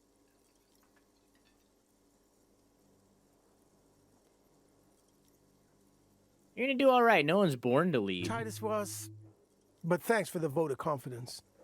If I don't stick around, it's all over. So, I guess I sort of have to now. True. Yeah, man. You got this. You got this. I haven't got shit, Al. Any idea what happened to Claudia? Damn songbird of misery, that one. And do you have any information on this songbird of misery? God said she took off sometime before the firefight. That's all. Trying to remember if there was anything. Oh, yeah. He said she seemed to be in a real hurry. She's gone. Face it. Yeah, Take care, you guys. too. It's a rough world out there. It's not easy being a cop. We were too hard on you. Yeah, you were. The game would have been a lot shorter if you weren't, and we would have figured it all out. Yeah, really. You got between us and a lot of bullets in that fight. Matinees owes you one. We could have figured out all of this together. We would have already found the killer, and none of this would have happened. Okay. It is 100% their fault and Claudia's fault. You take Not even Claudia's, honestly. It's really 100% theirs and A Ruby. sharp pain shoots up your side and Like- into your stomach. You must not look too good. Luckily, We could have figured it out. Everything could have been fine. Detective Cousteau.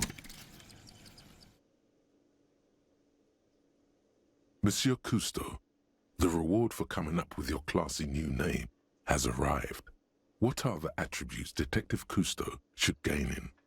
Obviously, savoir-faire and esprit de corps.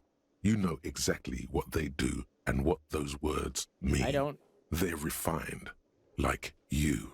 You have a ton of that fancy stuff. And if the world can't accept Raphael Ambrosius is your name, you will always be Detective Cousteau to yourself. R.A. Cousteau, sophisticated culture detective, specializes in ancient things and art. As it fucking should be. Let's go. Not supposed to be running. There's got to be more with this guy. He's been here the whole game. It's all about money, you know? It's all about money. Money that you could give me through Ko-fi and also Throne and also Twitch Primes and also subs and merch eventually and other things probably. I don't know.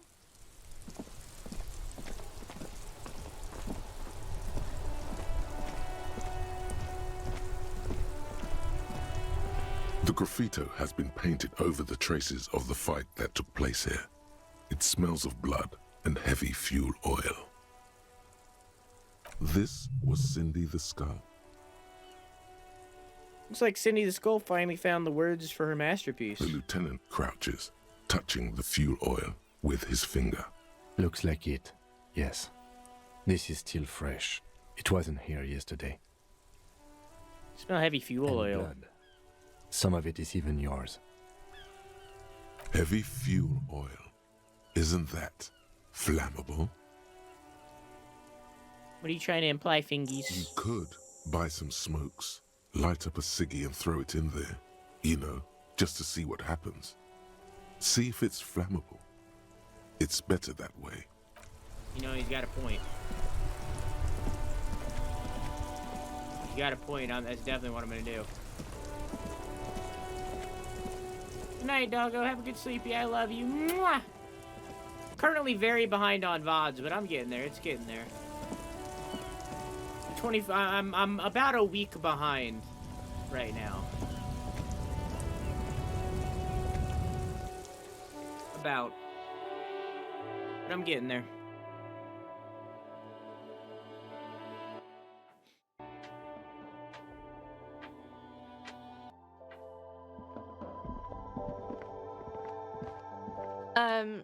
Is this about the questions again? Because Never mind. Can I have some cigarettes? A colorful display of cigarettes. again, I'm obliged to inform you that both alcohol and cigarettes damage your Give health. me Astra cigarettes, please. Go, mister.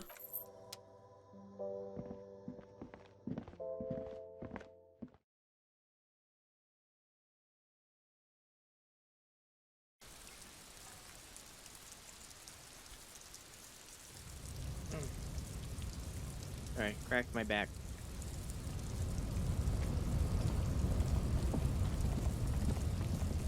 We gotta walk everywhere now. We gotta go nice and slow.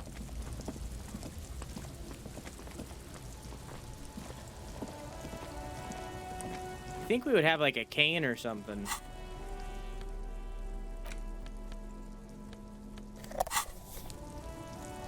No, I'm not doing that, Electrochem. I refuse.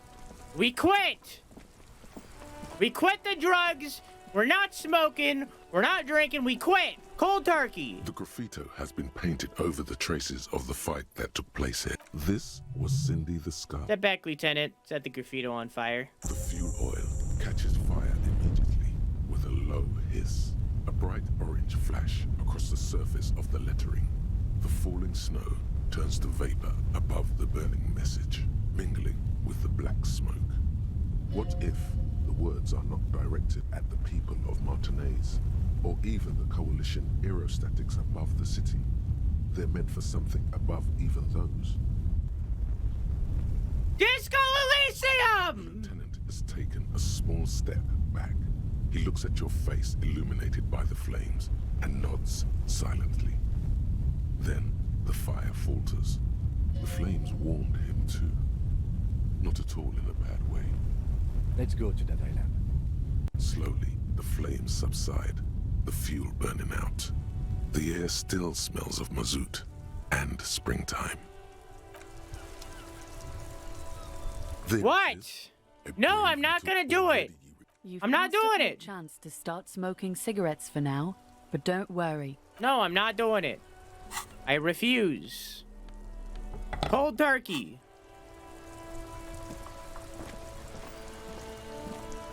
The fuck? Cold turkey! Officer, care to play a game with the lonely old man? Actually, never mind. Wouldn't be the same. Where's Renee? The prick is gone. Oh. I can barely believe it, but he's really gone. He is trying to retain his jolly facade, but the underlying sadness casts a deep shadow over his wrinkled face. Where? Hell, most likely. He was an absolute Kent. Was he killed during the tribunal? Oh, he would have liked that. Violent lives ending violently. That's how he wanted to go. Sadly, it was not the case.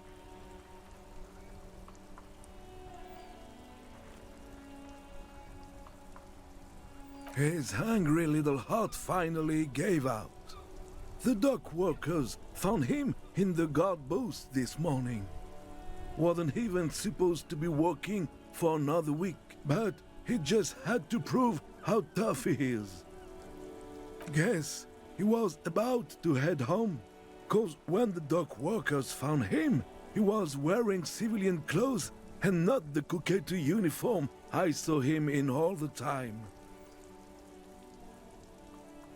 Sometimes I thought he was wearing it just to piss me off.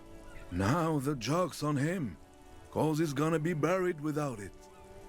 Was it really that bad? I repeat, an absolute cunt. Absolute. Even his old army buddies didn't want him around. He was like an old viper. The only people who could stand to be around him were Jenny and me. She saw something in him when we were just kids and... No one's slick as Gaston Martin. No one's quick as Gaston Martin. No one's neck is incredibly thick as Gaston Martin. And she never lost sight of it. And I thought if the most beautiful being in the world can love him, then there must be something worth holding on to.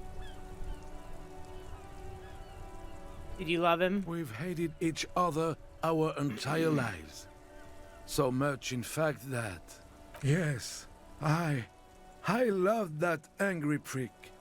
He didn't deserve it, but I did. You know what his last words to me were?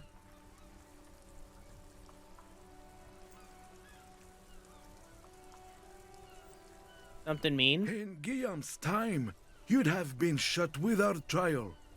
That's what he said to me.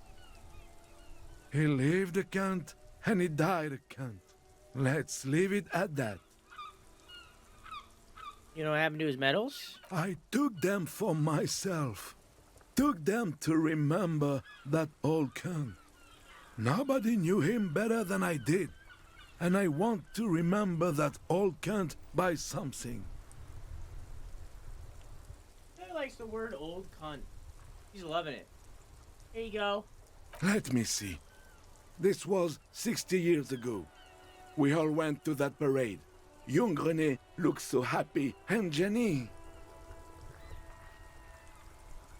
I'm sorry, officer. I just... Thank you.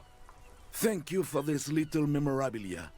It really means the world to me. That was nice. A small thing for us, but invaluable to him.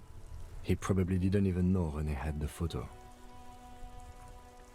I offer my sincere condolences. Yes, we are both very sorry for your loss. It is what it is. Part of life, really.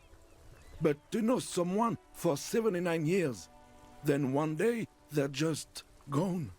Despite their differences, these men played such a significant part in each other's lives that now that one of them is gone, the other feels just lost.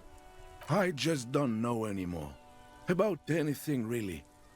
But you must need something.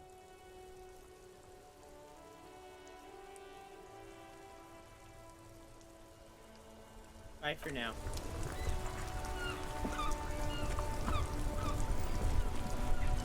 Don't need anything.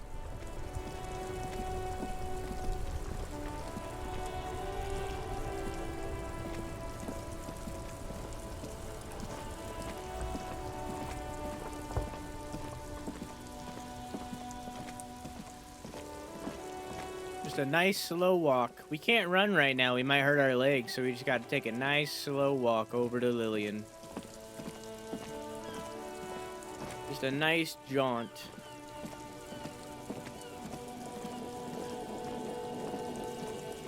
A saunter, even.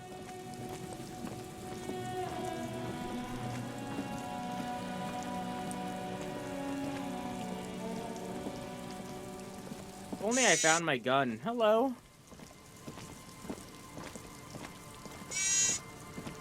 And of course it fucks up.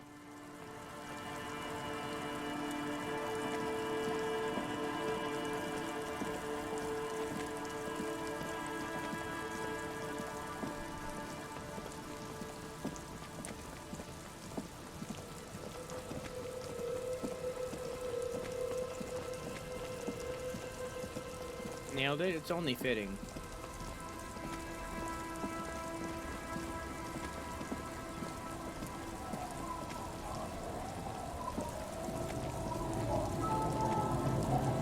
This cold can't be good for the wound.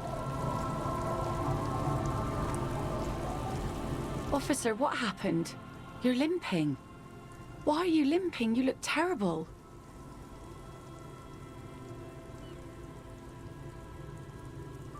I got shot in the foot. It was pretty badass. You would have liked it. Is this from the shooting in town? We heard gunshots. Not that we don't hear gunshots all the time, but they were closer than usual. There was an exchange of fire on Rue de Saint-Guylaine. It's nothing to be worried about, madame. See, the other guys, they're all dead. So you're a killer. That's good, I guess. Better than being dead. I was a killer long before this happened. Aye. Not a lot of RCM men who aren't killers.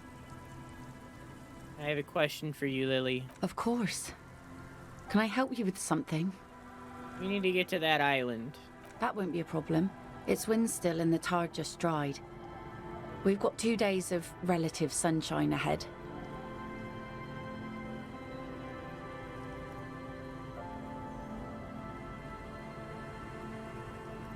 Days of sunshine? I just got a bacterial infection. I'm sad to hear that. Take care of that with ether, will you? Don't get too many RCM men round here. Be sad to lose the first one. What's on that island? I saw some kind of ruins through the binoculars. Used to be some kind of fortification there before the war. For the communards. An anti-aircraft gun, I think. Bombed to bits in the landing. I haven't been there. She says myself. 2 days of sunshine while it's snowing and raining. It literally just went from snowing to raining in a second, and she's like, 2 days of sunshine. Who has them? Said you haven't been there yourself. Who has, if not you? My husband used to drink there. Him and his drinking buddies. Always seemed like a bad place to drink to me. People died there during the landing, you know. My mother told me. Drinking sun while rain? The kids sometimes go there too. I know they do, on rafts. I tell them not to, but they bring back old bullet casings and such. The twins. Which kids? God forbid they bring the girl along on some rickety barge. Can we maybe ask your twins about that place before we go? Would that be alright? Be my guest. They've a strange way of talking. See if you can get anything useful out of them. I seldom do. Is there anything I should know about getting there? Well, most of it's sunken. Underwater. That means concrete underwater. Cut your boat if you're not careful. Be sure to enter from the south side. Water's deep there. Aye, aye, Captain. Can we borrow your boat? If you promise to bring it back. And no scraping the hull. I just got it nice and yellow. And no drinking on the boat. And no joyriding either. Of course, ma'am. It's only for a day or two. Official police business. Yeah, kids, I'm out. She's got 3. Aye. The crow's feet disappear from the corners of her eyes as she smiles at you. Thank you. We'll use your skiff to get there. Please be conservative with the fuel, will you? Just filled her up, but it's a small tank. Be seeing you.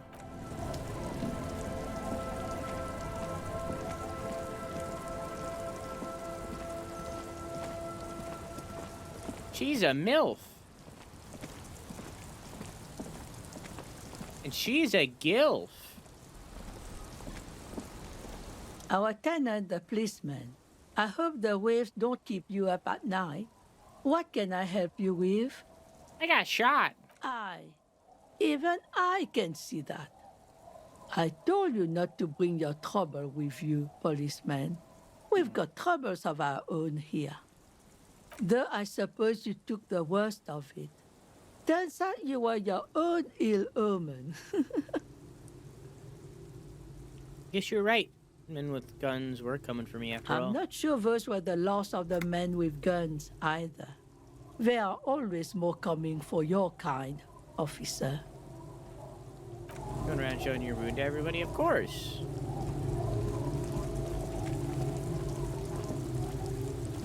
Hey, The twins. scruffy-haired little boy kicks a stone while the other watches him do it. Been to that island, right? On that island? Yeah, that one. I need to know what's there. Nothing. It's just a seafort and some plants. You can take a raft there. It's great. And we make a fire. We make a fire. Mm-hmm. Gather the sticks for the fire and bullets. Or not real bullets, empty bullets. Mm-hmm. They're lights. The fire guy comes and asks us to put the fire out. Someone lives on the island? No. Yes. Let's go with yes. Why is he the fire guy? Because he asks to put the fire out. Why does he ask you to put the fire out? I don't know. He doesn't like it. He doesn't like people to be there. You shouldn't go. Yes. Because he doesn't want to be found. Smoke traces. A suspicious request. Made out of fear. Mentioned something about lights? I don't know. Did you mean there are electrical lights? Yes. Is there anything else you can tell me about this guy? Like, age? Does he live there? No, he doesn't live there. I don't think. No, he lives there. Been there twice, 2 times. He doesn't live there. He isn't there sometimes. Anything else? What does this guy look like? I don't know. How come? We ran. He just yelled we shouldn't be there. Your father used to go to that island too, didn't he? Our father killed himself. Don't say that, he didn't. Your father did not kill himself. I don't know. Doesn't even have anything to do with this, you. Father isn't the fire guy. Okay. Is that all you know? Is there anything more you can tell me about the island? There's Lights, fire guy. We should check up on that island. Hi kids, take care. I'm gonna go talk to Lillian too. Or little Lily. Kids are so precious.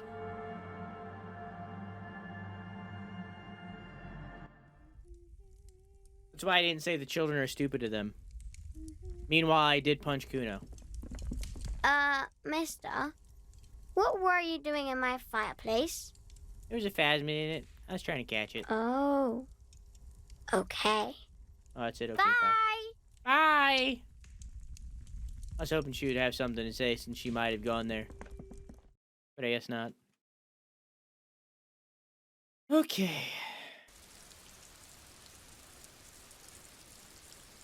To the boat. Boat, boat, to the boat, boat, boat, boat, to the boat, boat.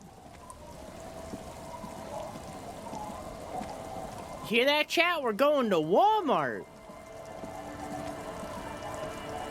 That's a joke that I stole from Croissant that she stole from Lonely Island. Oh, that boat. Okay.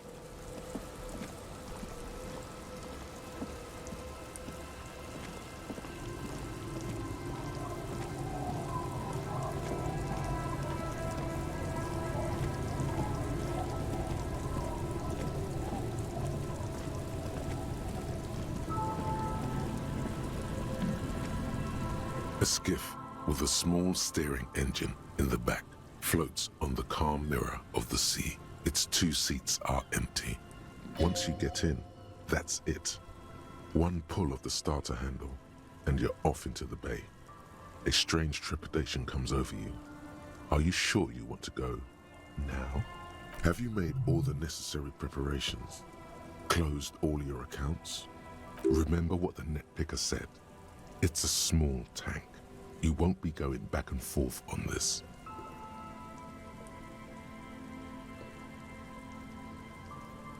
You take the engine, Kim. I'll hold the boombox. What? What? How else do we blast sad FM on the way to the island? Fine. Let's blast Sad FM then. Get in and ride to the island. Cowabunga, dude.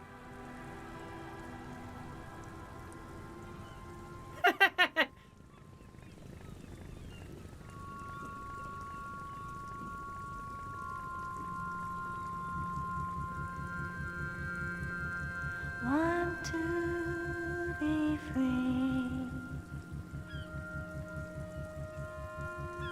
Want to be free. It will last forever.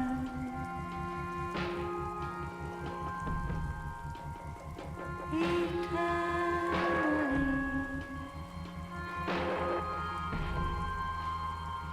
Want to be free.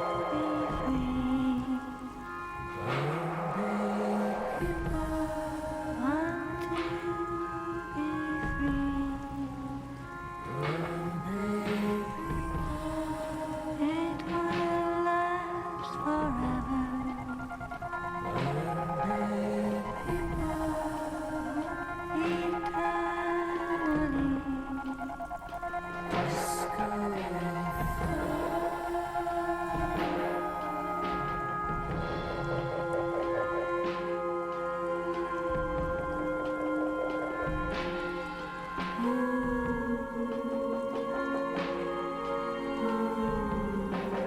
Want to be free.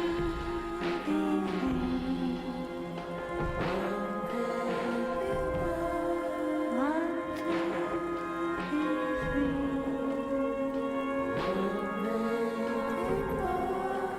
It will last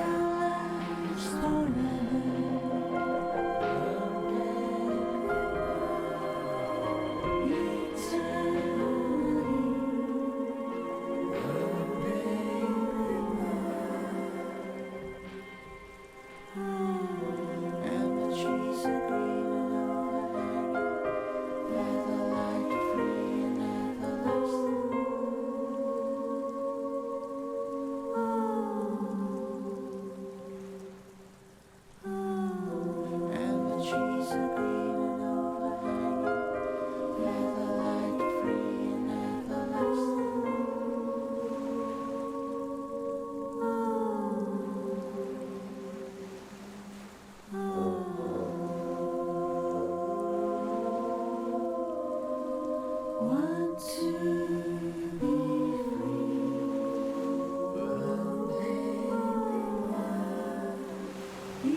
free.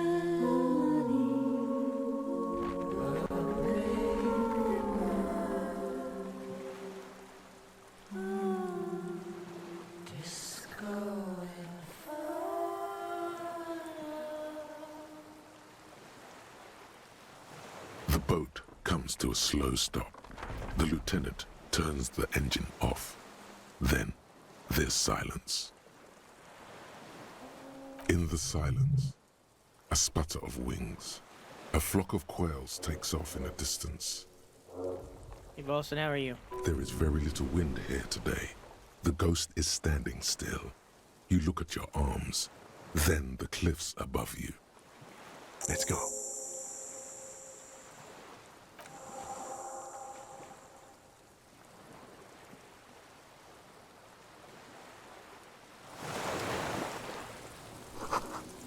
The chain trails off into the ocean. Makeshift bridge, the bombs are powerful enough to break the foundation. The chain trails off into the ocean, connecting the island to the supply depot on the coast. This leads to the depot on Land's End. Ah, yes, so it seems. What do you think it was used for? For bringing munitions to the island, maybe? And supplies? You could also lock the bay when you raise the chain. Lock it from whom? From enemies. Enemies of the commune of Revachol. This sea fort was a revolutionary fortification, I believe.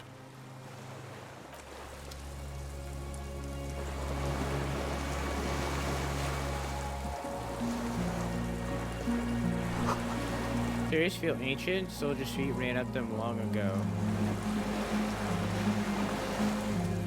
Hang on. Anything over here?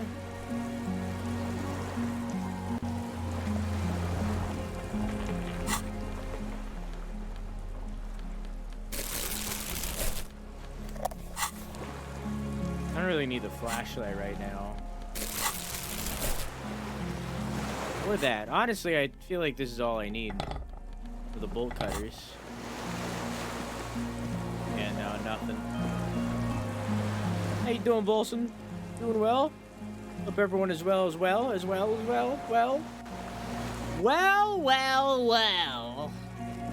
I'd say I'm doing pretty good.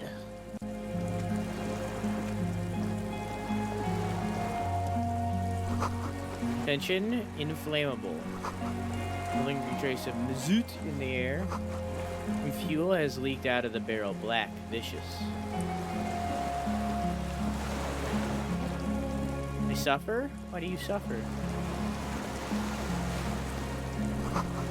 Warm air from inside the building. It's warmer than out here. Trail says ICM. You can see the star with little specks on it. Little birch coin operated viewer still holding on. Way to get up there, the stairs are gone. I see that. I also see a door down there. I'm probably gonna leave. Should go to bed, but I had too much stuff to work on. You can always work on it tomorrow. Not like tomorrow stops existing. You can always do it tomorrow. Unless there's a deadline, you can always do it. Also, I just walked through this box. This was once an armament rest, but it is tomorrow. Tomorrow comes today. An old cylindrical generator is nested above the ammo lift, with makeshift electrical wiring running out of its side and across the floor. The cables disappear into the wall to your right. The lieutenant puts his hand on the metal barrel, checking for warmth. It's cold now, but someone has been maintaining it. The wiring has been repaired. Where do the wires lead? Downstairs, somewhere? Any generator is Liquid this? carbon. I would imagine it takes mazout. The kind that's favored by vagrants and fuel thieves. It's been a long winter, long and cold. If anyone stayed here, they'd need a generator. A hollow ring. The canister is empty. Dust falls from the generator and down into the ammo lift.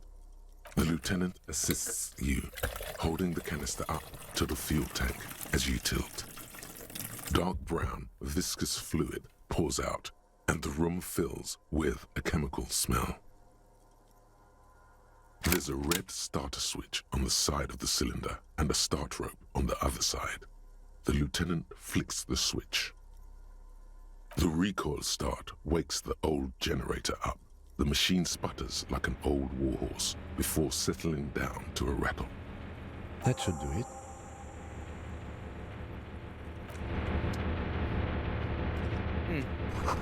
Books mostly fantastique and historical fiction. I wonder if this is... It's just Stay with Sauce and Fire, Survivor's Kitchen. I wonder if this is the bookstore's candles planted on broken rangefinder. The bookstore's husband. He never did find him. Books and magazines lie scattered on the floor and on a makeshift cupboard. They are not particularly well organized.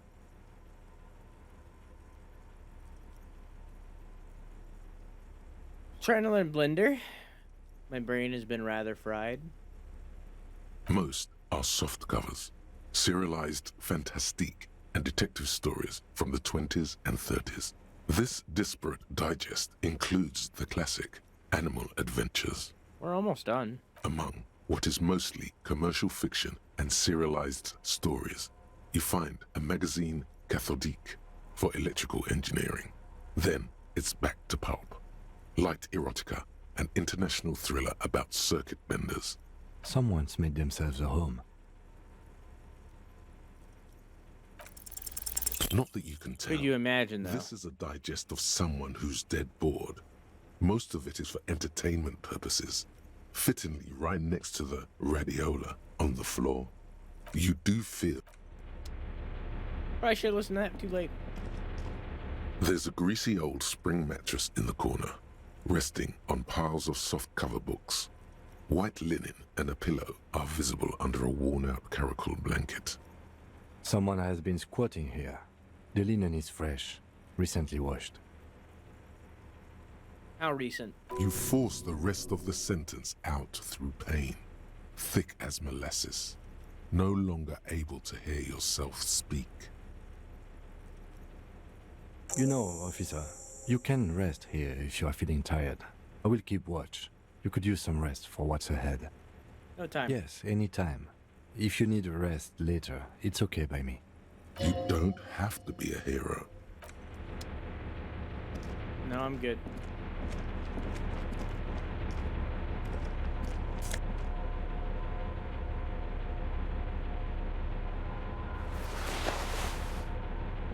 Scarf that I will not be wearing. I'm already wearing my favorite necktie. I'm good.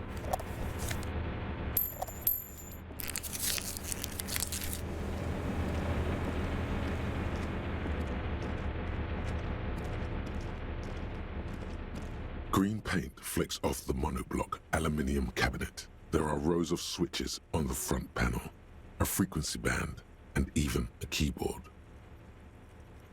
The keys rattle like teeth. This keyboard hasn't been functional in decades. What is it? The console of an antique computation device. The generator upstairs, with wires coming out, they terminate here. Does this open the blast door? I think, yes. Let's see. That one. The emergency open. The dial slides under the glass, dark and silent. Restoring electric power has not breathed life into it. Light. The lighting in the room turns on with a sizzle, a dim ambient orange. The blast door opens with a series of clicks. A shaft of light appears, then widens as the light shines in. There can't be more than an hour left.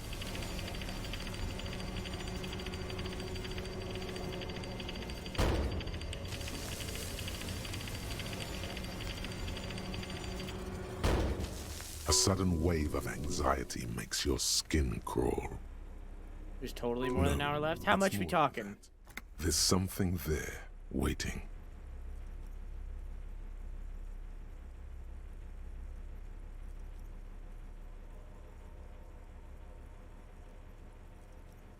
After you.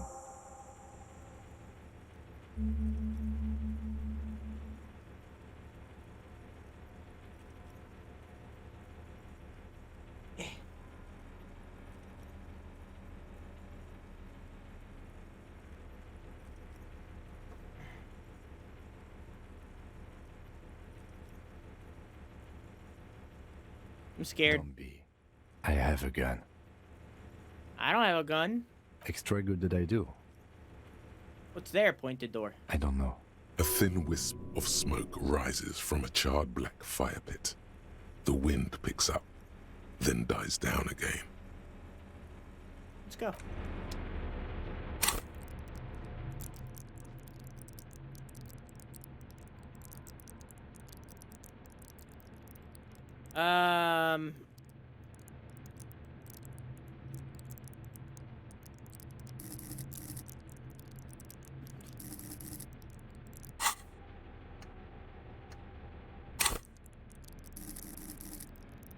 Empathy.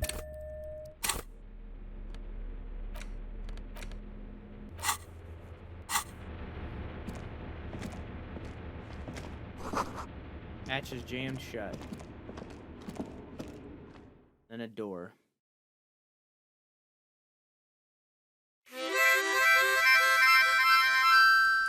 Callie Alley, thank you for the raid. Hello, how are you? How's your stream? How you doing? Hello. Can someone shout out Callie Alley, please? Thanks, so you can't see what's inside. Someone shout out Callie Alley, please. sick of walking.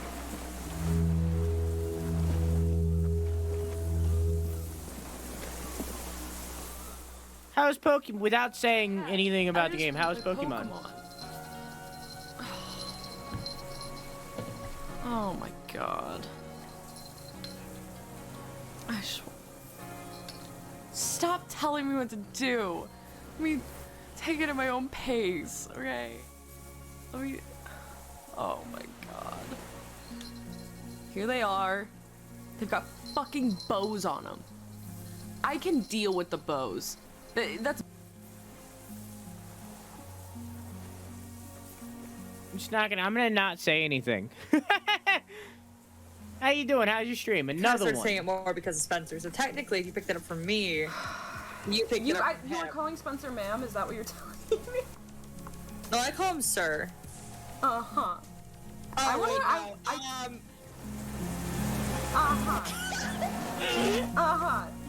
Manzo, can you do me a favor? Hit the clip button? No, do not clip that. Nice cracks on your feet. Be careful not to fall through. Snipers, thank you for the follow. Beware, everybody. We are, like, right next to the end of this game. If you would like to keep watching, you can type ! recap and be almost recapped all the way up until this point. However, we are nearing the end of this game, so if you do not want to watch, I 100% understand. You do whatever the fuck you want to do. Maybe you should just wander off into However, I would appreciate the follow. We will play a different game Monday. and walk in.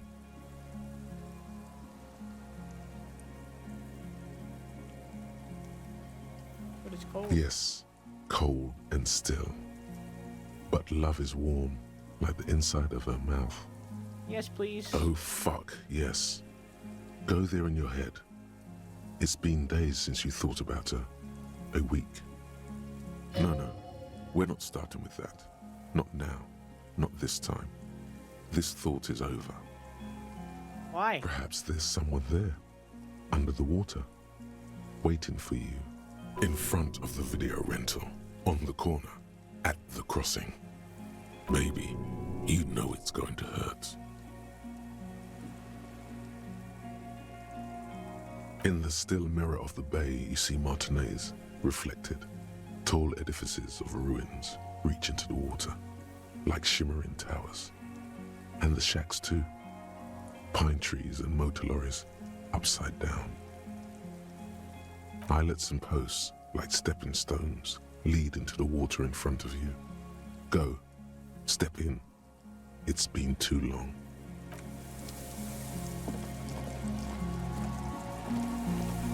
I would have did it. Which is broken, rusted, what remains of the chain. Okay, yes, there's not really much here. But it was worth exploring. You know, make sure. Oh, hey, there's more. Pain in your pelvis makes you winch, so then you continue. Inside of the fortress makes you make out the console and the blast door.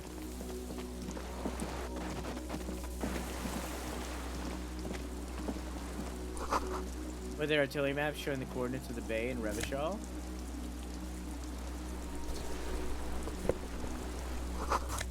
Old metallic cabinet, nearly restocked with Ralonine. There's a rain-soaked mattress on a concrete slab, only half covered by the crumbling roof. At the head of it, double embrasures, firing slits like two eyes in the wall. B triple prime. This looks like a good place to shoot from. A single-person mattress, modern, civilian use. Brand name, Marjorie. There's a fuel stain on the cover, along with cigarette burns. And an empty can of beans on the ground next to it, filled to the brim with cigarette butts. Pick one out of the can. The silhouette of a tobacco picker adorns the paper filter. The brand, Tio Moteri. I saw the same brand of cigarettes extinguished in Land's End. Could be a coincidence. Or the same person has visited Land's End and here. I didn't see any signs of smoking inside though. If people live there, they keep it tidy. This here may also be a smoking spot. There's a firing slit in the wall in front of you, like a little window. Quite old and grimy from years without cleaning by anything other than the rain. Look through the hole. The springs screech as you lean on the mattress and crane your neck to look out. Trepidation, a tingling feeling in your stomach. A small piece of Martinez coastline opens up in the square in front of you, like a tiny landscape painting. 1 kilometer across the water, the ruins look familiar. A towering skyscraper, its top floors shaved off by artillery fire. Capeside apartments. Rue de Saint-Gislain, 33A and 33B. On the right. The red chimney and collapsed back of the 4-story tenement in front of the whirling in rags. Rue de Saint-Gislain, 10. The doomed commercial area. In between the two. The box-shaped silhouette of the whirling in rags. Its sloped roof, a tiny fleck of light catches your eye on the rooftop. Sunlight reflecting off the upstairs window of Clausia's room. Motherfucker. What does that mean? Do you have line of sight to the window? There's an opening between 33A and 10. I can see to the roof. I can see it. Through the scope of a rifle. The shooter would be prone, lying on the mattress, barrel resting on the embrasure. I think we have it. The origin of the shot. This is the sniper's nest. Pat you in the back. 3 small pats in a row. Why didn't we come here? Hey, I'm a... Booyah! Master cop work. It's only moderately effective cop work until we have the weapon. It will not be, how do you say it? Booyah? Until we have that. The shooter still be here? Where? On this island. He does not answer, just nods. With his back, he feels uncomfortable suddenly. We should move now.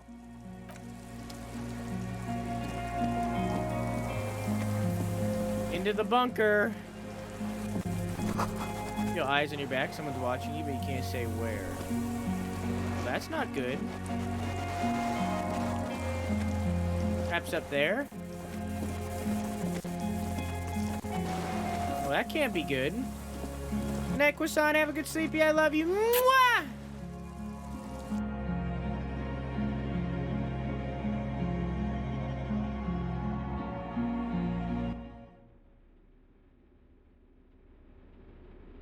Which chat is watching you? Oh my god, you figured it out. What a rush is below, far below. Now we just need to tell Inland Empire. I couldn't think of the name. Walk slow, it might be dangerous.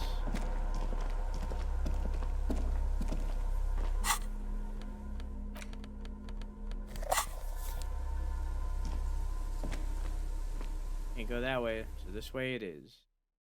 I still need to redo that worm, I keep forgetting. Too many things on my mind.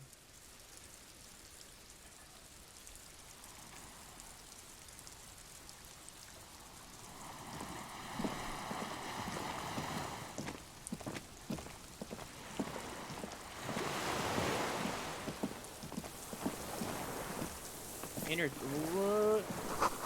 Small white flower blossom all around you. Rubber dinghy, it's deflated, broken. I bet this has to do with the flowers that were on the rooftop. I bet they're related. I bet my character knew long before we did.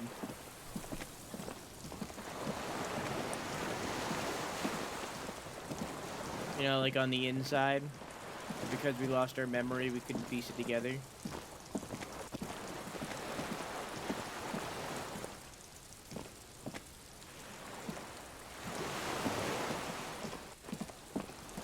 We're so zoomed in right now? I mean, yeah. I'd rather be zoomed in.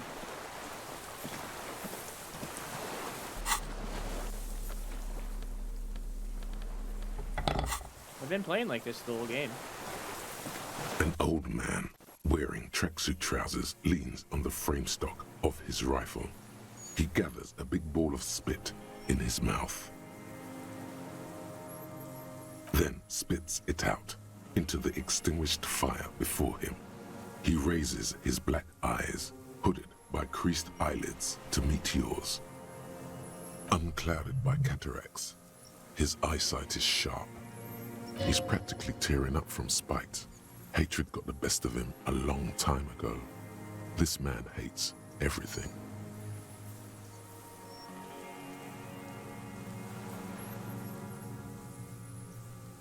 You retained your eyesight. My eyesight? Yes. Helps me see all the shit. A shudder of disgust passes his right side. His left side remains motionless. Did you close the blast door? I did. And you opened it.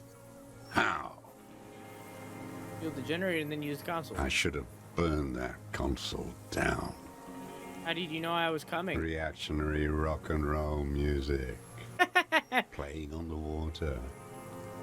Damn right. You shouldn't play sad FM.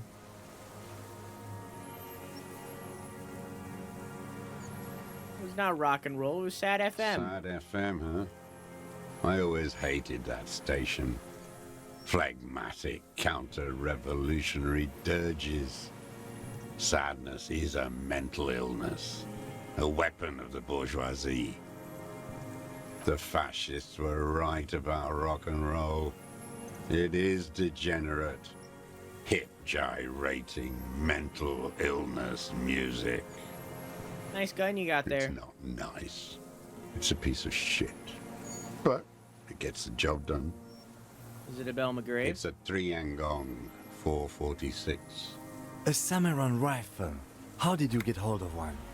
It was sent to us by our brothers in the Sinyao commune. Military aid. You heard me. It's good now. Like chalk, wiped from the board. Sinyao commune. Are you the fire guy? What now? You tell I two can't kids to hear put out you. their fire, the two twins? I may have. All sorts of little rats have come sniffing around, trying to give up the position. The position sounds like a hiding place. Fire guy. Regressive bourgeoisie henchman. Can't even talk like a grown-up.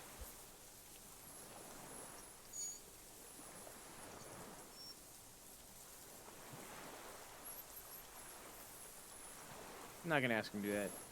I'm with the police. You can keep the gun, but keep it down. Not one move. No. Put it down now, sir. Or you're gonna Yeah, okay, blow that's my fair. brains out before you question me. To hell with it. It's a walking stick anyway. It's out of bullets. Kinda figured. Like an amputated limb in the sand. Got the gun His lying in his gaze hand. follows your motions. The rifle feels surprisingly light in your hand. Frame stocked and patched in places with tape and wire. The rifle's closer. in a shabby state, like a crutch that's seen too much travel. Hieroglyphs are embossed into the forearm, made of walnut. On the butt, you see Vespertine writing, burned into the wood. Triangong, 4.46mm, made in Sinyao. She uses jacketed ammunition. The right type and the right calibre. He's liking this.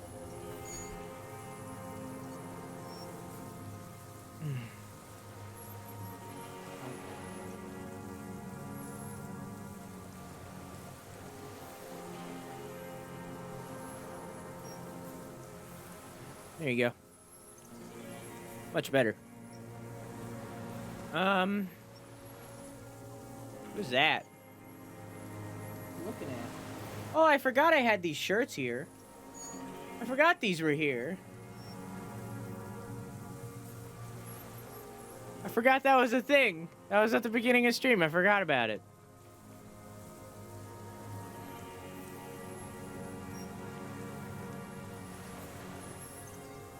As he said, made in Sinyao. No one said it has to be a Bell McGrave. We were just guessing. From ballistics, it could easily have been a Triangong, too. Hi. It doesn't matter if it was made in Oh wow. Shanty. Hey look, there's the real All shelf. it has to do is use jacketed ammunition. And it does.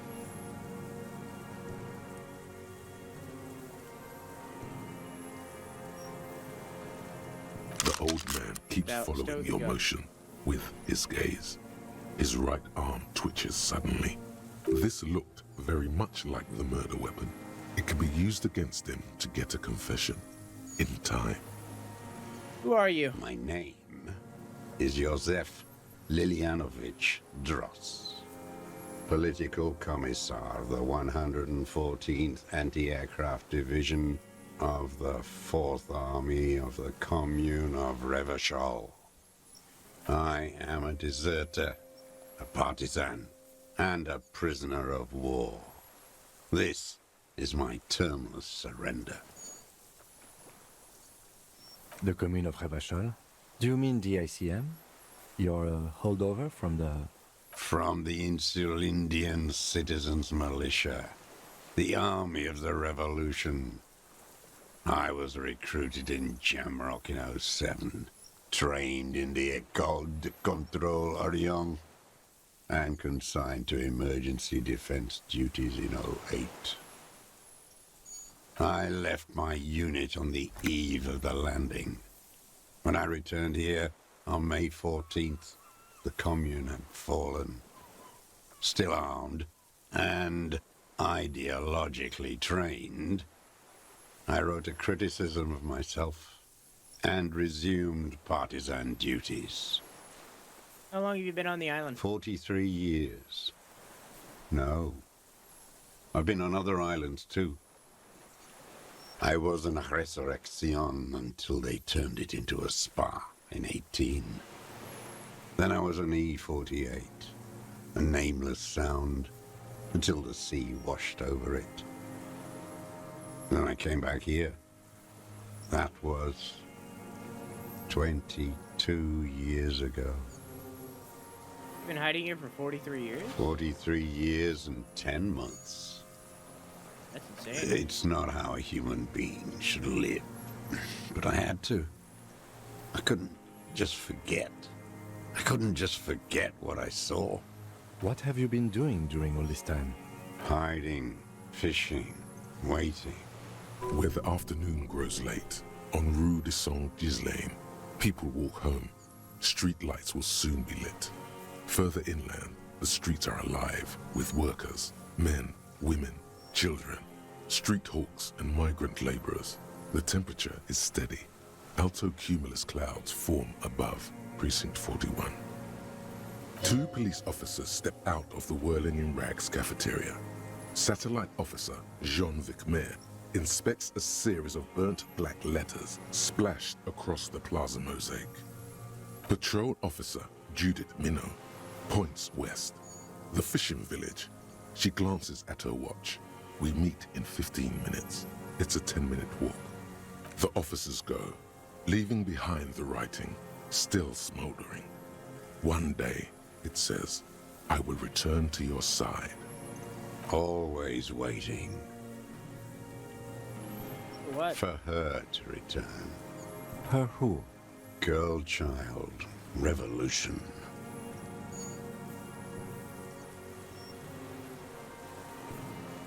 World Child Revolution. Always.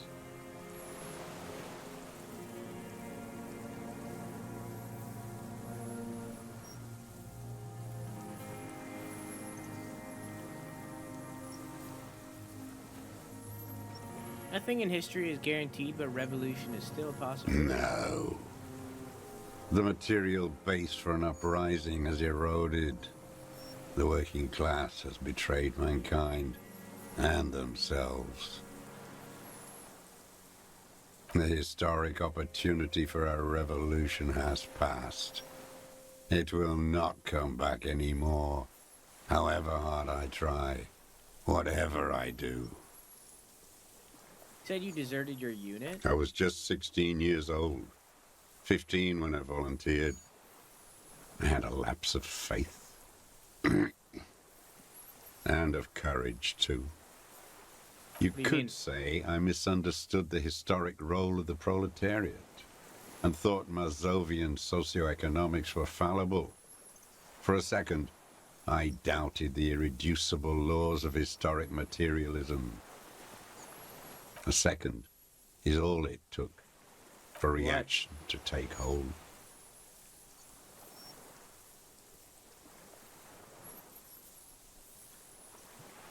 It wasn't a reaction, you were just afraid. It's the same thing. You haven't seen it. Not really. Not naked. It's impossible not to be afraid. And this was when? May the 13th, 08. 44 years ago. The horizon was black with coalition airships. Their petroleum rose to the sky, and it looked like it formed the clouds. Storm clouds. When they started shelling, it was dark magic. What do you mean? The combined might of international capital. All at once, all the greed and terror in the world tore into Revachol. It lifted streets from the ground and turned houses into ghosts. We were in the flak tower, huddled on the floor. The artillery was 80 kilometers away in Ozon, but I knew the commune would fall. We would all be turned into ash. So I said I was going to the map room. I ran. I climbed the chain link across the water and hid inland, in the bunkers underground, like the weakest of I wonder if I actually got into that bunker, what I would see. Frightened of the ordnance all night, and the sound of the rotors in the morning, whirring. Airships. I climbed out into hell. The landing was complete. The chain was submerged. I had to swim back. The fortress was half submerged too, shattered. They'd all drowned in the lower levels or got torn to shreds above. The anti-aircraft gun had malfunctioned. So had I. I left them without ideological direction. It was real. I'd seen it. I'd seen it in reality. Some kind of great terror, worse than you've ever seen. In what? The mask of humanity fall from capital.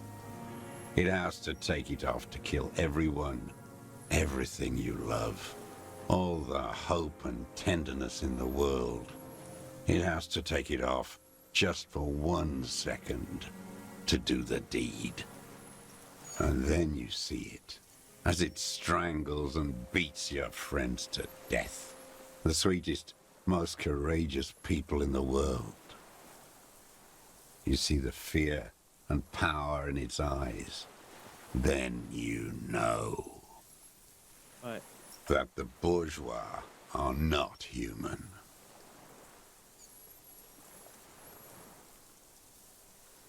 You let him finish. I had to. I had to fight it. I had to never stop. So what is this place, this island? It's not an island, Dwat. It's a defensive fortification of the commune of Revachol. And I am its last surviving defender. What was it used for? The congenitally deformed King Philip II built it to restrict access to the Bay of Revachol. We captured it in '02, retrofitted the fort with an AA gun to defend against an airborne landing. Against the whole world. You mean the landing? Retaking of Revachol? Coalition military called it Operation Deathblow. I later found out on the radio they called it Deathblow. You're one of them. Tell me, who speaks like that? We had 50 million people on Caillou alone. What?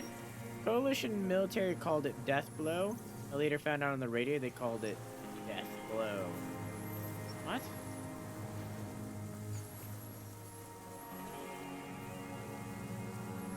Murderers. You don't know. You haven't seen it. Iblis, Iblis? the black-eyed angel. How have you survived all this time? How does anyone survive? I steal. Now hold on there.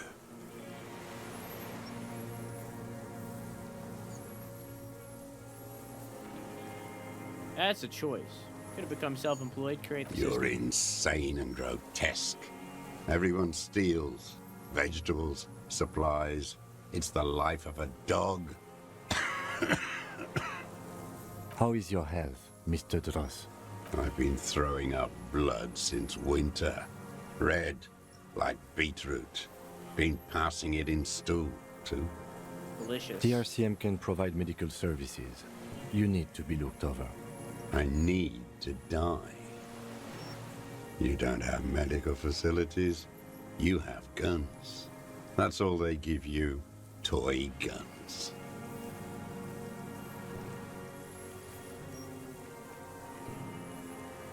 We have Dramamine and other opioid-based painkillers. Must be in vain. I have been running out of that stuff.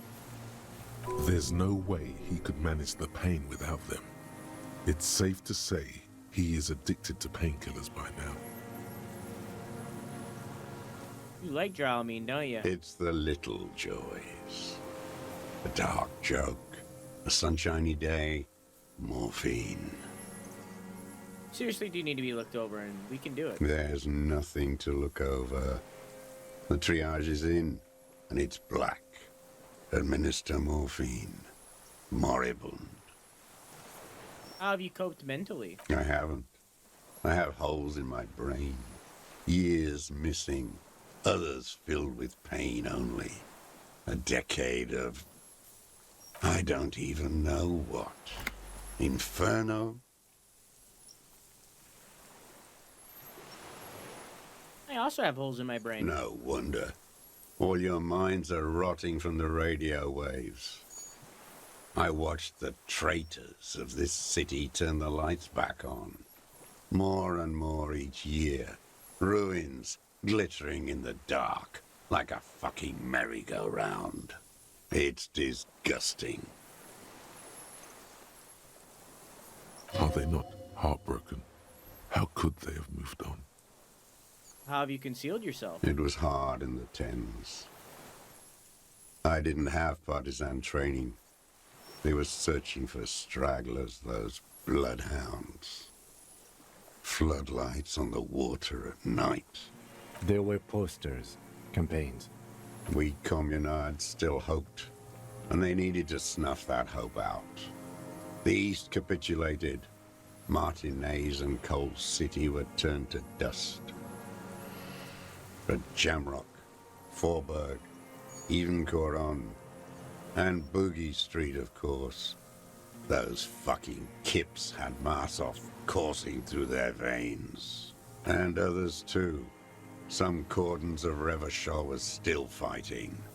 There were cells. I tried to contact them. Soon they all went silent. The frequencies dead. How did you get between here and mainland? At night, I used a dinghy. I only went after dark then. When I got to the city, I stayed underground. Patrols, you lot, the commons too. They'd started snitching. In the city, you move underground? From bunker to bunker. Not anymore. No one cares now. I don't even have to hide. They think I'm another antisocial vagrant. I could walk straight into that town if I wanted. I just...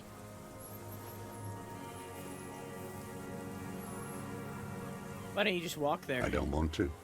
They're all traitors. Pigs, rabbits, and dogs. Men without ideals dude, how are you? only animals. He does not want to see life moving on. People forgetting, drinking, laughing. Have you been into the weapons cache under St. Uselin 22B? So you finally found it. There must have been a small squadron's worth of arms in there. Belma Graves, right? They were damaged beyond use. I know. So you've been there? Sleeping. Some nights, ammo scrounging on others. Those McGraves were shit, even before they corroded. Some had bullets in the chamber, however.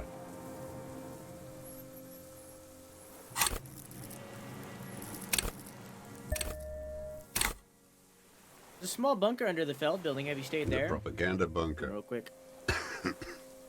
I used to, but not anymore. Propaganda bunker? They stored leaflets there. Broadcasting equipment, too. Made broadcasts, I think. Propaganda officers. I buried them with their leaflets. They killed themselves. 2 young boys. Killed themselves. A lot of our boys did. I spent some winters there. Never liked it. Kept thinking of them. No need to go underground anymore. It's better in the ruins, on the ground. You smoke Tiamiati cigarettes? I do. Or smoke them on the mainland? They're good. Plenty of tar. I like that boy on the pack, too. Reminds me of the last century. Tell me another thing. The old man looks across the water at the city, the ruins, the motorways rising above it.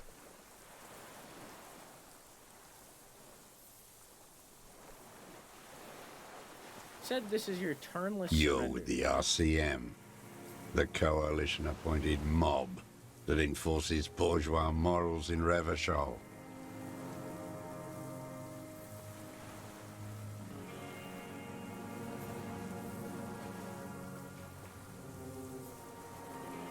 We enforce the law. We keep animals from killing each other. You're the RCM. You represent the Moralist International, the enemies of humanity who took this city.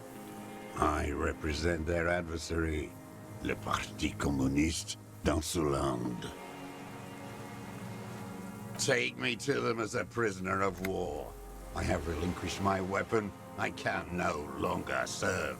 No superiors can relieve me of my duty. You bulldoze them all to a mass grave for trying to free humanity.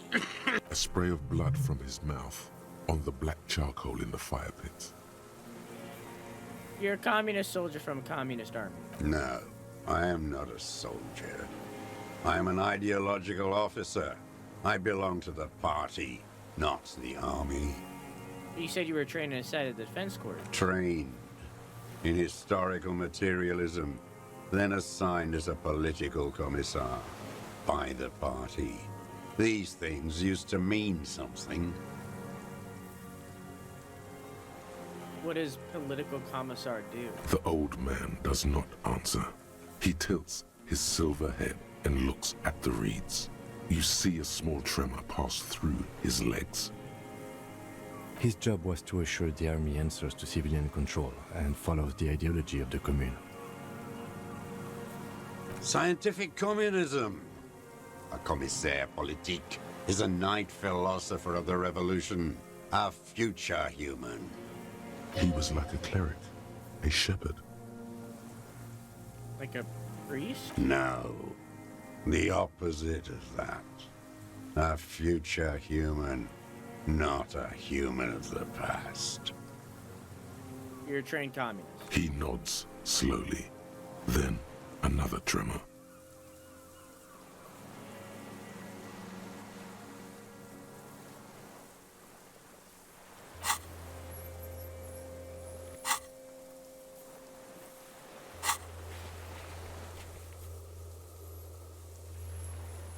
Yeah. I'm also a communist. No, you're not. You're a liberast. Nah, I have communist thoughts in my head. All the real communists are dead. They died fighting for communism. Are you dead? No. You're an inert lumpen with a gun. Detective, we have not come here to discuss ideology. True. We have come to ask questions regarding a murder investigation. True. The old man spits into the fire pit. He does not say anything more. A jitter passes his lower body. I have another serious question for There's you. nothing serious in this world. It's a farce. For a 60-year-old man with stomach trouble, who spent his entire life alone on an uninhabited island, he seems surprisingly fit.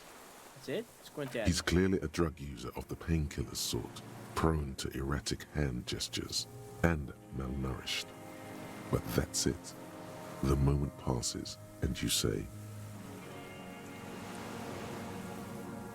What have you been using this gun for? I've used it for killing people. here we go. A trail of blood. The lieutenant smells it too. Killing people? It's a gun. That's what they're for. You want a moralist euphemism? Defending your family and your property. I haven't done that. I've used it to kill people. Interesting. During or after the war? There is no after the war. Class war is never over. Go in straight. No euphemisms. He doesn't like those. No. Be careful now. Slow and steady does it. Make him repeat it first. Don't mess this up. Remember, he wants to tell you. Get personal.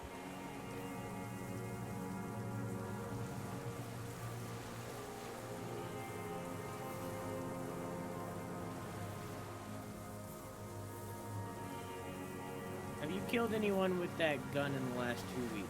I don't want to tell you anything, you grotesque murderer. And why did you think that was a good idea? Don't listen to me. Oh, wow. I'm wrong all the time. Wait, so which one do I say then? Nothing comes to you. Silence. His black eyes look at you, and in them a chill, like electricity running up your spine, crawling into your skull. What? All is not as it seems. Detective. Damn it. Ask it already, he wants to say. Did you use that gun to shoot and kill Colonel of the security contractor Cornell? The who now? He heard you. He just wants to hear you say it again. This is dramatic flair on his part. Right choice. We're in. Do it, sire.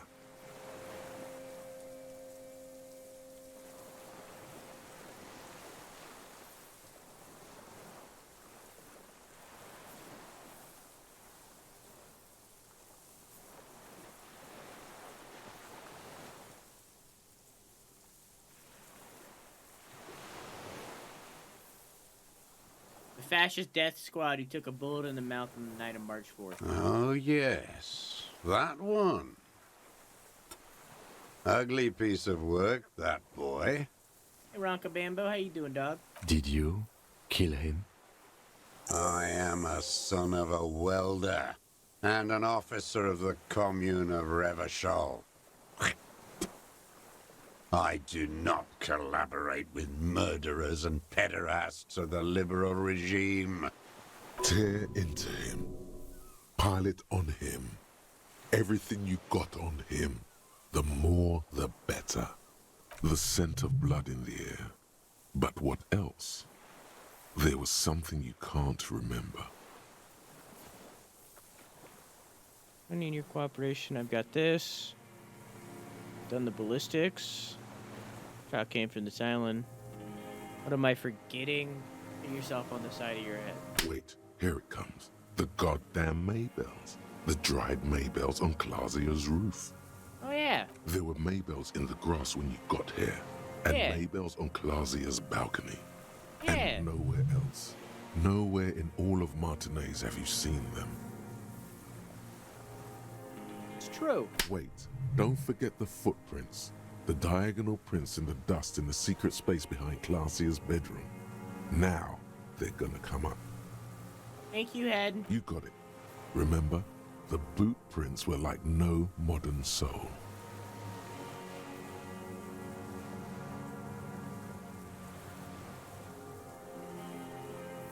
what brand of boots you're wearing. Everything is brands with you individualists. Who cares what brand my shoes are? Sansa? Some shit. Show me the soles, please, Mr. Dross. Fucking imbecile. The old man stretches out his leg. A black-white spiral pattern covers the sole of his worn-out old running shoes on his The feet. maker is called Sensorique, and the size is 42 to 44. These are not the unusual horizontal patterned soles you saw in the dust on the floor of the hidden room. They do, however, seem to be about the same size. The size fits, but not the sole. Sire, he doesn't have to be wearing them right now. If you change shoes, it doesn't mean you weren't there, near the room where the victim died, sneaking around. Racking those brains, are you? Desperate to report something back to your masters? They must have really loved that dead fuck. The lieutenant gives you a quick sideways glance and nods to acknowledge. The prints were his. You can see it in those eyes. He can't keep them from flickering, looking for something. The old man stares at his own prints in the ash around the fire. Silent suddenly, some strange process within him. A gush more. He's gonna crack, but you need a little more. Mabel's, behind the victim's window. I saw them growing here. Damn Maybells. The whole island is turning white with them. He seems tender suddenly, nostalgic even. A strange mood swing. So many this year, too. The spring is coming. No, it's already here. Wash the filth away. I haven't seen these flowers anywhere else in Marinaise. Only here. They blossom on the islets before. We fertilize them with our blood. Resurrection was snow white in May, before they ruined it.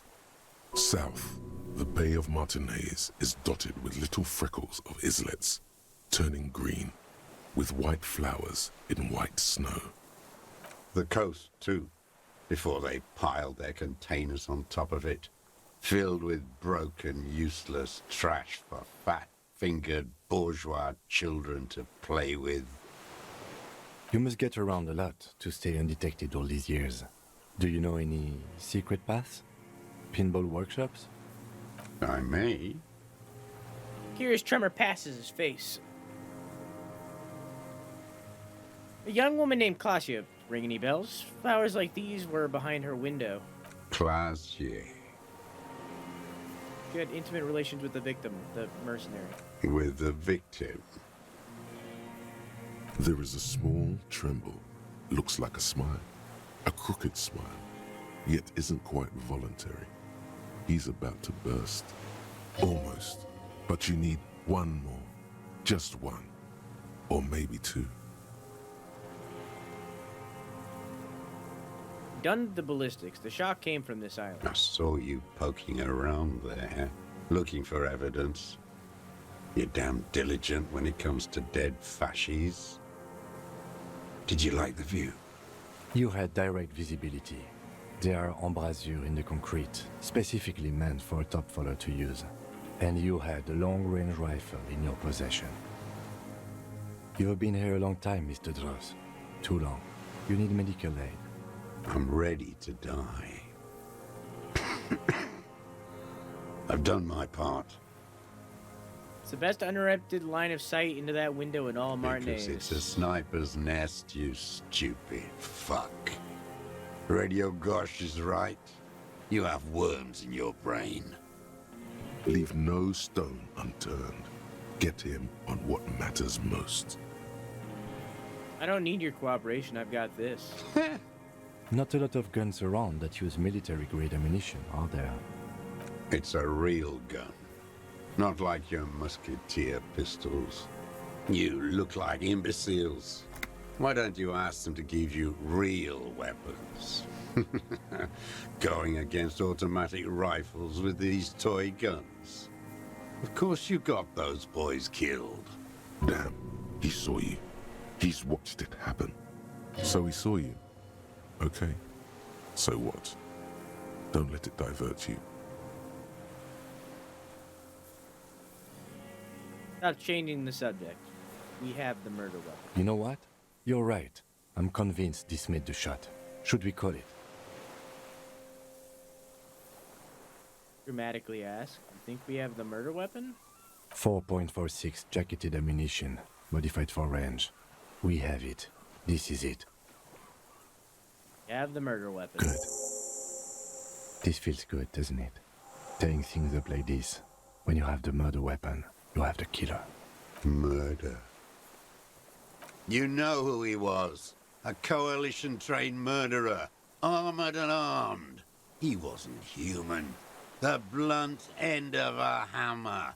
Dripping with blood. He was a killer, but he was still under the protection of the law. Beating us to the ground. Moaning with joy. You hounds get so thorough when a company-trained killer dies. I haven't seen you on this coast for 40 years. You know, maybe I should have killed one sooner. Got your attention. Now you stop beating druggies and prostitutes in your basement. Now you come to investigate. Not when they die by the hundreds. But you shot him. Oh, the inhumanity. One paramilitary less in Revachol. The lieutenant raises his right arm to Hush. Hush. He does not need to be pushed anymore. The ball is rolling, while the lieutenant listens, holding his breath. I had them in my sights, both of them, him and the whore. I was breathing with them, in phase, and I pulled the trigger and flew on the air until I landed in his mouth. I didn't think I had a shot like that in me anymore. I did. I saw him kneel there with his mouth full of death, and that stupid look on his face. And his dick still in her. Nothing. I went to sleep. Then what? Next morning there were Maybells everywhere. The world was white, or what's left of it anyway. My last spring here. I knew the fascists would come to avenge their own. And so they did. Mr. Dross, are you aware you're confessing to murder? Yes. And you were looking at them, the victim and a young woman, having sex, through the scope of your rifle that night, before you shot him? The old man nods. Why? Because that's what they were doing. The motive. This is where the motive is going to come from. You can coax it out of him. The lieutenant's preparing the ground. I don't understand. Do you, detective? I don't understand this part. Why were you looking at them that night? I'm always looking. Are you always looking through the scope of a rifle? I'm just trying to understand. A rifle scope has the best magnification. Helps him see all the shit. And if you don't like it? It's part of the shit you see? Then you pull the trigger? Yes. Think of it as a form of critique.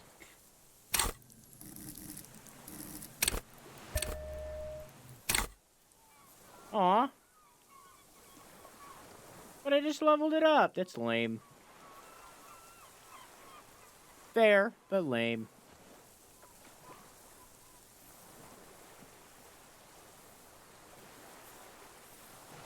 What specifically did you not like about what you saw that night of the murder? Them. Fucking. I didn't like that. You were jealous? Jealousy is a reactionary concept. I didn't like the Reaver enjoying himself. Drugged out, soothed in the arms of a young woman. I wanted him to die so he could not enjoy life anymore. And I wanted to see his head explode. that too.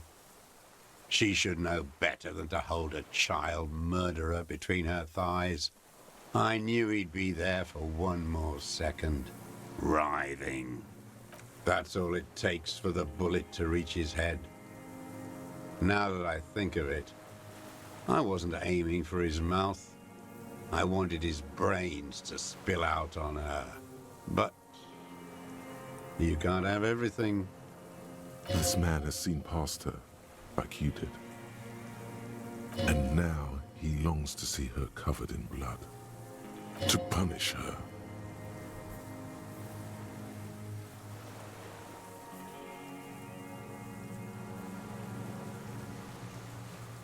You wanted to punish her, so you killed him. She practically breastfed that man. You wouldn't believe the things she let him do to her. While he stands here and rots.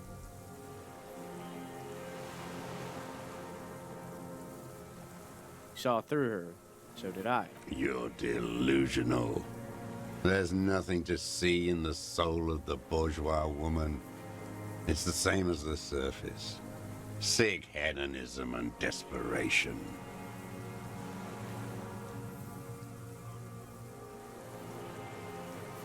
Not like that. I don't think like that.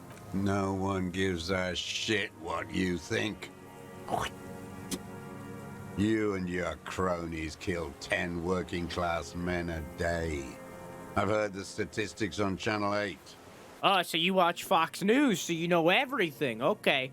How long had you been watching her? Since she came to Martinez. I saw her sneaking in the reeds early in the morning, behind the Feld building. It was dark, still winter. She didn't have her skimpy outfit on then, just a spot in the night, moving. Past the Feld building on the coast? What was she doing there? Hiding something in the water. She had a fag after she'd done it. I was up in the ruins there. She couldn't see me, but I could see her, smoking. She was nervous, but not scared. What do you think she hid there? Her passport and tickets to Villiers. And from there to Cachet Brut. Is the hidden buoy she talked about. You looked into it? After she was gone. Did you keep what was in it? When we found the submersible, it was empty. No. Why would I do that?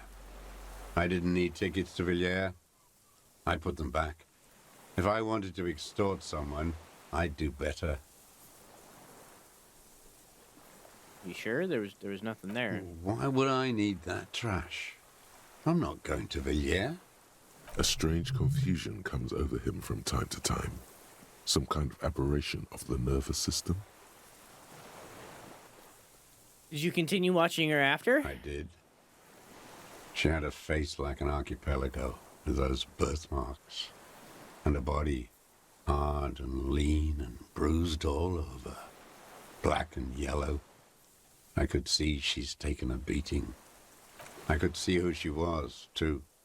A spook. On the run. Revachol's the cloaca of capital now. All the bagmen and arms dealers end up here to do drugs and have sex like animals. You could tell she was a spook from the documents? She had different color hair on the photo and glasses. Forged. Some sordid bourgeois affair. I've heard about this kind of thing on the radio. He's setting it up for you. How did you see all this, the bruises that she was beaten? I'm not blind, am I? How does he know those minute details about her body? It quickly comes to you.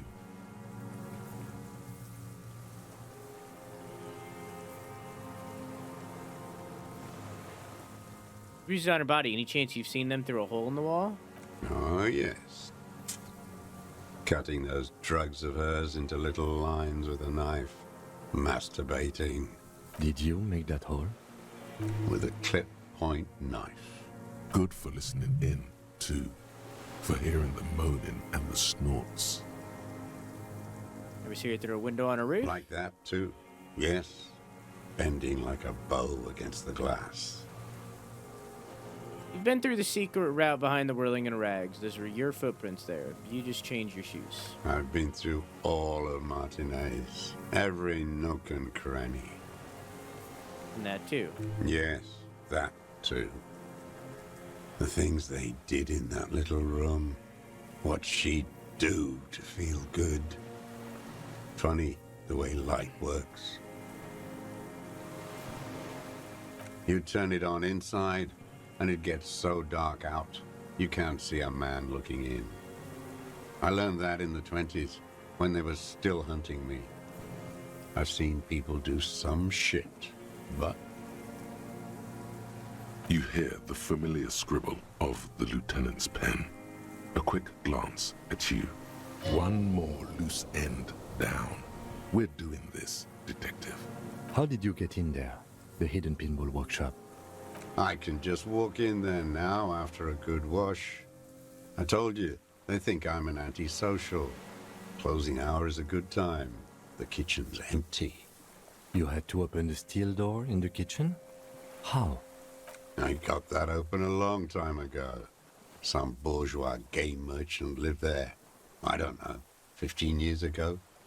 He left spare keys all over, and I took one. Then I saw her turn the light on one night in my scope.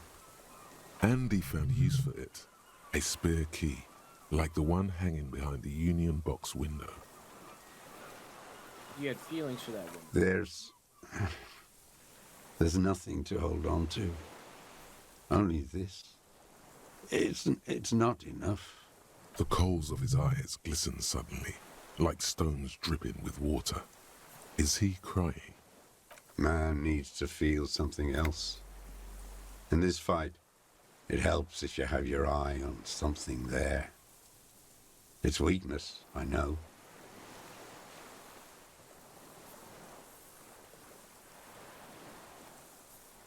Is that why you left dried flowers behind her window?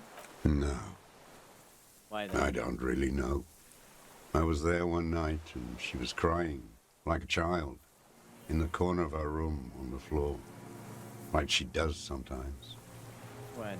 The day after I killed him. You brought her Maybells. Yes.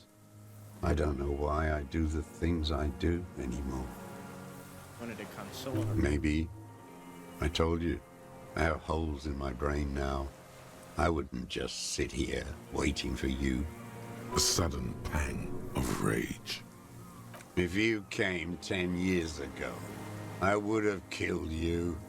In the silence, the lieutenant draws a line in his notes, then nods at you once more. One more down. So it wasn't about him, it was about her. Her. This is the third person that was obsessed with this woman. Nods Fourth! at you. Because Titus, this is the fourth person. That's it. Motive. We have it. Where is she? That's This whole game is just about incels and politics. days.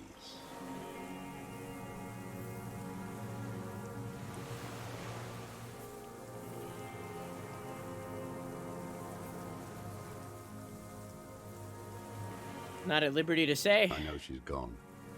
Locked up or on the run. She kept staring into the scope, you know. In the end, this last week, at the fort, like she knew. Yeah, it's basically Twitter. Like she knew I was here. Twitter Elysium. Midtown, across the Bay of Revachol, snow falls on 40-story towers. Above them, Lausanne Central Aerodrome, a cocoon suspended in the snowy sky by a web of suspension wiring, encircled by hybrid aircraft. North. On the platform, a young woman is withdrawing from amphetamines, barbiturates, and alcohol. Yet still, she smiles among the crowd, among the great ghost of the city she's leaving, for another, far south. Smaller, distant, hidden, not like the great chandelier she sees sparkle in the night below her. Streetlights, towers, tenements, and water, and across it, a dark strip of ruins, barely visible if she didn't squint her eyes. There, on a dilapidated jetty in a nameless village, 2 police officers and 1 special consultant look across a narrow strip of sea. The ruins of a sea fort stick out of the water, built by Philippe II, reappropriated by the Commune, then lost in the landing. He's there, doing what exactly I don't know. Satellite Officer Vic Mayer points at the ruins. Behind that anti-aircraft something. That's why we can't see him. Special Consultant Heidelstein is optimistic. We'll see the boat when he comes. Let's go get a coffee until then. I know this interesting little place. Where? His voice trails off as the 3 walk down the jetty. As the men go, Patrol Officer Minnow looks back over her shoulder at the crumbling fortification in the snowfall, like a rotten tooth rising out of the water. Good luck, Harry, she thinks. You need something good for this.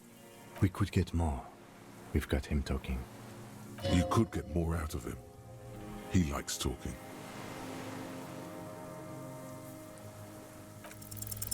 What strikes you about this gaunt man is not the stomach pain, There we or go. the cough, or the malnutrition. It's precisely what you could not see before.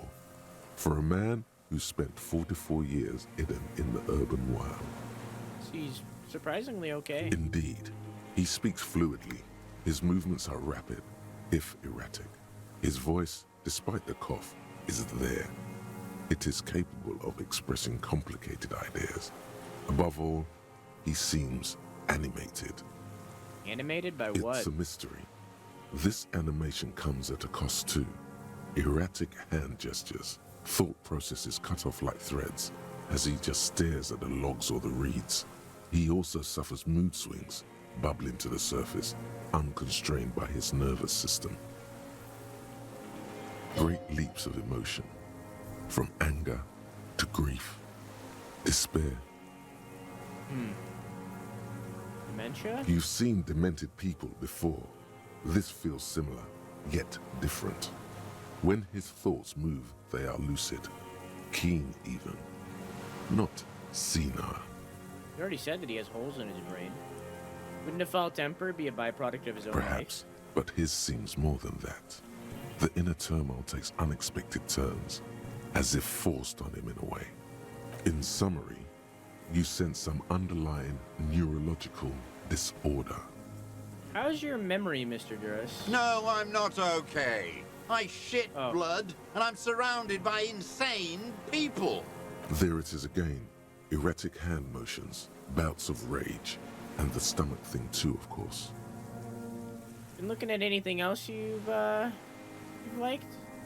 Or you haven't liked? A tragic comedy. Druggies, prostitutes, and rentiers.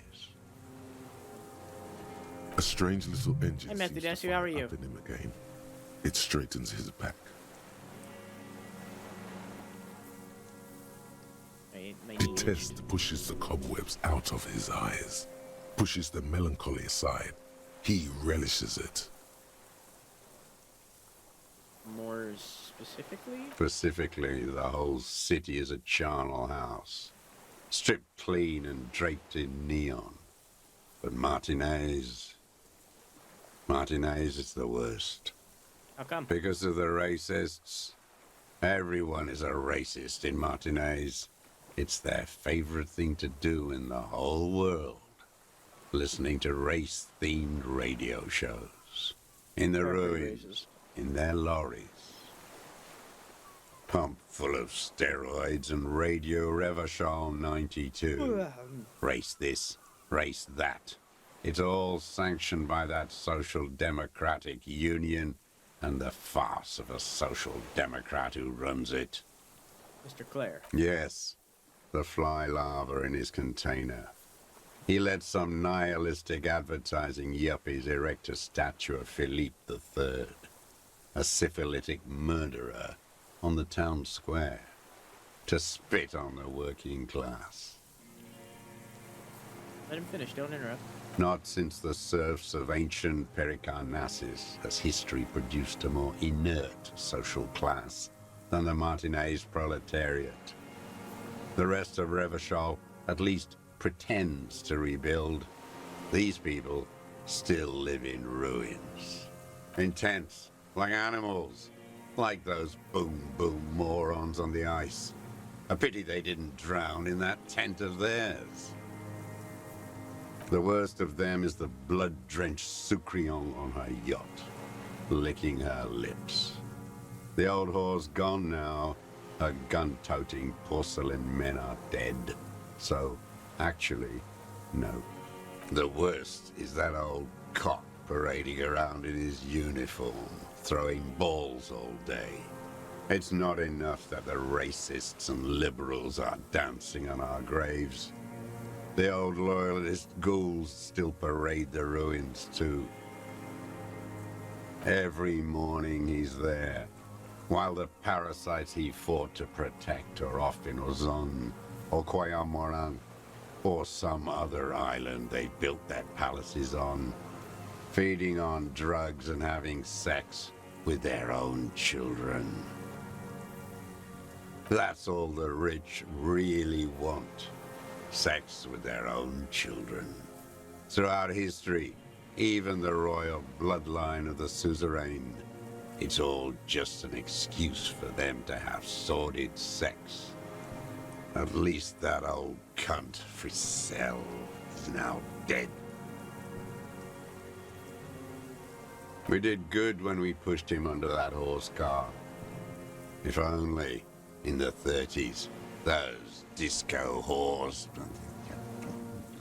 The disco whores are too much.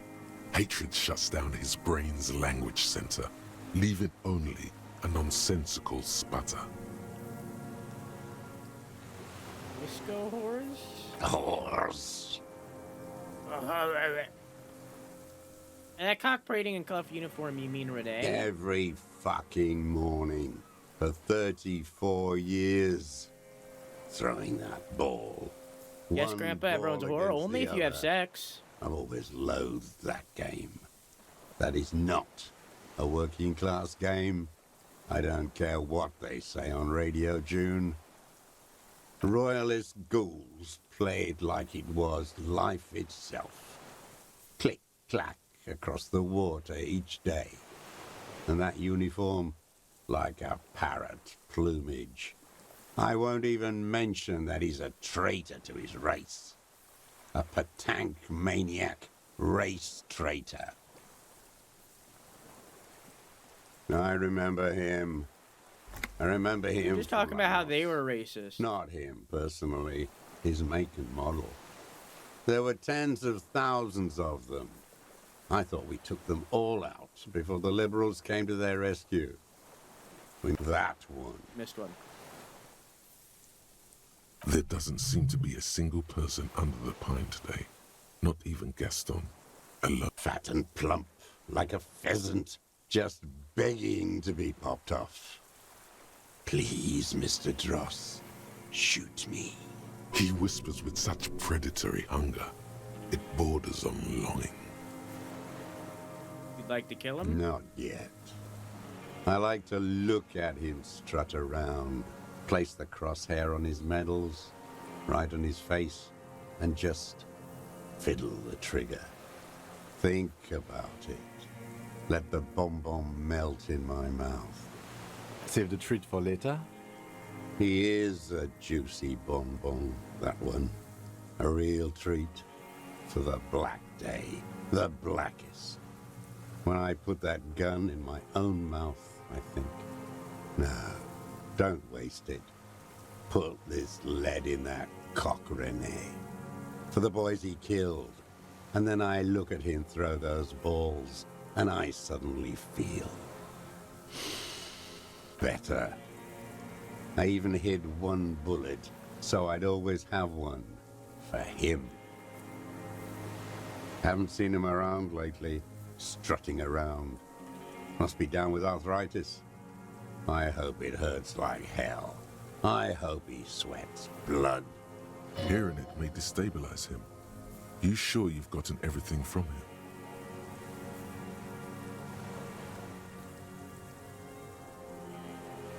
Tell me something else, Whispers. Yes, of course. Must be passing a kidney stone. I hope it's excruciating. At least it keeps him from throwing his balls. He seems relieved. Could he have been worried for him? He reminds him of himself. The same hatred. The same. You try to think of another thing, but no. It's just the hatred. They are veterans of the same war. Somewhere west in Coal City, his enemy is lying in a dark room on a metal slider. In Elysium Municipal, like he will too. Soon. Half of the war between these men is over. With an agitated gait, Satellite Officer Jean Heron Vichmer paces the jetty, 22 kilometers east in Martinez. What could he possibly be doing there for so long? Police work? Patrol Officer Judith Minot replies, with a tinge of hope in her voice. Tinge of warmth, too, against the cold air rising from the water.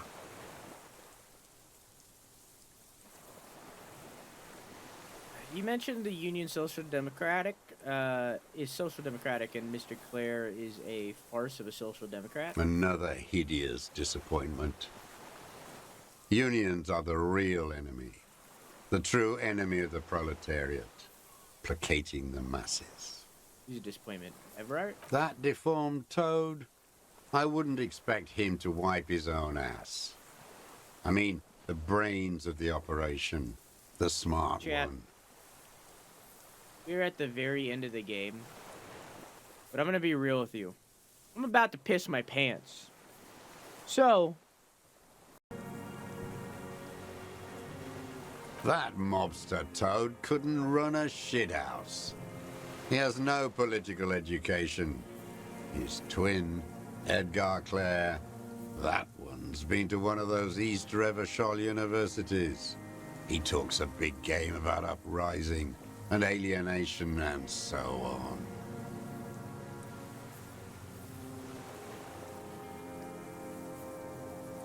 First against the wall with him. The Clares wouldn't miss a man hidden in their own backyard. Not all this time. Nothing happens in Martinez without them knowing. Of course. Maybe the Clears asked him to. Don't go straight for the kill. Exhaust everything else first. Soften him up. I haven't approached anyone. I hid. It was Edgar who came to me. How did he know you were here? He didn't just stumble in like an oaf. He figured it out. Some kids told him about a monster on the island. I told you, he has brains. Stepped right off the boat and walked down where you came. I even kept the door open for him. Thought he was a man of the left, wouldn't rat me out. I was right about one of those things. 20 years ago, neither of them could walk now, could they? They were less fat then. Edgar did the talking. Paid his respects like I were a fossil in a uniform. Offered platitudes about the struggle. Flaunted his pink degree. Even quoted Marzoff. Never trust a social democrat who quotes Marzoff. Oh, and charity, too. They love their charity. Offered me blankets and social housing. I still have the gas cooker he brought. Let me be here. The ZOC is an unlawful successor of the Commune of Revachol. We took this fortification from the Loyalists. Even the Clares understand this.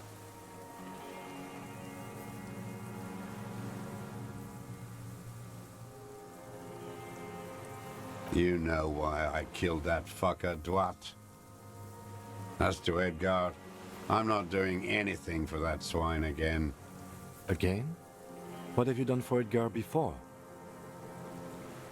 Tried teaching him some Marzovian socioeconomics. They didn't stick. We parted ways.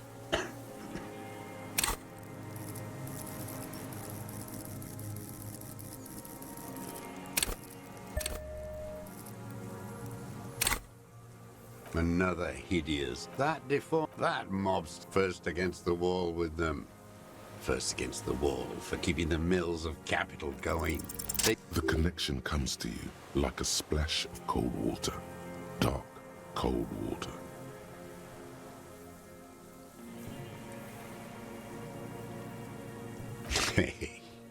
He acknowledges it. Here we go. A twist behind the dark bend. That bourgeois cow, Tiffin Holly was her name. Licked the rich man's hand every time he came to town. Never seen a labor leader so hot on mutual cooperation. And money. She liked that too. That Holly was a real bridge builder and a deal maker. Bordering on sentimentality, it drips out of him, tempered by something familiar to you. A familiar rage. She was. And she was real soft on those money men. Had a Barbara Muskova bag over her shoulder that she liked to bring to work. Called in, they say, on the eve of battle. Ran away. Vanished like a piss stain. No, that's not quite it, is it? Did she? They say her daughter called in, not her personally. But that wasn't really her daughter, was it? No, I guess it was not.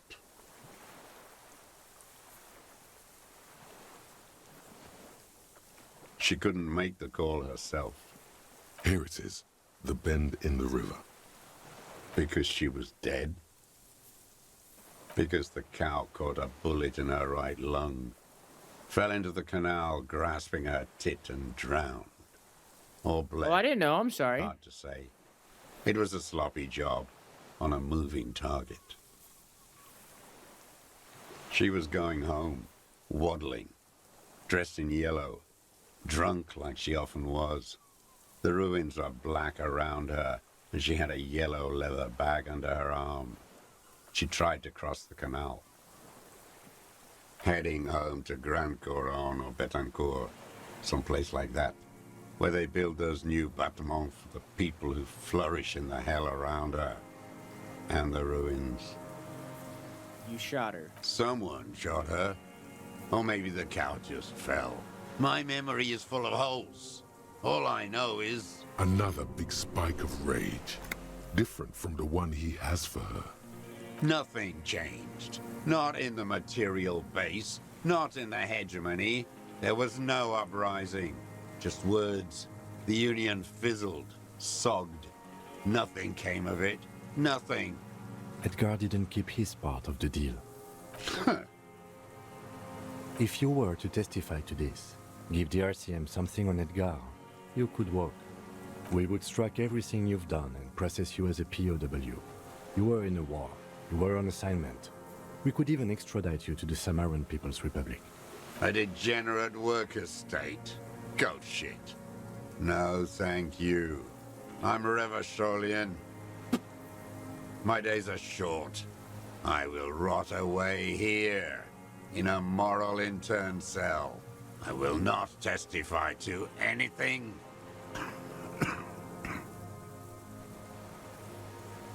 But you did do it. I saw it happen, and I liked it.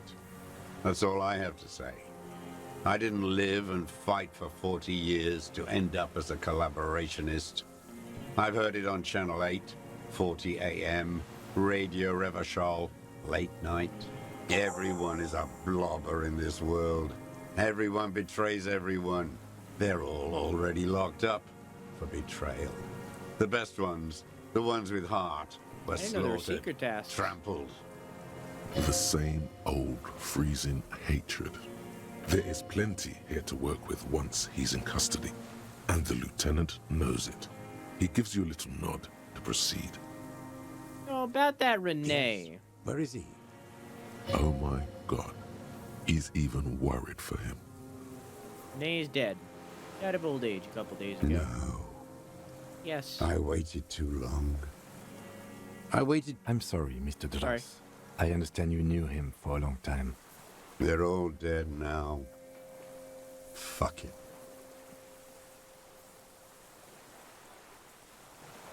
Sorry. Fuck you. Weird timing. I'm at the very end of this game. Hello, Sucker Punch. I hope you had a good stream. I'm at the very end of this game. If you want to avoid spoilers, I 100% understand. I'm at the very, very end. So, if you want to leave, it's okay. But I hope you had a good stream. Cared about him. Human beings care about each Thank you for the follow, Remo. I cared for seeing his head explode. Now, God damn this world. He reminded him of himself. The same hatred. The same. You try to think of something else, but no. It's just hatred. You okay, Mr. Dross, to go on? You think I haven't seen people die? It's all I've seen them do. Fuck and die. All the other plans we had. To love. To colonize the Pale. It's all fucked. He's not okay. This is just another black day in a row of black days. Something strange is keeping him together, making him endure. I'm glad we talked about this. Glad we talked about what? I want to ask Ian about the people you His don't like. lip curls. Nope, into never a mind. I'm sneer. glad we talked about this. Okay, cool. Talked about what? Yosef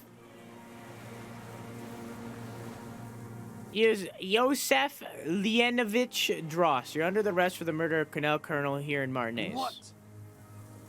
But you said I would be taken to the... What? This terror is the sum of all the uncontrollable movements and mood swings he's been exhibiting. The wind picks up. The silence on the water is broken all around you. Little shivers of waves appear. The lieutenant continues, like an incantation. Your Wayfarer rights have been suspended. Information provided to the officers on the scene will be used against you by the prosecution. You will be given legal counsel within 1 week and must face court in 44 days. Do you understand? Do you understand? But... You understand, sir? No, I don't want to. I have to stay here. He's sweating. Beads are forming on his forehead. Your confirmation is not required, sir. Now on to the boat. You thought you heard something, but it's just the reeds. Maybe we could all fit in there. Does it have room for 3? Not really. We could escort him to the pier, then either one of us can take him inland while the other stays here, but... There's something you're not getting here that he's realizing. What? Who watches over him there while I come back for you? Something is happening. Stop. Lillian. You could ask her, maybe. Maybe I just asked the net picker to watch it. This is no harmless old man. This fucking world. This world. What is this? No, listen. Listen now.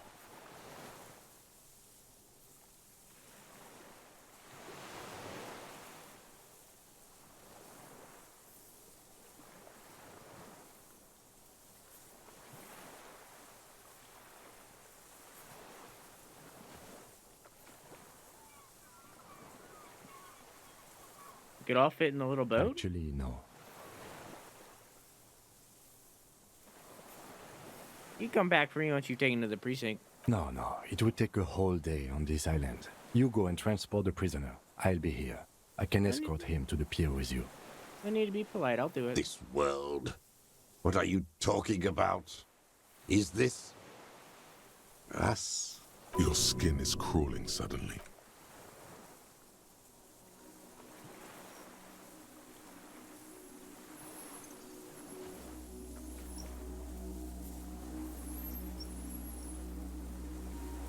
Oh. A phasmid. It's the, or not the phasmid, what is it called? The cryptid. A delicate tangle of arms and legs unfolds from the reeds, limb by limb. It's a cryptid! To then Stick bug! stand there, moving its scythe-like arms in ghostly silence. Blink. It's still there, an unfolding mechanism of reed-like chitin, hovering in place. What is that? What are you talking about? A giant stick insect. There's nothing there. The stick insect is over 3 meters tall. It looks straight at you with its tiny pinprick eyes and its grotesquely small head. You feel your legs shaking under you and your gun hand move to your holster, but you don't have a gun. There is, I see it. Tell me what you see, damn it. I can't make out one small thing in the reeds. Kim, can you see it? I can see it. 4 simple words, thank God. If he can see, then you're not insane. What that means, it's really there, spinning slowly, in absolute silence, its limbs long and slender. Be very, very careful. Does this happen in everybody's playthrough, or is it just me?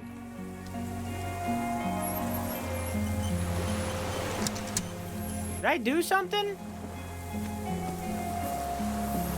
The creature stands on long stilt-like legs, antennae hanging from its head like a woman's hair, white and curled at the tips. It is no more than 5 steps away from you. Reed-like tufts stick out of its joints.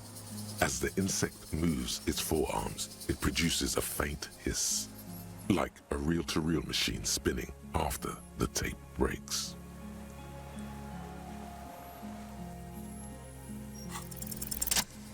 If I failed that, I would have cried. Slowly, with your breath held, you take 2 small steps toward the phasmid. The creature lets out a series of ultrasonic clicks that swarm around your head like swallows. Like laughter, a sort of happiness.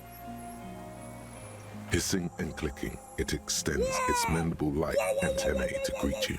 You're right below it now, looking up at the colossal chitin of its white limbs.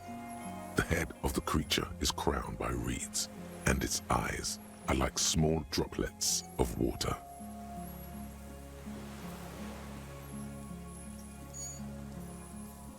Raise your The hand insect slowly. stops its stridulation, seeming to observe you. Below its crown of reeds, little pinprick eyes detect motion, glittering. The world stands still around you.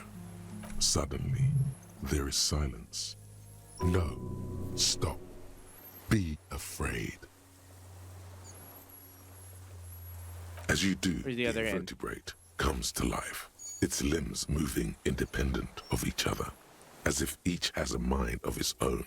They are white, like stalks of porcelain, knitting above you. Shifting around in the reeds around it, in the muddy water, you notice some of its hind legs apparently standing on the water from time to time. It's that light. Oh. Him take the picture. Okay.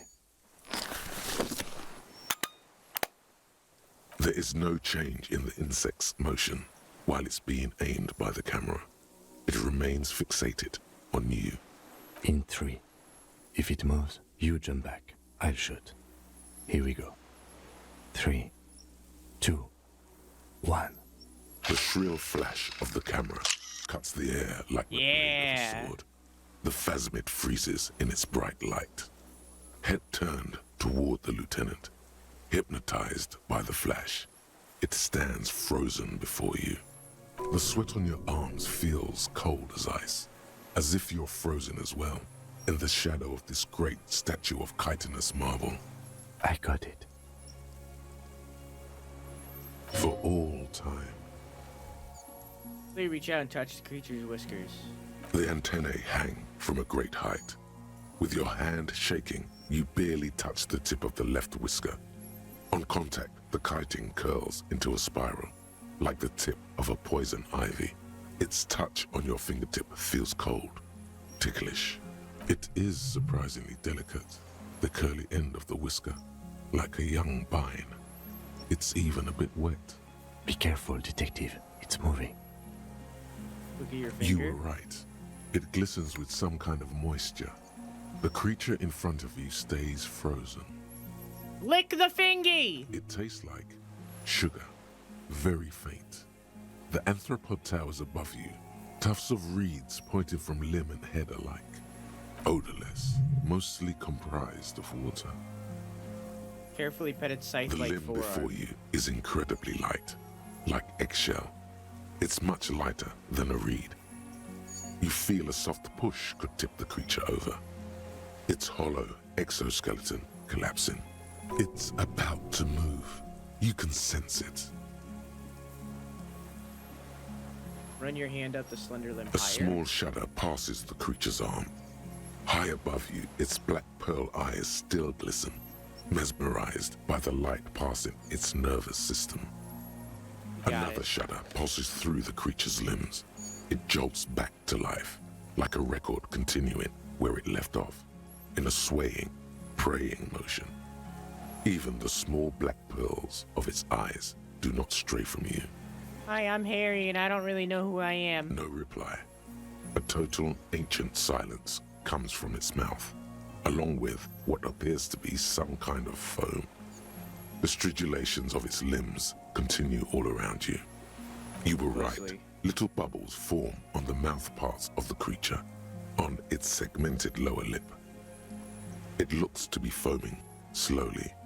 The foam is white, then yellowish. Kim, it's foaming. Careful. It may be poisonous. The foam slowly turns a darker shade, like burnt caramel, as the insect moves its mouth parts, masticating. The little bubbles begin to burst, one by one.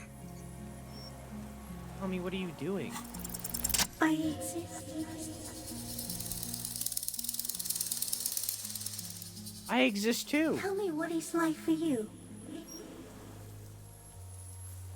Fire? Burning? Fire? Where? Inside. I do not have fire inside me.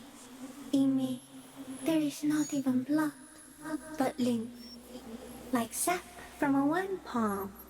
Now, I will tell you what it's like for me. For me, it is a series of half-lit images, a kind of darkness, being intruded upon, transient, dim, moist. Intruded upon by what? Shapes of plants and animals, and internal sensations. A swarm of sounds, tiny vibrations on the inside of my forearms. All speak of complexities totally beyond my understanding. I am at the end of a narrow funnel, weightless, so light, it only feels like something to be me. In truth, perhaps I'm nothing. I certainly do not have a soul, and if I did, it would never burn. You're obligated to say nice dick. What? Hi, Clem. How are you? Fuck is happening to me right now? You're just a shadow for me. Far away, faintly transmitting, but for a curious smell. Glad to be me, an incredibly sensitive instrument. Few of us can begin to imagine the horror of you, with all of creation reflected in your forebrain. It must be like the highest of hells, a kaleidoscope of fire and writhing glass. Eternal damnation. Even when you're sleeping, and when you wake, you carry it around on your neck, with eyes open that cannot help but swallow more behind the mirror. I feel great, mute empathy for you. I want to be you. You want to be a fussmate? Are you sure? Yeah, why do you ask? Sometimes, when molting, I regrow a lost limb. One time something went wrong, and a small leg replaced a missing antenna. That's cool. No, the leg tried to move around independently, making it hard to walk. You don't have a foot there now?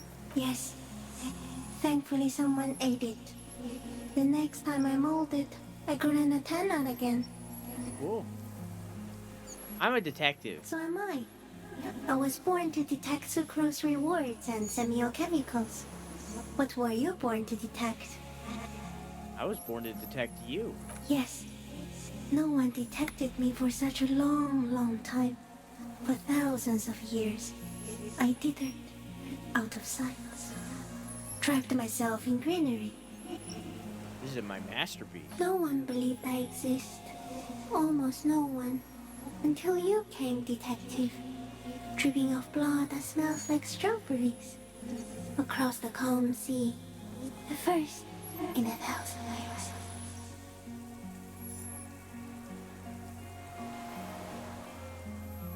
Where does this come from? All this around us, the world. Not even the birds know that. Not even the water lily.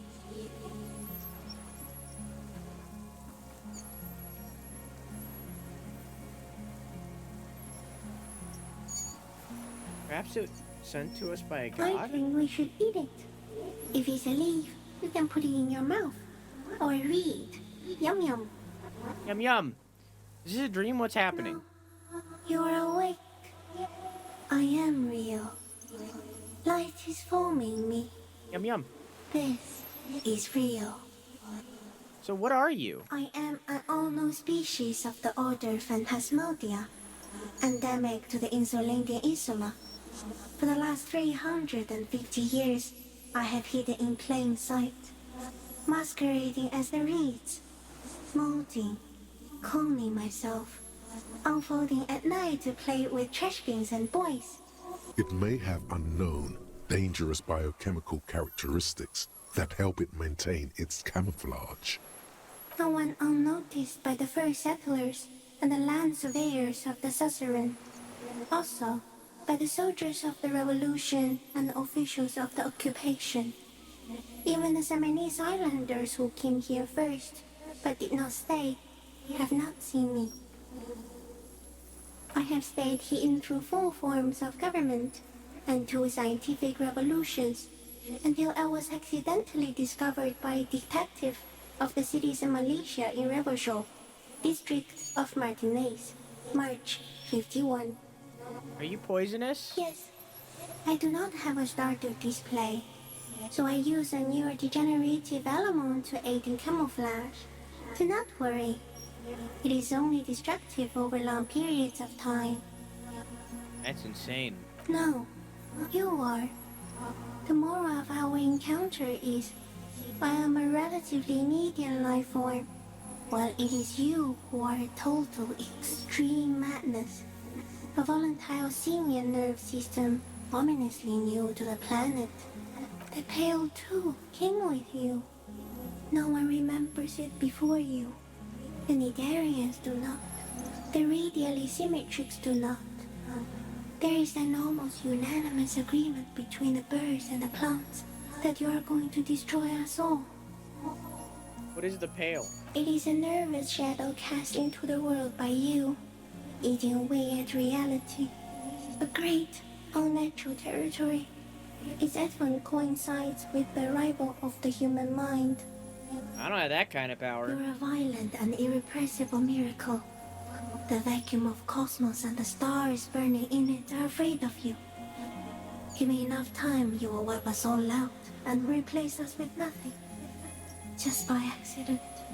How? We suspect it will be something like the oxygen holocaust that wiped out anaerobic life 2.6 billion years ago, when organisms first started breathing. Only much worse. Worse how? Everything your eyes touch goes back there, behind the nose mirror. What if you blink? Are we still here? Please don't blink. What if you misplace us all one day, or just forget?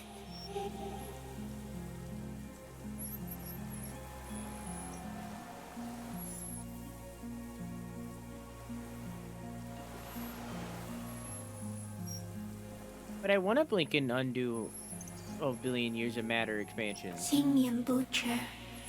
Soon, one of you will close your eyes and open them to see that none of this ever existed. Kim, am I having a violent epileptic seizure? It doesn't look like that, no. What does it look You're like? just staring at it. I think I'm having a vision about the final fate of mankind. Okay. Is it somehow related to the case?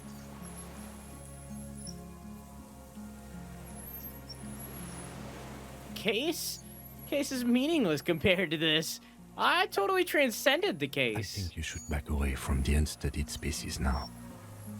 I have to say goodbye now. I have no more thoughts. That was all. No, there is one more.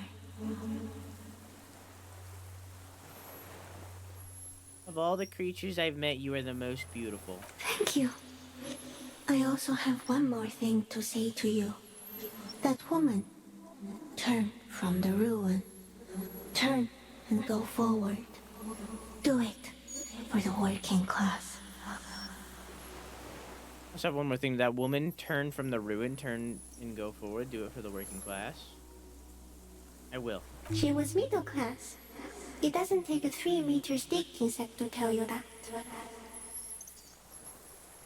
As you're turning away, the phasmid mirrors your movements, stepping on the water, the long limbs carrying its feather weight without breaking its surface. Stick bug is a communist? Mm-hmm. The stick bug really do be a communist.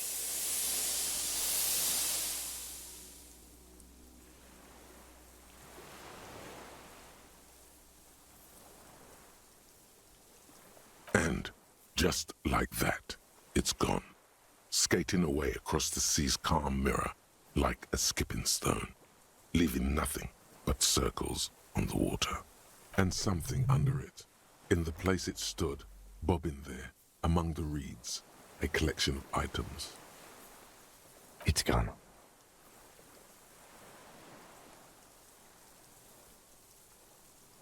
And the reeds. Looks like a nest of some sort. We should have a look. Apparently, yes. Like a water strider. Only, I've never seen anything like that in my life. Good night, Fate. Have a good sleepy. I love you. Mwah. We should have ended long ago, but we're so close to the end.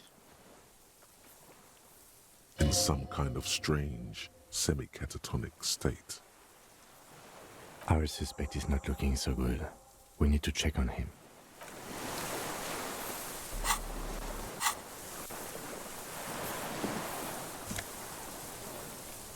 Airweather T500 helmet. In a rifle scope.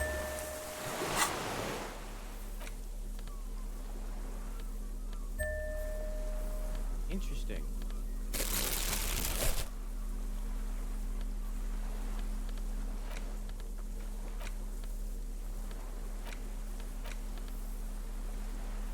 Interesting.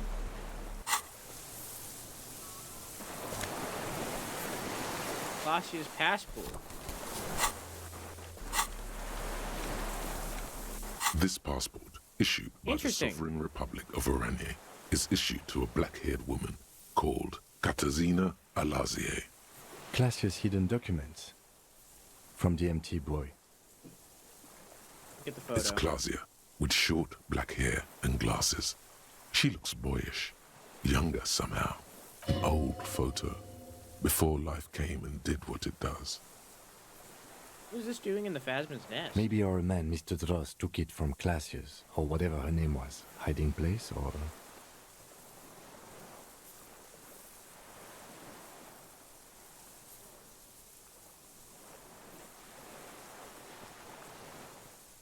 The Phasma took it. I sensed it do so. I saw something open in the blue with spindly legs. Like a magpie? What a coincidence. Then it would also have Good collected night, the sucker. other Have a good sleepy. I love you. which would be Mwah. highly unusual. By now, the lieutenant has accepted your unusual methods. I can see how the helmet could wash up on the island. And the scope. Maybe Mr. Dross lost it. But to seek this out would be very unusual behavior for an arthropod. Would it?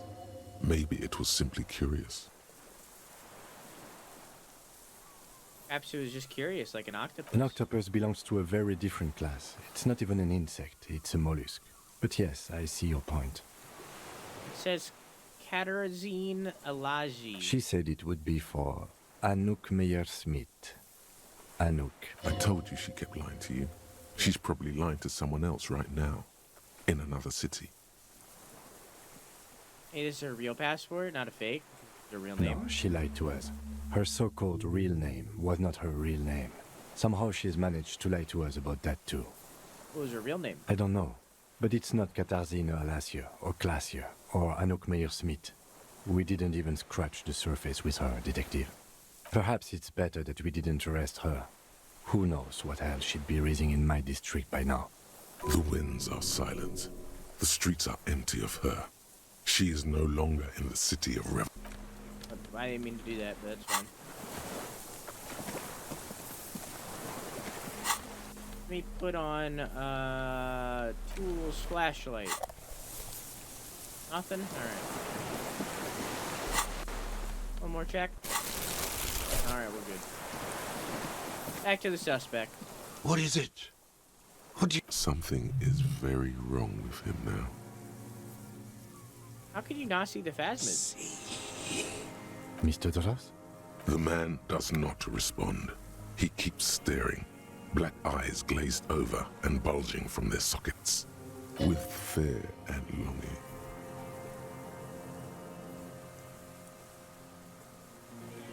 Leave your hand in front of A his light eyes. shiver passes him, followed by nothing. His hands are trembling, and he breathes slowly. He's going into some kind of psychomotor immobility. The good news is, this solves our transportation problem, doesn't it, Mr. Dross? The trembling mouth appears to sigh. Between this and the broken tire he's used for a boat, I think it's safe to leave him here, while we go and get help. It will need to be medical first, I'm afraid. Found some things in the phasmid's nest, Mr. He Dross. stares into the reeds. Your words don't stir anything in him. Perhaps you should. From the ceramic helmet. Just dull staring.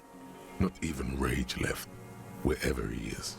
The last embers have gone out. The war is over. If Kuno kicked it into the sea, as he said he did, the ebb would put it back here. This makes sense. Mr. Dross could have picked it up. Or the phasmid even.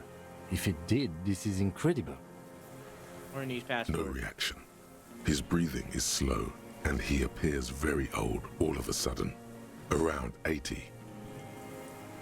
He's probably around 80, game. This is an old man, at last. No longer a tin soldier, but the broken down remains of a man. Did you take this passport and other papers from a boy on the coast?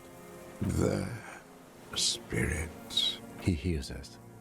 The spirit? No reply. He's gone again. Try something else? We got him back for a moment. I lost. You lost it, He Mr. turns Dross? his eyes to the reeds again, as he's done so many times. Beige and white stripes.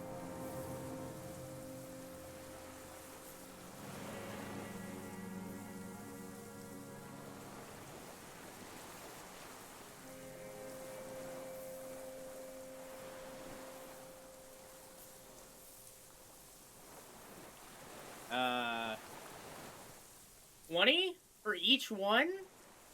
20, 40, 60, 80. Ah, that's too many. I give up. I give up before I even begin. That's too much. He lost the scope.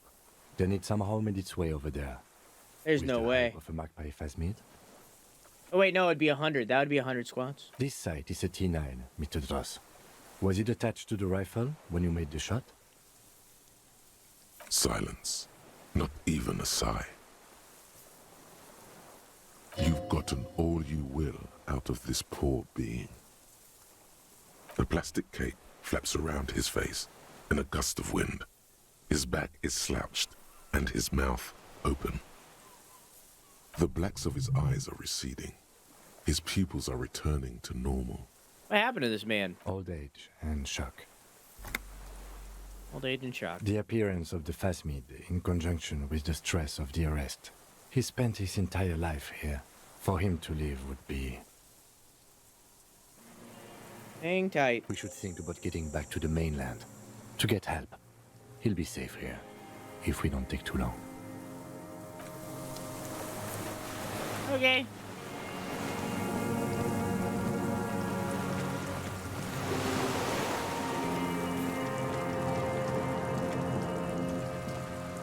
Back to the mainland. Here's your nod headphone. No way. I take off my headphones all the time. Just looks like that.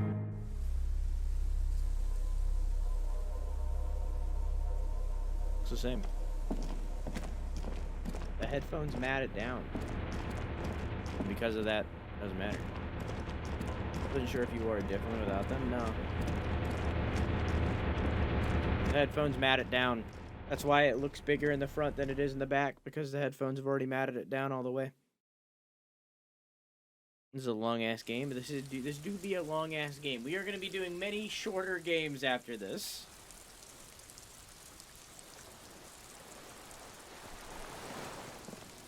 ICM? This feels familiar somehow. Kim, what's the ICM? Council Indian Citizens Militia.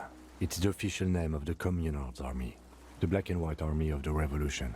Sounds an awful lot like. Sounds like the RCM. It does. Why? The RCM may descend from the ICM.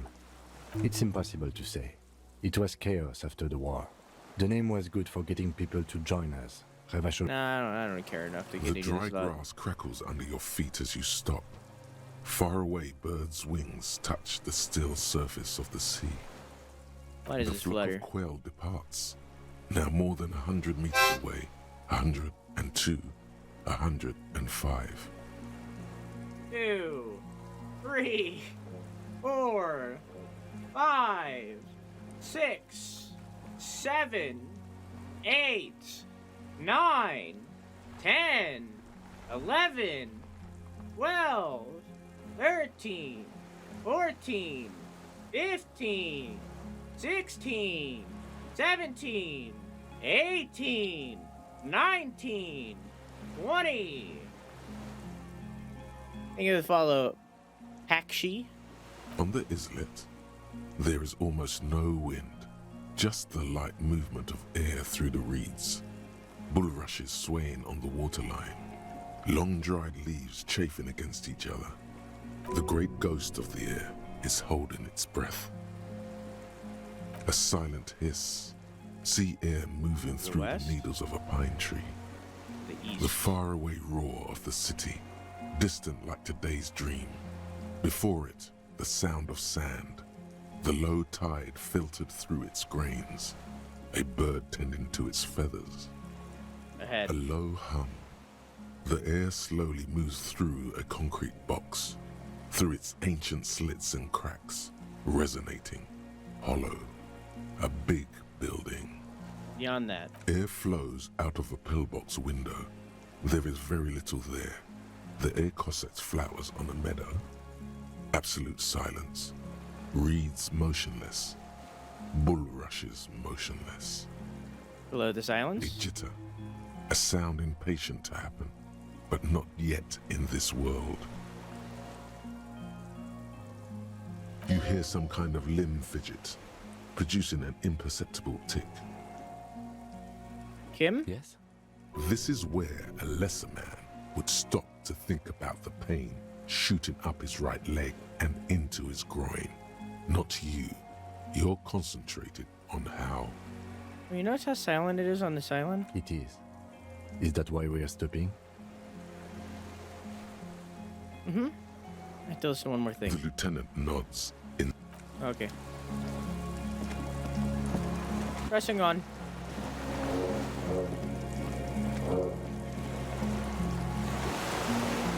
The skiff is... Let's. We are done here. Back to the mainland. The skiff rocks gently under your weight as you get in. The ride back is uneventful and quiet. But for the sound of conversation on the water, there is someone inland waiting for you. 2 men and a woman stand on the concrete square of a nameless village, looking at a small yellow boat as it draws closer. The sea is calm. You reach the jetty and climb out of the skiff.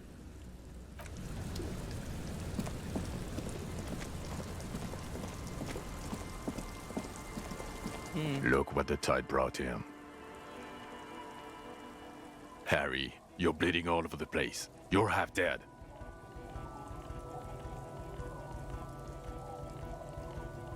No one seems to be... What? Oh, no one seems to be bothered by the bleeding. Bothered by it? Harry, you look like you need a fucking organ transplant. Oh, fuck it. Let's not get into that. Who are you people? Hello, I'm Trent Heilerstein. I believe we've met on several occasions. I'm your goddamn partner, Jean Vicomar, and this is your special task force. Or what's left of it. Special Consultant Trent Heilerstam, Battle Officer Judith Minot. Hi. We've come to scrape what's left of you off the pavement. Lieutenant Kim Kisuragi, Prison 57. We've just come from the island, where our investigation led us.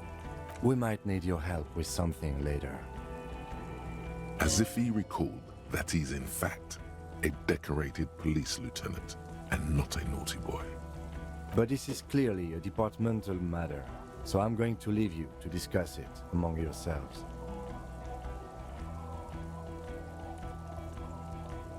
Look, Kim, you gotta have my back. Let's destroy him. It's good to meet you, Lieutenant Kitsuhagi.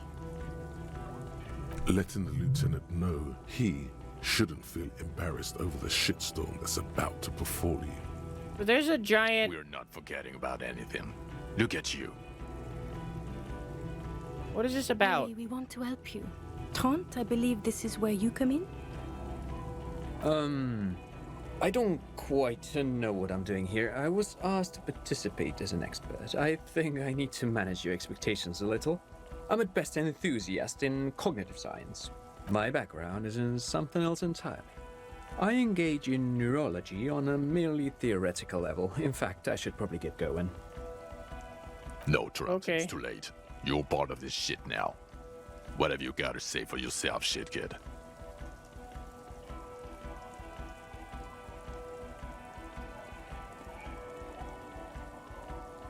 Where have you been all this time? Where have we been? We've been fucking off as far as I remember. You told us to fuck off. You said we're cramping your style. Your detective god. Fuck everything. All will burn. Detect or die.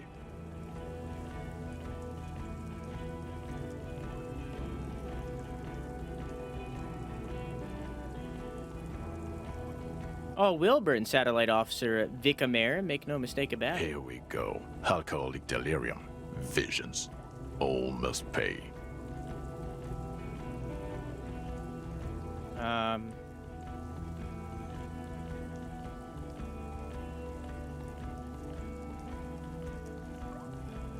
You never told me you're not the horse-faced woman. Lieutenant, my name is not horse-faced woman. It's Judith Minot. I was assigned to your unit 2 months ago. I thought we were friends. We're still friends. I just have a stupid head. Okay.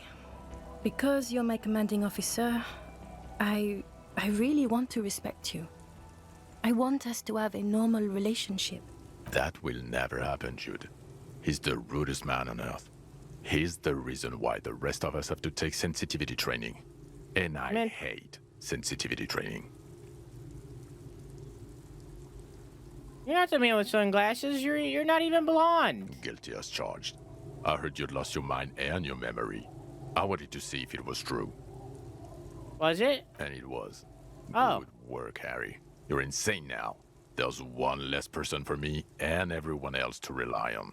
And I don't like being lied to. I didn't lie to you. No one lies to you.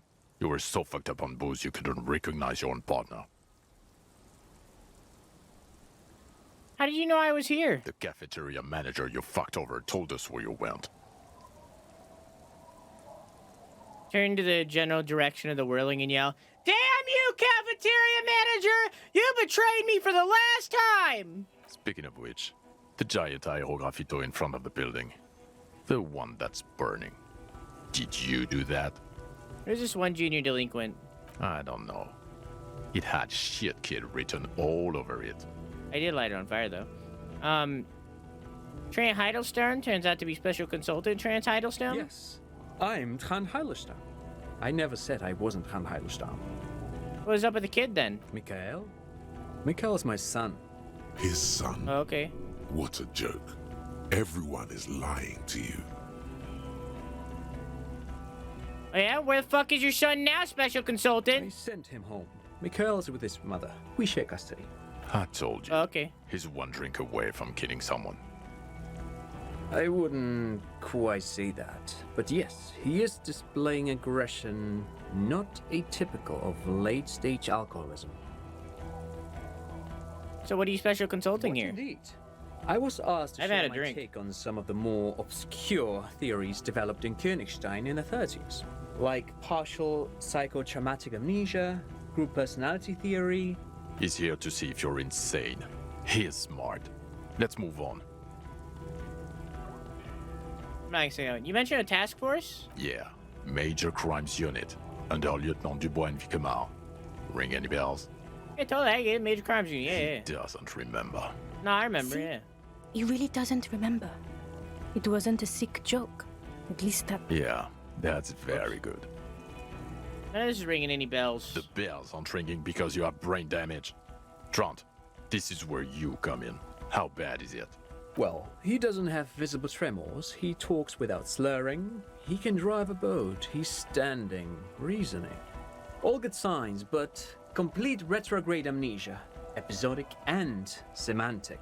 As displayed in the station call, our interactions with him, and I don't want to be a snitch, but also mine with him before when Harry did not seem to know who I was. It's all very interesting. Interesting? Yes, interesting. I have my theories, but I would like to hear Harry's thoughts first. Harry, what do you think happened to you? Neurologically, psychologically, and why not socioeconomically?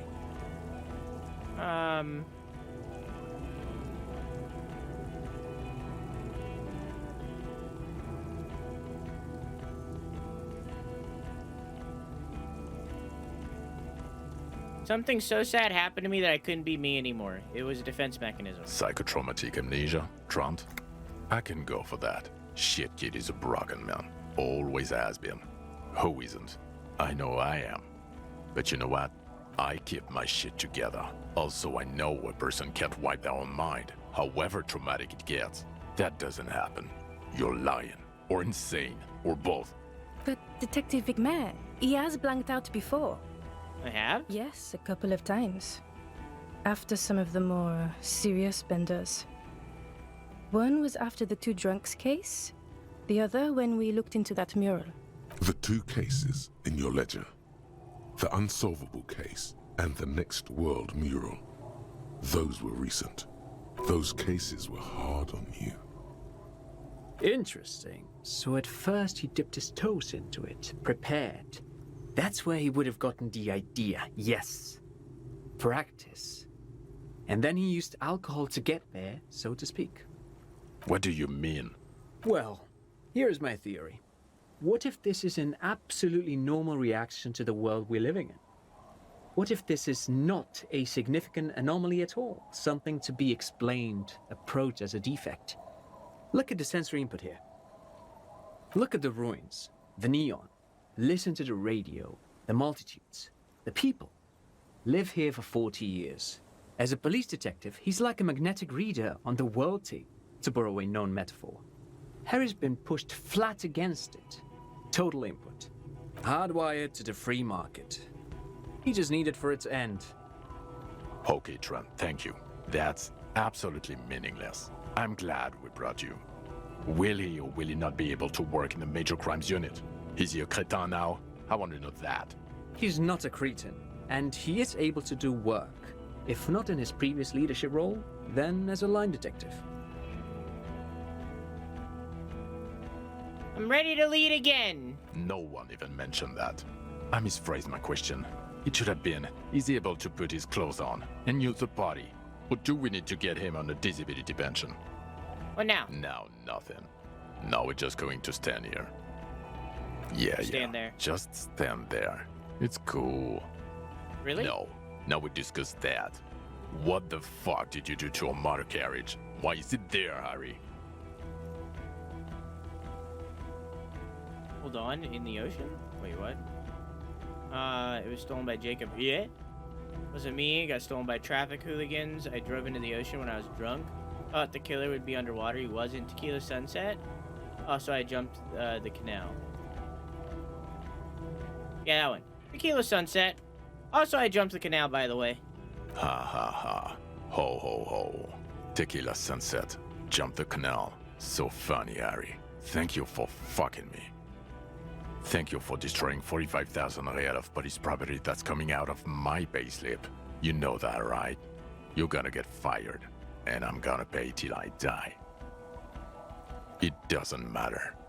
You don't make 45,000 real in your Show me entire your life. badge. I got my badge. In a rush to demonstrate your badge, your eager fingers can't sustain a grip on the smooth plastic, and the badge slips out of your hand. Aw. It would have been cool. You juggle the badge for a second, unsuccessfully, and it lands on the ground some 2 meters away. He found it. He found it, Jean. It's his badge. And your gun?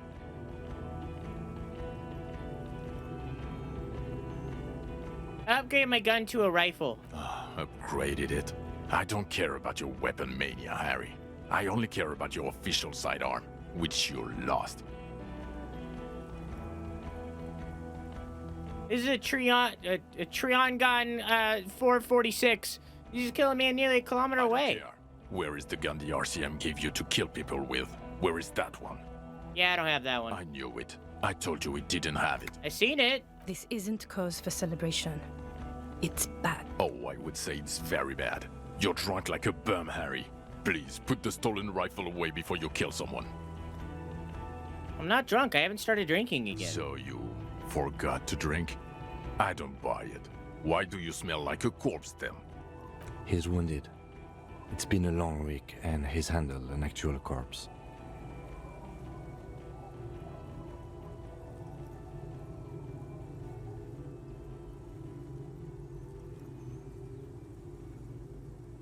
Yeah, it's been a bit of a week. I'm sorry I smell bad. A bit of a week?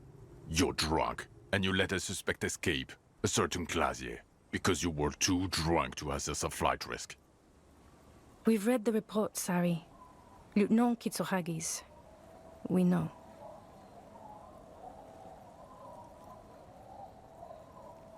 Wait, what?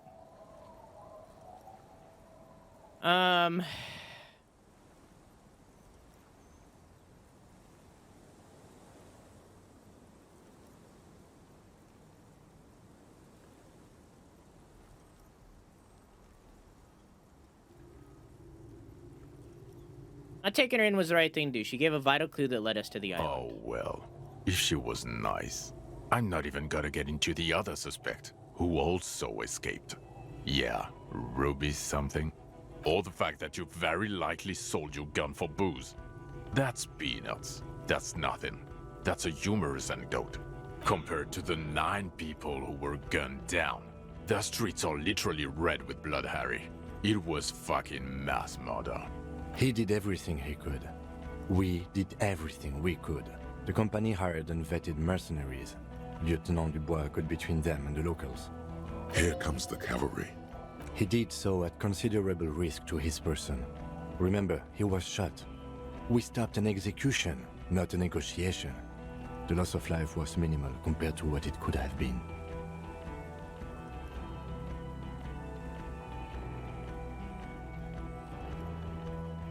I also solved the case. It solved all of it. Detective, it's better if I do that. Okay. Thank you for the input, Lieutenant Kitsuragi. I didn't mean to suggest you didn't handle the situation. You've spent the week with him on this case. What is your take? On the case? On Lieutenant Geoffrey Dubois. Well, the drinking, the gun losing, also losing the badge. That's all true. Although he has not been drinking on the job this week. See? 1 week. Then there's the superstardom. He likes to, from time to time, allude to being a superstar law official. At first I thought it was a joke, but now I'm not so sure. He says disco about 20 times a day. It's worrying, especially considering his political views. Detective Dubois is, as you may know, a Mazovian socio-economist. He wants to liquidate the ruling class, which, again, for a police officer, is a little odd. Odder still, he is also an ultra-liberal hustler who is always on the grind. How he reconciles these 2 points of view, I do not know. But he is vocal about both of them. And then there's the motor carriage in the sea, and the drugs, of course. Amphetamine, mostly. But despite all this, he is a great detective. One of the best I have seen, in fact. He can talk human beings into telling him everything. And he doesn't stop. In all the time I've spent with him, he has not once stopped pursuing leads, however far-fetched and tangential. He is tireless, madly driven. Well, except that one time when he stopped to sing karaoke, which, by the way, I have to disagree with you, Mr. Vicmar, was a valiant effort. He really sang his heart out. Goddamn right I did, goddamn right. He did something. Other than that one time, he has tirelessly worked on the case, and he solved it. We have a confession, a murder weapon, and the perpetrator, locked on the island right now, awaiting transportation. He apprehended a revolutionary brigade who stayed hidden for 50 years, ever since the revolution, who's probably committed other murders over those years. Oh, and he also discovered a new species. A new species? A colossal stick insect. It was on the island, camouflaged as the reeds. It unfolded from the reeds. I think we may be dealing with the Insulindian phasmid. He takes out the photo of the phasmid and shows it to the officers across the yard. The wind blows, flapping the glossy rectangle in his hand. You hear gasps beneath the howling of the wind. As you can see, it's about 3 meters tall. In fact, we think it may be the largest land invertebrate ever discovered. Boom shakalaka, motherfucker! Fucking hell is that? Is this somehow connected to the case? The killer did not seem to be aware of the phasmid's presence. Exhibiting a strange, atypical dementia, he fell into a stupor after its appearance. He became near catatonic. Boom, boom, boom! Yes, but also...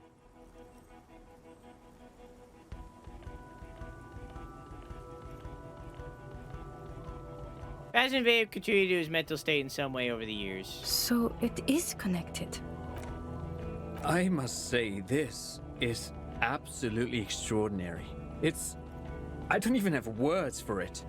Yes, it really does make it the hard to find poison. out the drunk. I didn't put that together. This is a very, very sad man who has just seen something that's made him forget his sadness. Now you make your case. Now is the time. Now or never.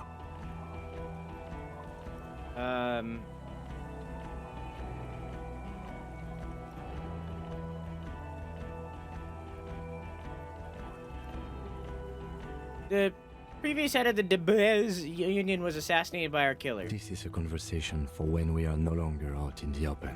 In Martinez, where Everard and Edgar Clare have ears everywhere. Understood, of course. But a case against Everard would be big. I would prefer not to partake in anything union-related, for political neutrality. There's also a dead man on the boardwalk, a missing person I found. Yes. Fallen through a gap in a boardwalk. Drunk. How did you know I found him? The body was transported to Precinct 41, our morgue. I had Tilbrook and Mullins take care of funeral arrangements and family stuff. You're not the only cop in the world, Harry. This all comes back to us. Still, good work with the missing person, Detective. I also looked into the Doom commercial area. I don't know what a Doom commercial area is. Rue de Seguislin 10, a commercial building where all businesses go bankrupt. I looked into it. That's not what you were supposed to do here. There was a fridge we needed and a possible witness. He was just chasing a lead and ended up advising a local shopkeeper. It was okay. Of course. Call it community outreach, right? I also started a nightclub in a church. What was that? It sounded like you set up a nightclub in the church. Yeah, I reinvigorated the local nightlife. 4 kids were living in a tent on the ice. They were going to drown when it melted. It's not optimal, but the building was abandoned, so he put them in there. It's okay. It's not that okay. Get off this subject now. The Phasmid was females and the reeds were its nest. What makes you think so? You had to see it. It had the subdued colors of a female. And the nesting behavior too, I think. Incredible. Were there eggs in the nest? Not as far as I could see. There were other things there, though.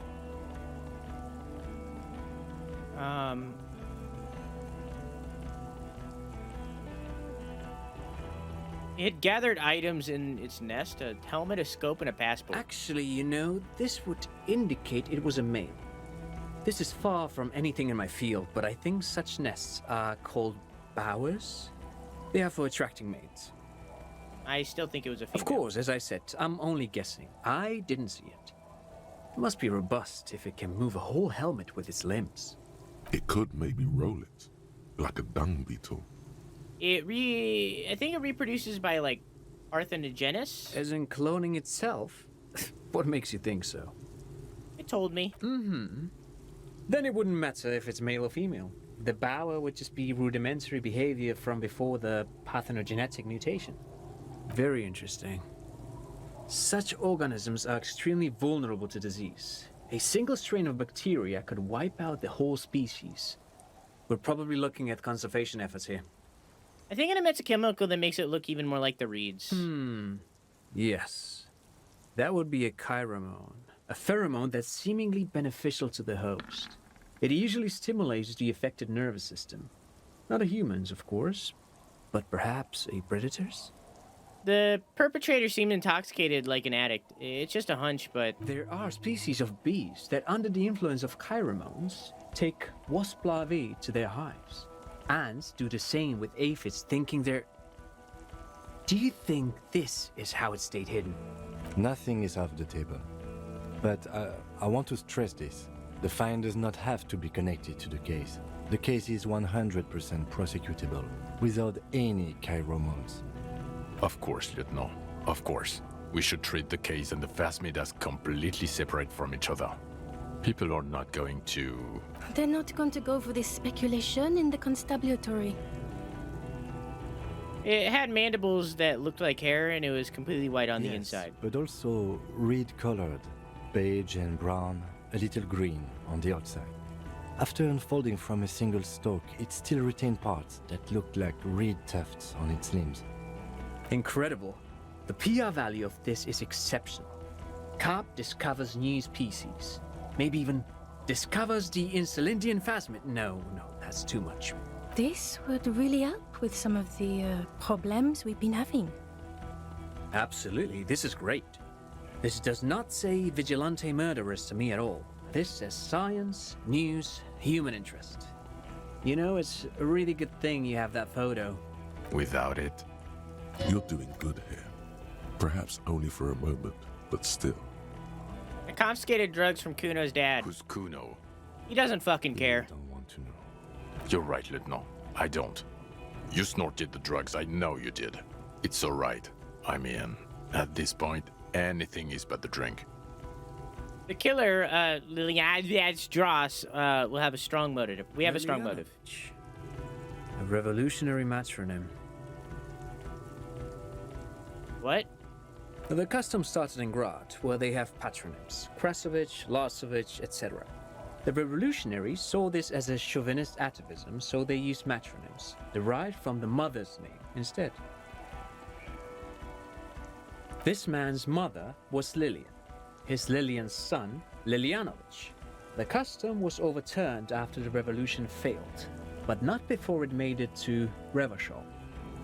So, it is what a soldier of the ICM would be called. Thank you, Trant. Thank you for that piece of cultural theory. You said you have a motive? Of course, excuse me, I just thought it was noteworthy. Kill the mercenary in an act of jealousy. Jealousy? I thought this Lilianovich was an old man. To have been hiding for 50 years. Like 70-something. A strange psychosexual fascination. The result of spending all this time in solitude on the islands of this bay. And trauma too. He himself gave a political reason. In his mind, he had killed an enemy combatant. Also, we have ballistics from the gun, matching the bullet found in the dead mercenary's head, and 2 officers on the scene that Mr. Dross confessed to. It's a clean win. It's way more than that.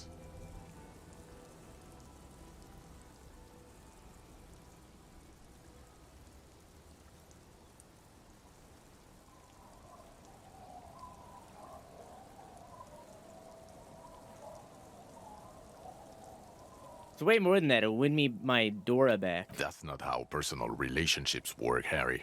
You found a straggler, the first since the 30s, kudos. But that doesn't change anything. It doesn't hide the smell of booze on the wind either. God damn it. Doesn't it ever leave? It is there. Like in your bones or something.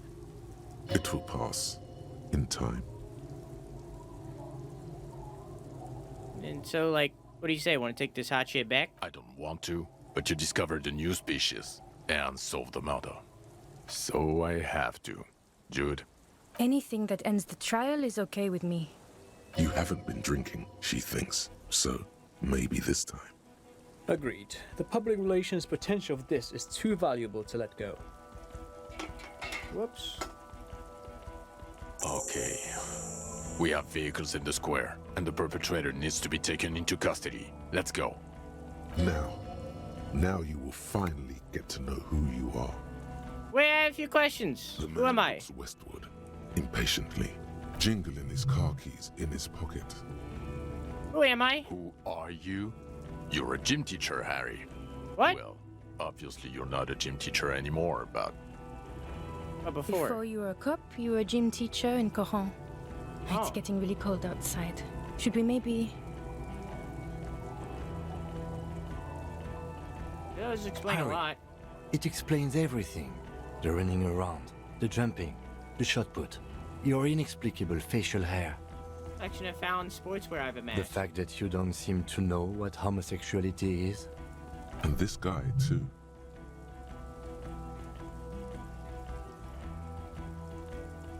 When was I a gym In teacher? your 20s or late 20s. You've really let yourself go since then. You said in Quran, I was a gym teacher Yes, there? you taught gym in Cool. I believe that's the term. Taught gym at a high school. You were a high school gym teacher. The smell of sweat and glue. The worn floorboards. High school. Harry, your goings-on with Kuno, Andre, Acel, the whole thing on the ice. That's why you are so juvie. His smirk suggests barely contained love. Hey, Ryder, does this change every playthrough? Would they say that I'm a different thing? Or is, like, in every single playthrough, are you always a gym teacher?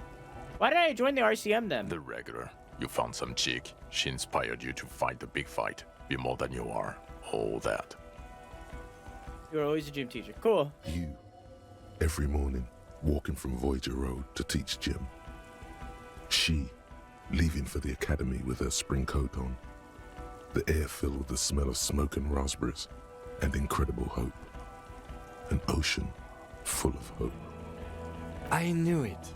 I knew no normal human. Does the Phasmid always show up like that? He's an honest-to-God gym teacher. Why am I like this? It's not a mystery. Some chick fucked you over. Also, you were drunk. You really went with it too. Really maximized the damage. Was her name Dora? Yeah. Dora England, I think. Not Dora Dubois. We weren't even married? No one is married anymore. This is Revachol. When was that? God, I don't know. 6 years ago? She was way before my time. 6 years and you haven't gotten over it. What the hell is wrong with you? 6 years? Yeah. Or 7. You're not doing too good there. It's an old man thing. 2 old years equals 1 normal year. That and Durangalon really tore you a new one. A big one. Who was she? Incredibly bangable. Huh? She was extremely fuckable, Harry. Gorgeous. A gorgeous bourgeois woman. Wayfish. Like a Welkin, basically. Heartbreak, Welkin. Pain, Welkin. I've only seen a picture, but it's obvious you formed a real spiritual connection with how pretty she was. One you never recuperated from. Look, the sun is about to go down. It's time to go. I think she taught in the Académie des Arts, east of the river. Way east. Hard to say which came first, the middle-class chick or the drink. Egg and the chicken kind of thing. My point is, you need to see a psychiatrist about this shit. Not a psychologist. Several degrees harder. Is there something harder than a psychiatrist? A forensic psychiatrist? Go talk to that. What kind of station is Precinct 41? Us?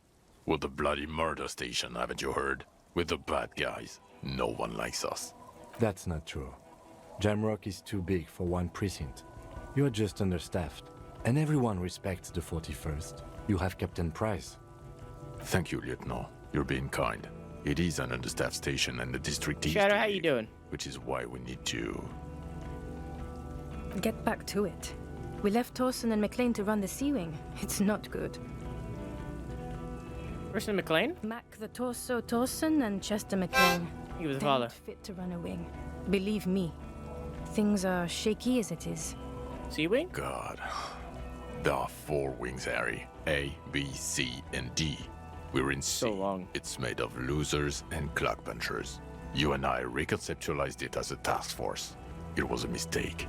There's also a lot of outside help involved, not only me. Other losers too. He's anything but a loser. Although he would like to be seen as one. It's cooler that way. And Price is? Ptolemy Price? He's the son of the old Price, one of the founders of the RCM. He's one of the most highly regarded men in the force. You're lucky. Somewhere under the curved roof of a former silk factory, shaped like a ladybird with 2 chimneys, Police Captain Ptolemy Price sits behind a heavy wooden desk. Resident medic Nix Gottlieb pours him coffee. It's silent in the captain's office. They speak of change, the city, the tension on the streets. They speak of the events of April and the blood on the streets in May. Did we recently shoot up a church by any chance? So he remembers that. Yes, there may have been a raid on some churches. It wasn't good press. Shooting up churches never is. I was out of town, to be clear. Why do we need to go in there? Our enemies were hiding in a church, to the best of our information. That's it. I'm not talking about this anymore. Your security clearance is shit tier right now. You have to wait for it to go up. Your clearance will not go up while you're within earshot of the Union headquarters. So I work in the bloody murder station. Okay. It's not the bloody murder station. It's an old converted silk mill with green desk lamps and a coffee corner. A lot of good people work there, hard, every day. Jamrock is the largest ghetto in Rivershoal. Faubourg, technically, but it's divided into 11 districts. Jamrock only has us. The press will blow over. Jamrock is lucky to have you, and it's often considered to be the greatest of the districts. You're lucky to have it. Thank you again, Lieutenant. I need to tell Lena about the Phasmid. Who is Lena? She's a cryptozoologist. She lives in Jamrock on Tabernacle Road. She told me about the Phasmid. Tabernacle? It's on the way over. Near where you live on Perdition. Fine, if we're gonna drop you off anyway. She and her husband were conducting the search for the Phasmid. It's their discovery, in part. They should know as soon as possible. It would do you good to deliver some positive news for a change. She is going to be over the moon. Lieutenant Kitsuragi, what will you do now? Well, first I will go back to my station and write the most detailed report anyone has ever seen. It will have to be good to cover all these. Then I will have a serious talk with my captain. About what? Detective, we just stopped a small-scale war. Something is happening to Revachol. I don't know what yet, but it's going to be a hard spring for the RCM. We need to get ready. Infiltrate. Investigate. Distant traffic. A scrap of newspaper drifts by, carried by the wind. Want to do that at Station 41? Talk to Captain Price? I'd rather not ruffle the feathers of two captains with my doom-mongering. No, I meant investigate. Come work at Precinct 41. Work with Price? I'm flattered, but I don't know if I... Would fit in. And crazy enough. Can take the stress. He'd... Flattered? Does not finish You're it. Lieutenant Kitsuragi. We would be flattered if you even considered. I would have to tie things up in GRIH first. But, I mean, whatever is coming, Jamrock will be more central to it than the harbor. And we also have a huge caseload, Lieutenant. Piles that we need to get back to. Why do they say Mountains, Lieutenant weird? even. I do like the sound of that. I got an achievement for that. I'm ready. Good. Fuck it, let's go. Trump brought his motor carriage. It's a 20-minute drive to Jamrock. The great district hums in the falling Imagine if rain. the credits were 20 minutes. Chessboard of wooden houses, 80,000 living souls, fire traps as far as the eye can see. From Main Street to Grand Couronne, from Precinct 41 to Boogie Street, forking into the rain-swept horizon. You close your eyes and hear the dogs bark. A lone woman sits by a factory window, dreaming of meteorite strikes. On Rue de Saint-Jérôme, a square bullet slides into a square-shaped chamber. In Old South, a man without eyelids smiles. Spring has come. It's time. Dawson? Yes. McLean? Yes. Heidelstein? No. Vicmere? Yes. Dubois? Of course. Really? Nix Gottlieb looks up from the list. I hear he's unstable. You say that like it's a bad thing. Captain Potomny Price gestures with a ballpoint pen. It's dim in his office, and the curtains are drawn. Harry's our man. He'll pull through. When he does, he'll side with the people. Understood. Gottlieb returns to the list. Minnow? Of course. Wonderful. Then can we please just go back to Jamrock now?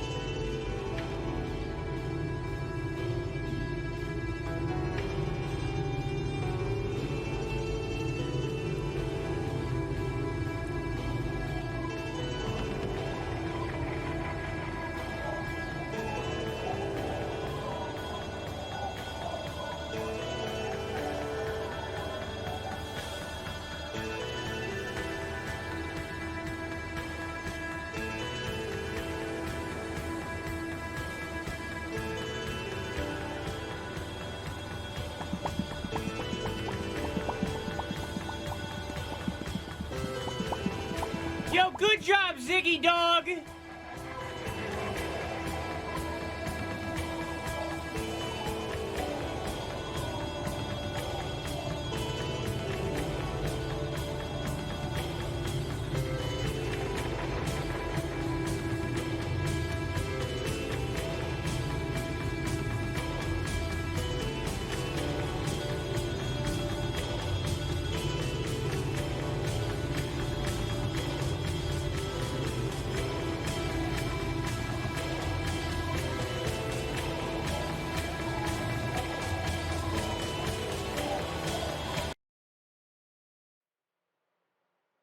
What?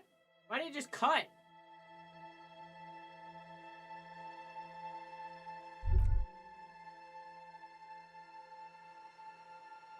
Okay.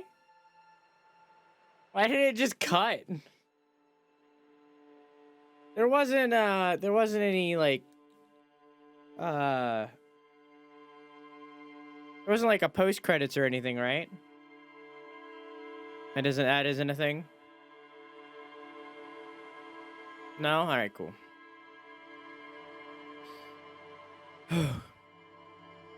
Well, that... Here, I'll go over on this side. Well, that was Disco Elysium. That was Disco Elysium. That was Disco Elysium. The writing in this game is absolutely fantastic. One of the best writings of any game ever, especially considering the sheer amount of dialogue that there is throughout this game.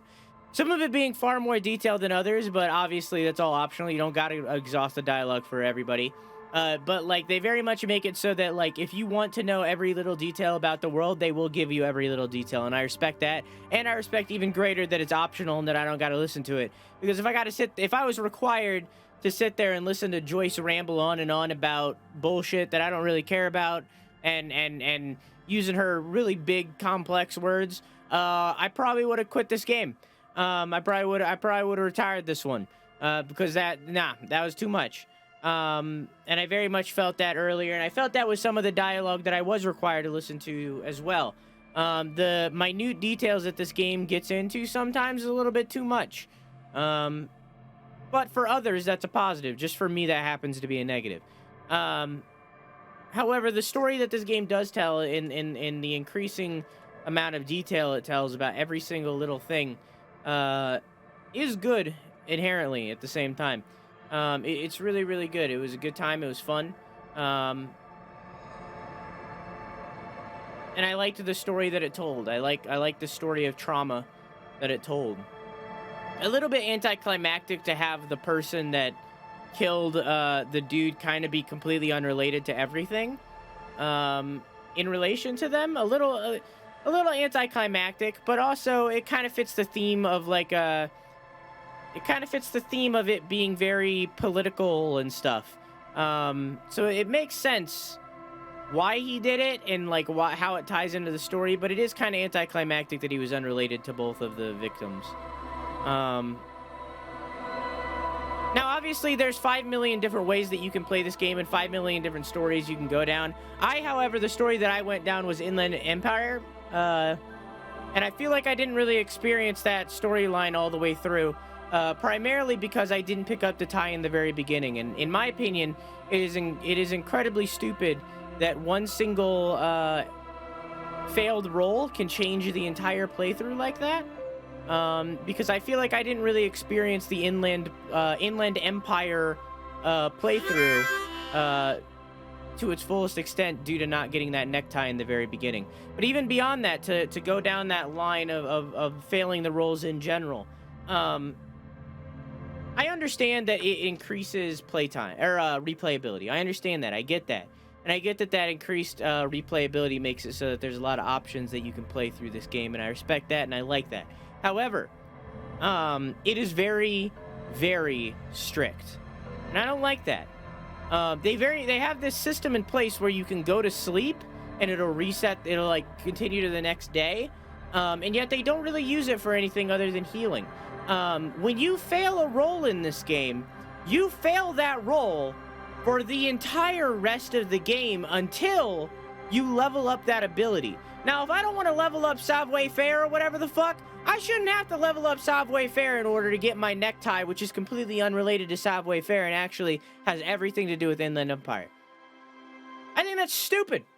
However, what I think should happen instead is you should, if you fail a roll, it should make it so that you can retry that the next day.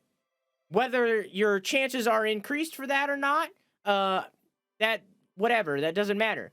How it affects the roll beyond that doesn't matter to me. But every single day that you go to sleep, you should be able to try it the next day, because it is fucking stupid that I can fail a 92% roll for something and then not be able to redo that roll for the entire rest of the game. That is dumb. That is stupid. And the reason why that is so much of a big detail to me, a big issue for me, it isn't because of that concept alone. It's because that concept is the game. There is no combat in this game. There's no the dialogue choices, like, they don't really matter that much. The entire gameplay element is just those roles. That is the gameplay. Like, sure, exploring and looking around and picking things up, that's part of it too. But, like, that's not the core. The meat of the game is those skill checks and the skills that you go into in order to do said skill checks. In fact, I'll even go further. The outfits that you collect throughout the game, what if they didn't increase skills?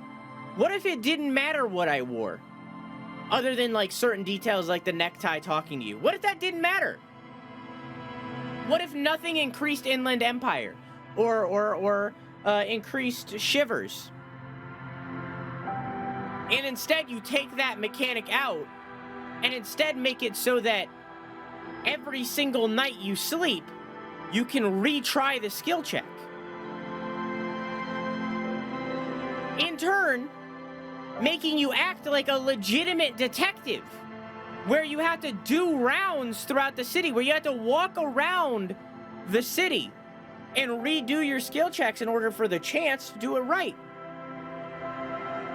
You know what I mean? I didn't like that mechanic. I fucking hated it. I thought it was, I think it's so gross. I hated that mechanic. And this is coming from someone that usually likes random stuff like that. I do luck builds all the time. Like, more often than not, if I have the option to do a luck build in a game, I go that way. I do that. I love luck builds. So this is coming from someone that even, like, does luck builds. I didn't like the luck in this game. But the story that this game told throughout it was good. And I liked it, and it was fun, and it was interesting, and I was enveloped, and I liked it. I had fun with it. It was good. The story that it told was good. The writing that it had throughout that story was good, all the way through, for every single character.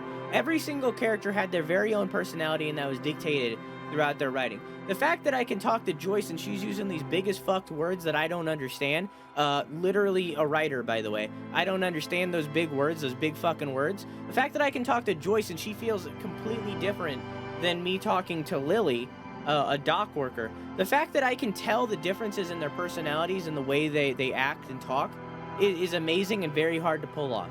Showing emotion in writing is very fucking hard, especially considering that this game had no voice acting initially and instead had it completely dependent on said writing. So, like, showing emotion in writing, especially in dialogue, which is majority of the writing in this game, is extremely difficult. That is not an easy thing to do. Many writers fail that. And it is very much a thing that you need in order to tell a story, a fantasy story, which this is, like that. You need that character development that's shown throughout the writing of a character. So, the writing in this game is perfect. It's amazing. It's great. However, in the same beat, going back to the issue, I feel like a lot of that writing, a lot of that dialogue, I didn't get to experience because of the skill roll checks. For instance, once again, going back to that issue, I did an Inland Empire build. Inland Empire is all based upon being fucking insane. Okay? That is what Inland Empire is. It's supposed to be like, you believe in the paranatural. Your imagination is shooting off. Your brain's going all over the place. That is what Inland Empire is. And in turn, there is a necktie in the game that you can get at the very beginning. That if you get that necktie, he will talk to you like he's another partner, like he's Kim. He will talk to you. That is like a very... That is part of the Inland Empire build. And I only knew about it because I looked it up last night. Because I was like, what the fuck is up with this necktie? He talks... And I knew that my necktie talked to me when I tested out this game for the 24-hour stream. I played this game for 15 minutes before we did the 24-hour stream just to see if I liked it. And my necktie talked to me. So I knew there was something with the necktie because no other clothing talked to me the entire rest of the game. And that necktie only talks to you if you go down the Inland Empire route. So, I missed out on majority of the Inland, or not majority, but a very large bit of the Inland Empire playthrough, which is the thing that I prioritized unknowingly, because I didn't do that. I missed out on a lot of the skill checks and other things throughout the game because I wasn't aware that I was required to put skill points into things in order to redo skill checks. I didn't realize that that would be such a crucial point. There was a point in this game where I was legitimately, and this happened a couple of days ago, one of the last few sections. There was a point in this game where I was legitimately locked off from all progress. If there was a way to get past it, I don't know. It's not like the game has waypoints. I was locked off from all points of progress. Every single one. To the point where I was required to put a skill point into something that I didn't want to, just to move on in the game. That shouldn't be a thing. Now, as a gamer, I've been playing games since I was 4 years old. A lot of which are RPGs. I very much gravitate around the RPGs genre. Not JRPG or CRPG. I'm not a big CRPG guy, but I do like them from time to time. I've always gravitated around RPGs. Always. So, like, RPGs growing up have told me and taught me that I should, and D&D also, that I should not put my skill points in everything. I should build for a specific purpose.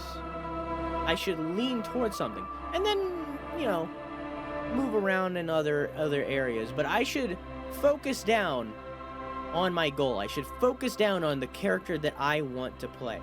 And in this game, it was Inland Empire. But because of that, I went all in on Inland Empire. And then, my thought process, I'm building this character that is supposed to be actually insane. That is the character that I'm building. I'm building a character that got so drunk, and this is not a spoiler, by the way. He got so drunk that he lost his mind. Literally. He has amnesia. And when I read that, when I heard that, when I seen that, I thought, if someone parties hard enough to lose all consciousness of who they are, their past, names, everything, they wouldn't be okay. If I all of a sudden fell down on the ground right now, and I woke up with amnesia to the point where I don't remember what the word bed means,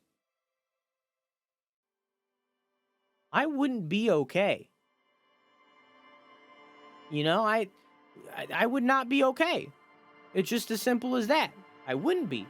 So I heard that, I seen that, and I took that, and I was like, okay, this person lost their mind. He is no longer who he was before. He's new. He's a new person. He's a new character. He is now a 40, 50-something-year-old man who is literally relearning how to be alive in a fucked up world where there was a murder. How would his brain react to that? Who would he become? So I went full into Inland Empire, made him insane. From there, I was like, okay, what are other variants of insanity? We went Half-Light, which is hella aggression, just infinite aggression, just anxiety-ridden aggression. I went Shivers, because I looked at that and I was like, that is schizophrenia. I went into Shivers. You know, I went into the things that I'm like, this is what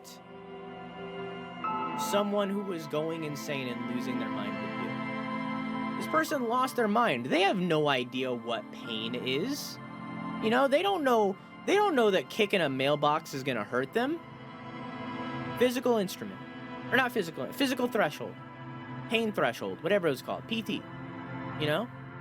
I went into this, and I do this with every game, where I build towards what I think the character would be. So, like, you can play this game going hella fascist. You know, you can just dread-ass be a neo-Nazi if you want. You can be hella communist.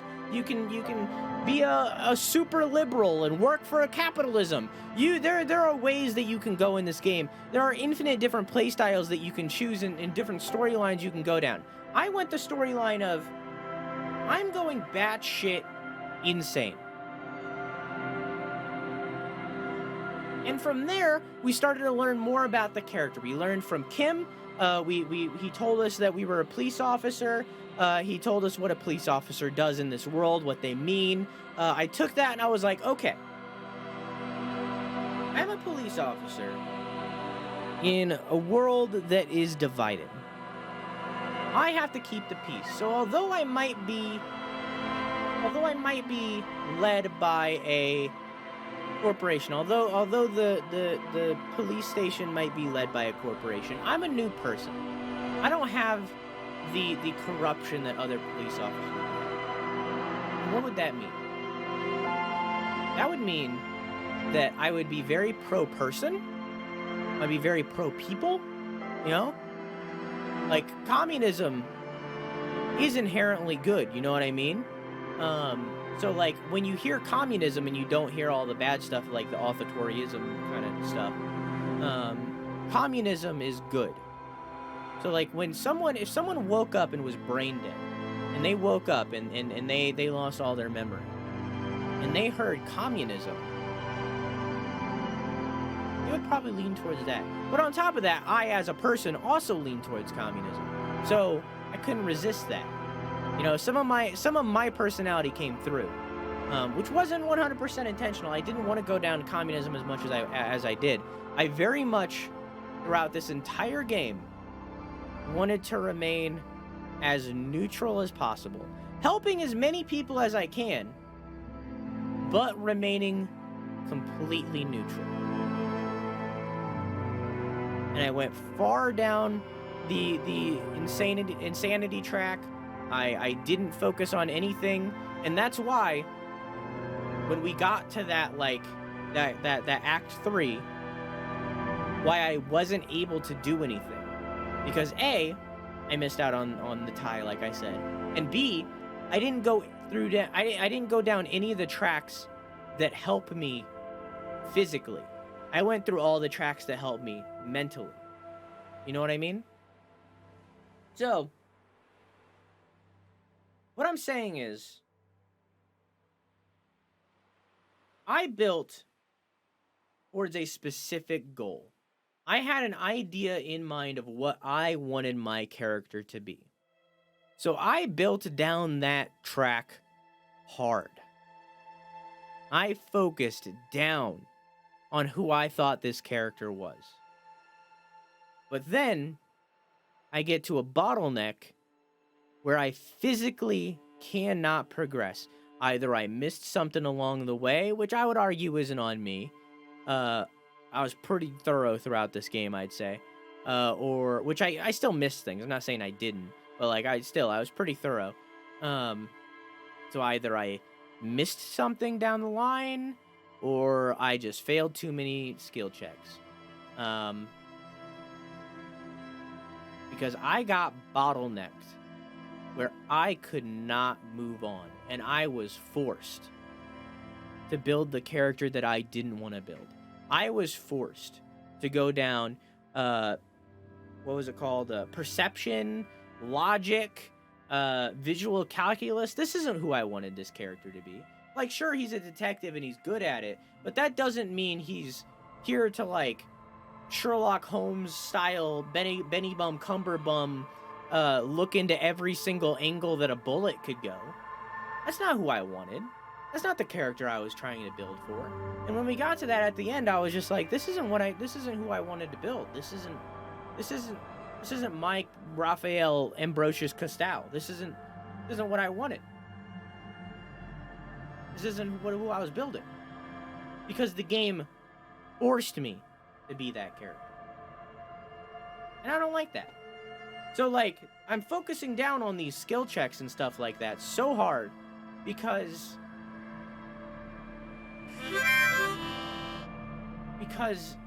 it is the game. The entire game are those skill checks. That is the game. Again, there's no combat. It's just exploration and skill checks. That's it. So, like, that's why I have such an issue with it. And why it's such a hindrance, in my opinion, of this game. But, move past it. One, I'm just not a CRPG guy. Like, I'm not. Like, I enjoy them from time to time. I really liked Wasteland 2. I'm just not a CRPG guy. I like them sometimes, but I'm just not. So, like, on top of that, it also had the genre going against it. Even beyond that, I'll go even further than that. I don't really like isometric view. I think that it's very impersonal and sometimes hard to watch. For instance, I really liked Hades. I liked Hades a lot. Hades was a very good game, and I still hold to that opinion. I think Hades is one of the best games to come out of the last decade. However, I don't like the isometric view, and I think it made it hard to watch. And I think it's the same story with this. I think this game, although some of you enjoyed it, and I see you talking in chat, I'm reading you, I see it. Although some of you enjoyed it and dug deep, those of you that stuck through for 90% of this playthrough, although some of you enjoyed it and you stuck through with it, for the mass variety, I think this game is very hard to watch because it's very political. And when you get marred down in the infinite politics of this game, it becomes very hard to stick with. It becomes very hard to understand, and that's fine. And I think that goes the same way for playing it. If you're not paying attention to every little detail, you can very easily get lost because it's just muddy political nonsense a lot of the time. However, that's not everything. Some of the game was very good, separate from politics. However, this game gets too dark. So, trigger warning. The sexual assault stuff, I have no issue. I know some people do. I don't. I think we are a police officer, a detective, digging into a murder case. I don't see how sexual assault wouldn't be off the table, you know? It just kind of, when you're talking about things as rough as this, I think that's kind of, it has to be part of it. However, and these are slight spoilers for the story, for those of you watching on YouTube. I post these to YouTube, by the way, Twitch chat.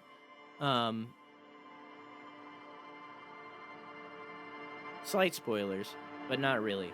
There are multiple points throughout this game where people say homophobic slurs, specifically the F word, and they bleep it out. I don't like that. I don't like that. There's a lot of different words you can use, and I understand that maybe it was there to make me uncomfortable. I don't want it there. I really don't. And I looked online when I was trying to figure out the Thai stuff and why I couldn't get it and stuff. And apparently it's not the word we think it is, but at the same beat, I don't know how you would figure that out. Maybe it says somewhere in the game, but like, it's very much implied to be and mean the word that we think it means, the homophobic slur.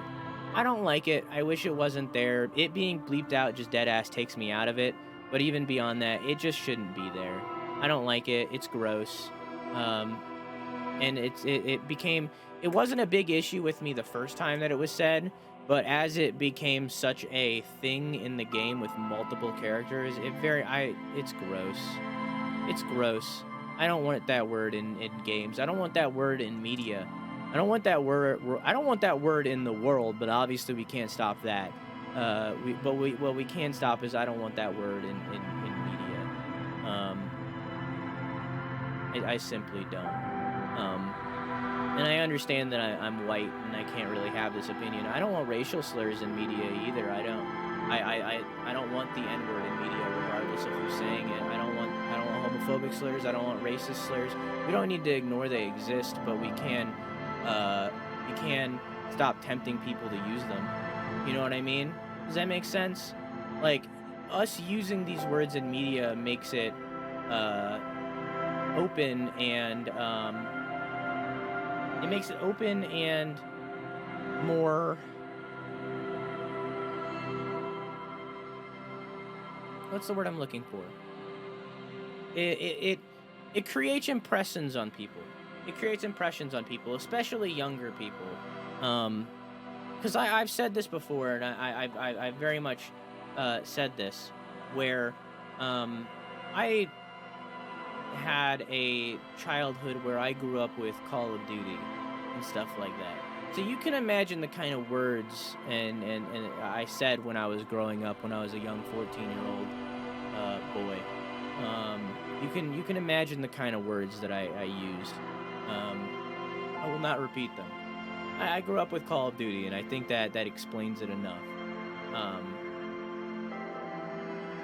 And the only way that I could have possibly learned about those words is from media and unmoderated media, which is Call of Duty's like lobbies and stuff. I think that I don't want those words used anywhere.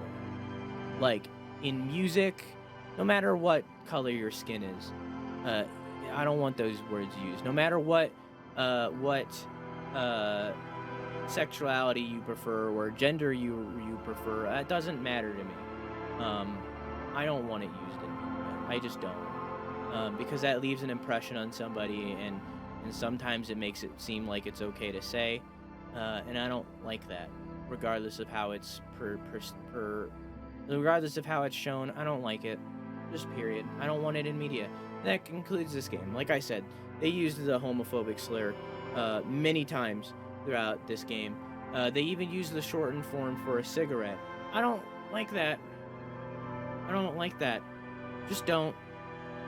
It became initially, like I said, it wasn't that big of an issue. I was like, okay, I wasn't expecting that. But it became such a part of the game to the point where at one point it even became a joke, and I don't like that. It made me uncomfortable, and I wish it wasn't there. It very much made the experience not good for those moments. And like I said, the rest of the game's writing is mwah! So like to have this like beautiful story, beautiful might be the wrong word. To have this amazing story told throughout the entire game, and then all of a sudden you meet a character that has piss F word written on the back of his jacket, and for it to be played off as a joke, No, I didn't like that. No, I didn't like that at all. So, that is two of my issues. The third issue is not as big. This is not as big. See, but I still I don't think that even should be a thing, Shuns.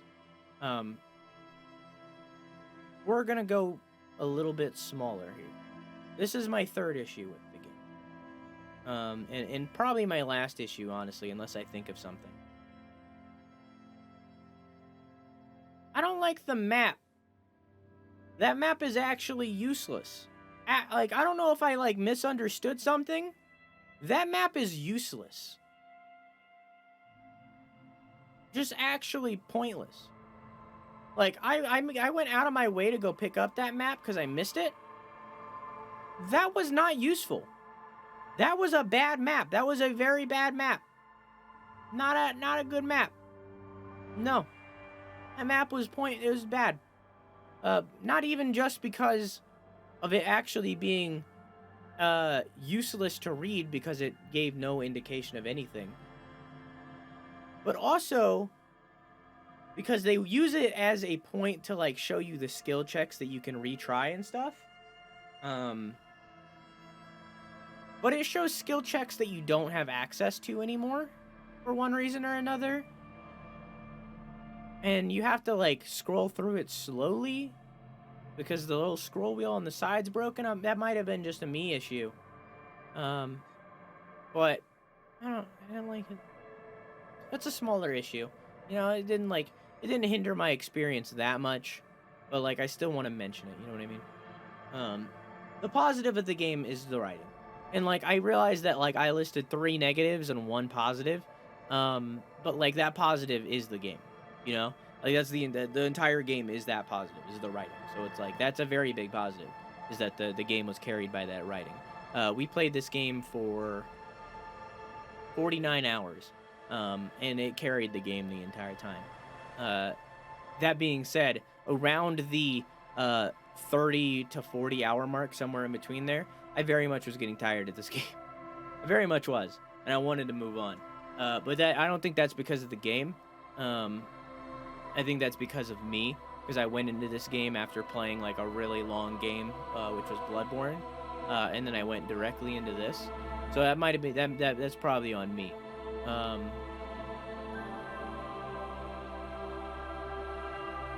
But before I rate this game, I want to be clear of something.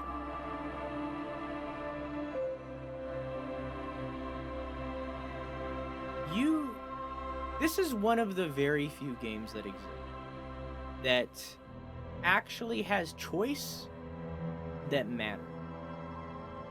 The choices that you make throughout the story can change a very large variety of the story that's told. So, although this is my experience, although the experience that I had might have been soured for one reason or another, the experience that someone else has, like Ryder, that Ryder you know, or Nacho's Brohim, the experience of people that fell in love with this game. Although my experience might have been soured by one thing or another, the experience that they had could have been entirely different from mine. Be it they went super political communist, or super fascist, or just went super physical and just beat the shit out of everybody. Doesn't matter. Point is, the experience that someone else, including you, the viewer, have with this game could be completely different than mine. So keep that in mind when I say, for me personally, this game is a straight down the middle 5 out of 10. Just a 100% straight down the middle average 5 out of 10. Because the only positive in my eyes is the writing. I didn't like the gameplay. The exploration was okay. The world was okay, you know, but that goes with the writing. But the gameplay mechanics of the random chance and so on and so forth, I didn't like that. Even then, you have like, if you want to go further down the exploration rabbit hole, you can like switch out gear to be able to do it, different things. It's super cumbersome to do. I don't like it. I don't like having to switch my gear in order to do a skill check better. It's not fun to go into that menu and have to filter through every single thing. That's not fun. It's not a very poor quality of life. But like everything else about the game is not great. The graphics, not great. The music's good. Music's good, but like it's barely there in all reality. It's background. It goes with the exploration in my eyes because it's just barely there. The one thing that carried this game and made it good for me was the writing. And that's why it's straight down the middle, 5 out of 10. But that was Disco Elysium. I hope you enjoyed. I'm gonna put my headphones back on now.